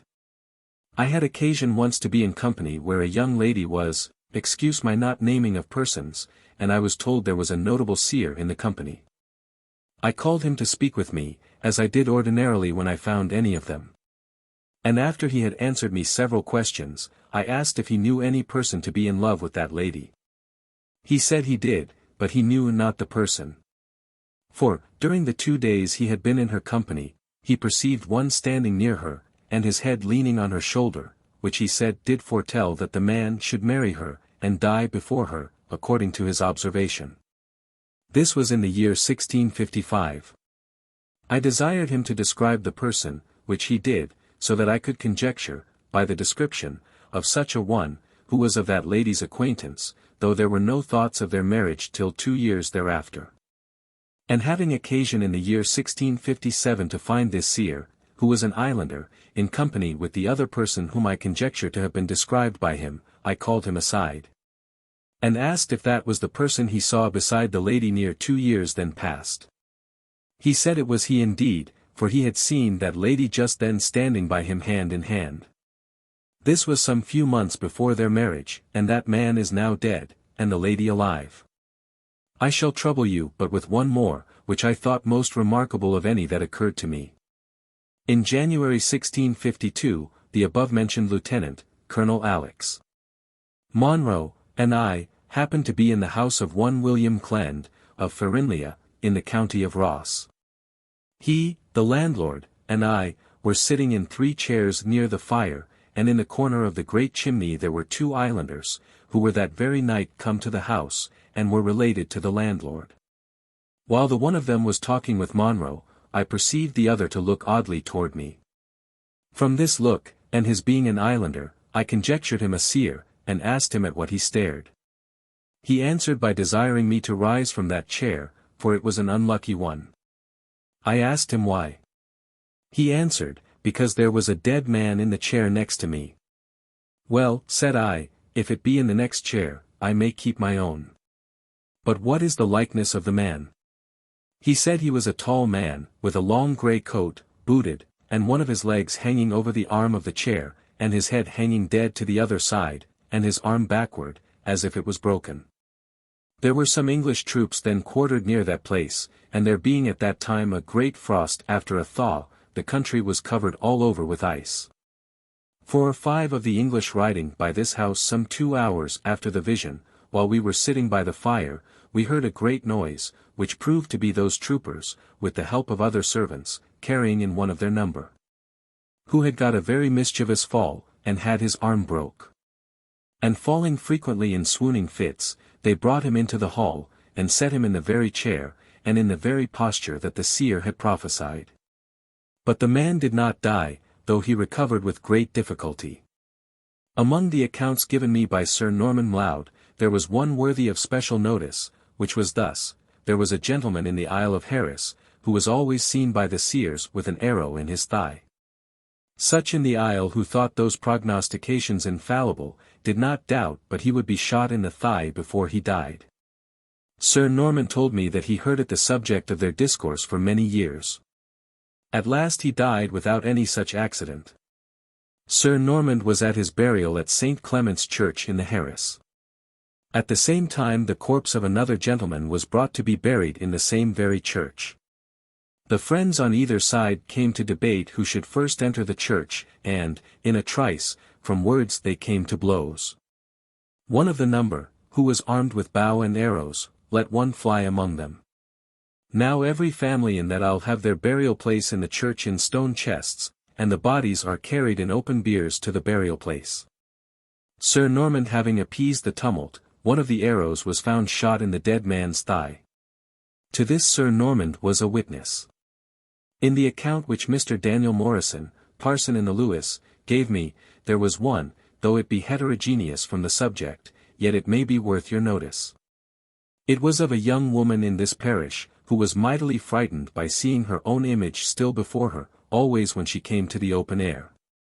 The back of the image being always to her, so that it was not a reflection as in a mirror, but the species of such a body as her own, and in a very like habit which appeared to herself continually before her. The parson kept her a long while with him, but had no remedy of her evil, which troubled her exceedingly. I was told afterwards that when she was 4 or 5 years older she saw it not. These are matters of fact, which I assure you they are truly related. But these and all others that occurred to me, by information or otherwise, could never lead me into a remote conjecture of the cause of so extraordinary a phenomenon. Whether it be a quality in the eyes of some people in these parts, concurring with a quality in the air also. Whether such species be everywhere, though not seen by the want of eyes so qualified, or from whatever other cause, I must leave to the inquiry of clearer judgments than mine. But a hint may be taken from this image which appeared still to this woman above mentioned, and from another mentioned by Aristotle, in the 4th of his Metaphysics, if I remember right, for it is long since I read it. As also from the common opinion that young infants, unsullied with many objects, do see apparitions which were not seen by those of elder years. As likewise from this, that several did see the second sight when in the Highlands or Isles, yet when transported to live in other countries, especially in America, they quite lose this quality. As was told me by a gentleman who knew some of them in Barbados, who did see no vision there, although he knew them to be seers when they lived in the Isles of Scotland. Thus far my Lord Tarbat. The Bogle. This is a freakish spirit who delights rather to perplex and frighten mankind than either to serve or seriously hurt them. The esprit follet of the French, Shakespeare's Puck, or Robin Goodfellow, and Shellycoat, a spirit who resides in the waters, and has given his name to many a rock and stone on the Scottish coast, belong to the class of Bogles.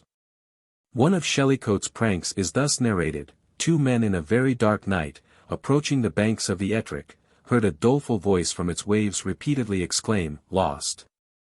Lost!" They followed the sound, which seemed to be the voice of a drowning person, and, to their astonishment, found that it ascended the river. Still they continued to follow the cry of the malicious sprite, and, arriving before dawn at the very sources of the river, the voice was now heard descending the opposite side of the mountain in which they arise. The fatigued and deluded travellers now relinquished the pursuit, and had no sooner done so, than they heard Shellycoat applauding, in loud bursts of laughter, his successful roguery. Daoine Shie, or the Men of Peace. They are, though not absolutely malevolent, believed to be a peevish, repining, and envious race, who enjoy, in the subterranean recesses, a kind of shadowy splendor. The Highlanders are at all times unwilling to speak of them, but especially on Friday, when their influence is supposed to be particularly extensive. As they are supposed to be invisibly present, they are at all times to be spoken of with respect. The fairies of Scotland are represented as a diminutive race of beings, of a mixed or rather dubious nature, capricious in their dispositions, and mischievous in their resentment. They inhabit the interior of green hills, chiefly those of a conical form, in Gaelic termed Sighan, on which they lead their dances by moonlight, impressing upon the surface the marks of circles, which sometimes appear yellow and blasted, sometimes of a deep green hue, and within which it is dangerous to sleep, or to be found after sunset. The removal of those large portions of turf, which thunderbolts sometimes scoop out of the ground with singular regularity, is also ascribed to their agency. Cattle which are suddenly seized with the cramp or some similar disorder, are said to be elf-shot, and the approved cure is to chafe the parts affected with a blue bonnet, which, it may be readily believed, often restores the circulation. The triangular flints frequently found in Scotland, with which the ancient inhabitants probably barbed their shafts, are supposed to be the weapons of fairy resentment, and are termed elf arrowheads. The rude brazen battle-axes of the ancients, commonly called celts, are also ascribed to their manufacture. But, like the Gothic duergar, their skill is not confined to the fabrication of arms. For they are heard sedulously hammering in lins, precipices, and rocky or cavernous situations, where, like the dwarfs of the mines mentioned by George Agricola, they busy themselves in imitating the actions and the various employments of men. The Brook of Beaumont, for example, which passes in its course by numerous lins and caverns, is notorious for being haunted by the fairies. And the perforated and rounded stones which are formed by trituration in its channels are termed by the vulgar fairy cups and dishes. A beautiful reason is assigned by Fletcher for the fays frequenting streams and fountains. He tells us of a virtuous well, about whose flowery banks the nimble-footed fairies dance their rounds. By the pale moonshine, dipping oftentimes their stolen children, so to make them free from dying flesh and dull mortality. It is sometimes accounted unlucky to pass such places without performing some ceremony to avert the displeasure of the elves. There is upon the top of Minchmere, a mountain in Peeblesshire, a spring called the Cheese Well, because, anciently, those who passed that way were wont to throw into it a piece of cheese as an offering to the fairies, to whom it was consecrated. Like the felled elfin of the Saxons, the usual dress of the fairies is green, though, on the moors, they have been sometimes observed in heath brown, or in weeds dyed with the stone-raw or lichen. They often ride in invisible procession, when their presence is discovered by the shrill ringing of their bridles. On these occasions they sometimes borrow mortal steeds, and when such are found at morning, panting and fatigued in their stalls, with their manes and tails dishevelled and entangled, the grooms, I presume, often find this a convenient excuse for their situation, as the common belief of the elves quaffing the choicest liquors in the cellars of the rich might occasionally cloak the delinquencies of an unfaithful butler. The fairies, besides their equestrian processions, are addicted, it would seem, to the pleasures of the chase. A young sailor, travelling by night from Douglas, in the Isle of Man, to visit his sister residing in Kirk Murlough, heard a noise of horses, the holloa of a huntsman, and the sound of a horn. Immediately afterwards, 13 horsemen, dressed in green, and gallantly mounted, swept past him. Jack was so much delighted with the sport that he followed them, and enjoyed the sound of the horn for some miles, and it was not till he arrived at his sister's house that he learned the danger which he had incurred. I must not omit to mention that these little personages are expert jockeys, and scorn to ride the little Manx ponies, though apparently well suited to their size. The exercise, therefore, falls heavily upon the English and Irish horses brought into the Isle of Man. Mr. Waldron was assured by a gentleman of Ballyfletcher that he had lost 3 or 4 capital hunters by these nocturnal excursions. From the same author we learn that the fairies sometimes take more legitimate modes of procuring horses. A person of the utmost integrity informed him that, having occasion to sell a horse, he was accosted among the mountains by a little gentleman plainly dressed, who priced his horse, cheapened him, and, after some chaffering, finally purchased him. No sooner had the buyer mounted and paid the price than he sank through the earth, horse and man, to the astonishment and terror of the seller, who, experienced, however, no inconvenience from dealing with so extraordinary a purchaser. The Death Bree. There was once a woman, who lived in the Camp Delmore of Strathavon, whose cattle were seized with a murrain, or some such fell disease, which ravaged the neighbourhood at the time, carrying off great numbers of them daily. All the forlorn fires and hallowed waters failed of their customary effects. And she was at length told by the wise people, whom she consulted on the occasion, that it was evidently the effect of some infernal agency, the power of which could not be destroyed by any other means than the never-failing specific, the juice of a dead head from the churchyard, a nostrum certainly very difficult to be procured. considering that the head must needs be abstracted from the grave at the hour of midnight. Being, however, a woman of a stout heart and strong faith, native feelings of delicacy towards the sanctuary of the dead had more weight than had fear in restraining her for some time from resorting to this desperate remedy. At length, seeing that her stock would soon be annihilated by the destructive career of the disease, the wife of Campbell resolved to put the experiment in practice, whatever the result might be. Accordingly, having with considerable difficulty engaged a neighbouring woman as her companion in this hazardous expedition, they set out a little before midnight for the parish churchyard, distant about 1.5 miles from her residence, to execute her determination. On arriving at the churchyard, her companion, whose courage was not so notable, appalled by the gloomy prospect before her, refused to enter among the habitations of the dead. She, however, agreed to remain at the gate till her friend's business was accomplished. This circumstance, however, did not stagger the wife's resolution. She, with the greatest coolness and intrepidity, proceeded towards what she supposed an old grave, took down her spade, and commenced her operations. After a good deal of toil she arrived at the object of her labour.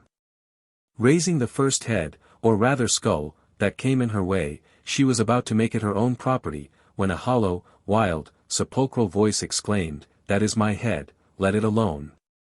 Not wishing to dispute the claimant's title to this head, and supposing she could be otherwise provided, she very good-naturedly returned it and took up another. "That is my father's head," bellowed the same voice. Wishing, if possible, to avoid disputes, the wife of Campbell took up another head, when the same voice instantly started a claim to it as his grandfather's head. "Well," replied the wife, nettled at her disappointments, "although it were your grandmother's head, you shan't get it till I am done with it." "What do you say, you limmer?" says the ghost, starting up in his awry habiliments. "What do you say, you limmer?" repeated he in a great rage. "By the great oath, you had better leave my grandfather's head." Upon matters coming this length, the wily wife of Campbell thought it proper to assume a more conciliatory aspect. Telling the claimant the whole particulars of the predicament in which she was placed, she promised faithfully that if his honour would only allow her to carry off his grandfather's skull or head in a peaceable manner, she would restore it again when done with. Here, after some communing, they came to an understanding, and she was allowed to take the head along with her, on condition that she should restore it before cock-crowing, under the heaviest penalties. On coming out of the churchyard and looking for her companion, she had the mortification to find her without a mouthful of breath in her body. For, on hearing the dispute between her friend and the guardian of the grave, and suspecting much that she was likely to share the unpleasant punishments with which he threatened her friend, at the bare recital of them she fell down in a faint, from which it was no easy matter to recover her. This proved no small inconvenience to Campbell's wife, as there were not above 2 hours to elapse ere she had to return the head according to the terms of her agreement. Taking her friend upon her back, she carried her up a steep acclivity to the nearest adjoining house, where she left her for the night. Then repaired home with the utmost speed, made Death Bree of the head ere the appointed time had expired, restored the skull to its guardian, and placed the grave in its former condition. It is needless to add that, as a reward for her exemplary courage, the Bree had its desired effect. The cattle speedily recovered, and, so long as she retained any of it, all sorts of diseases were of short duration.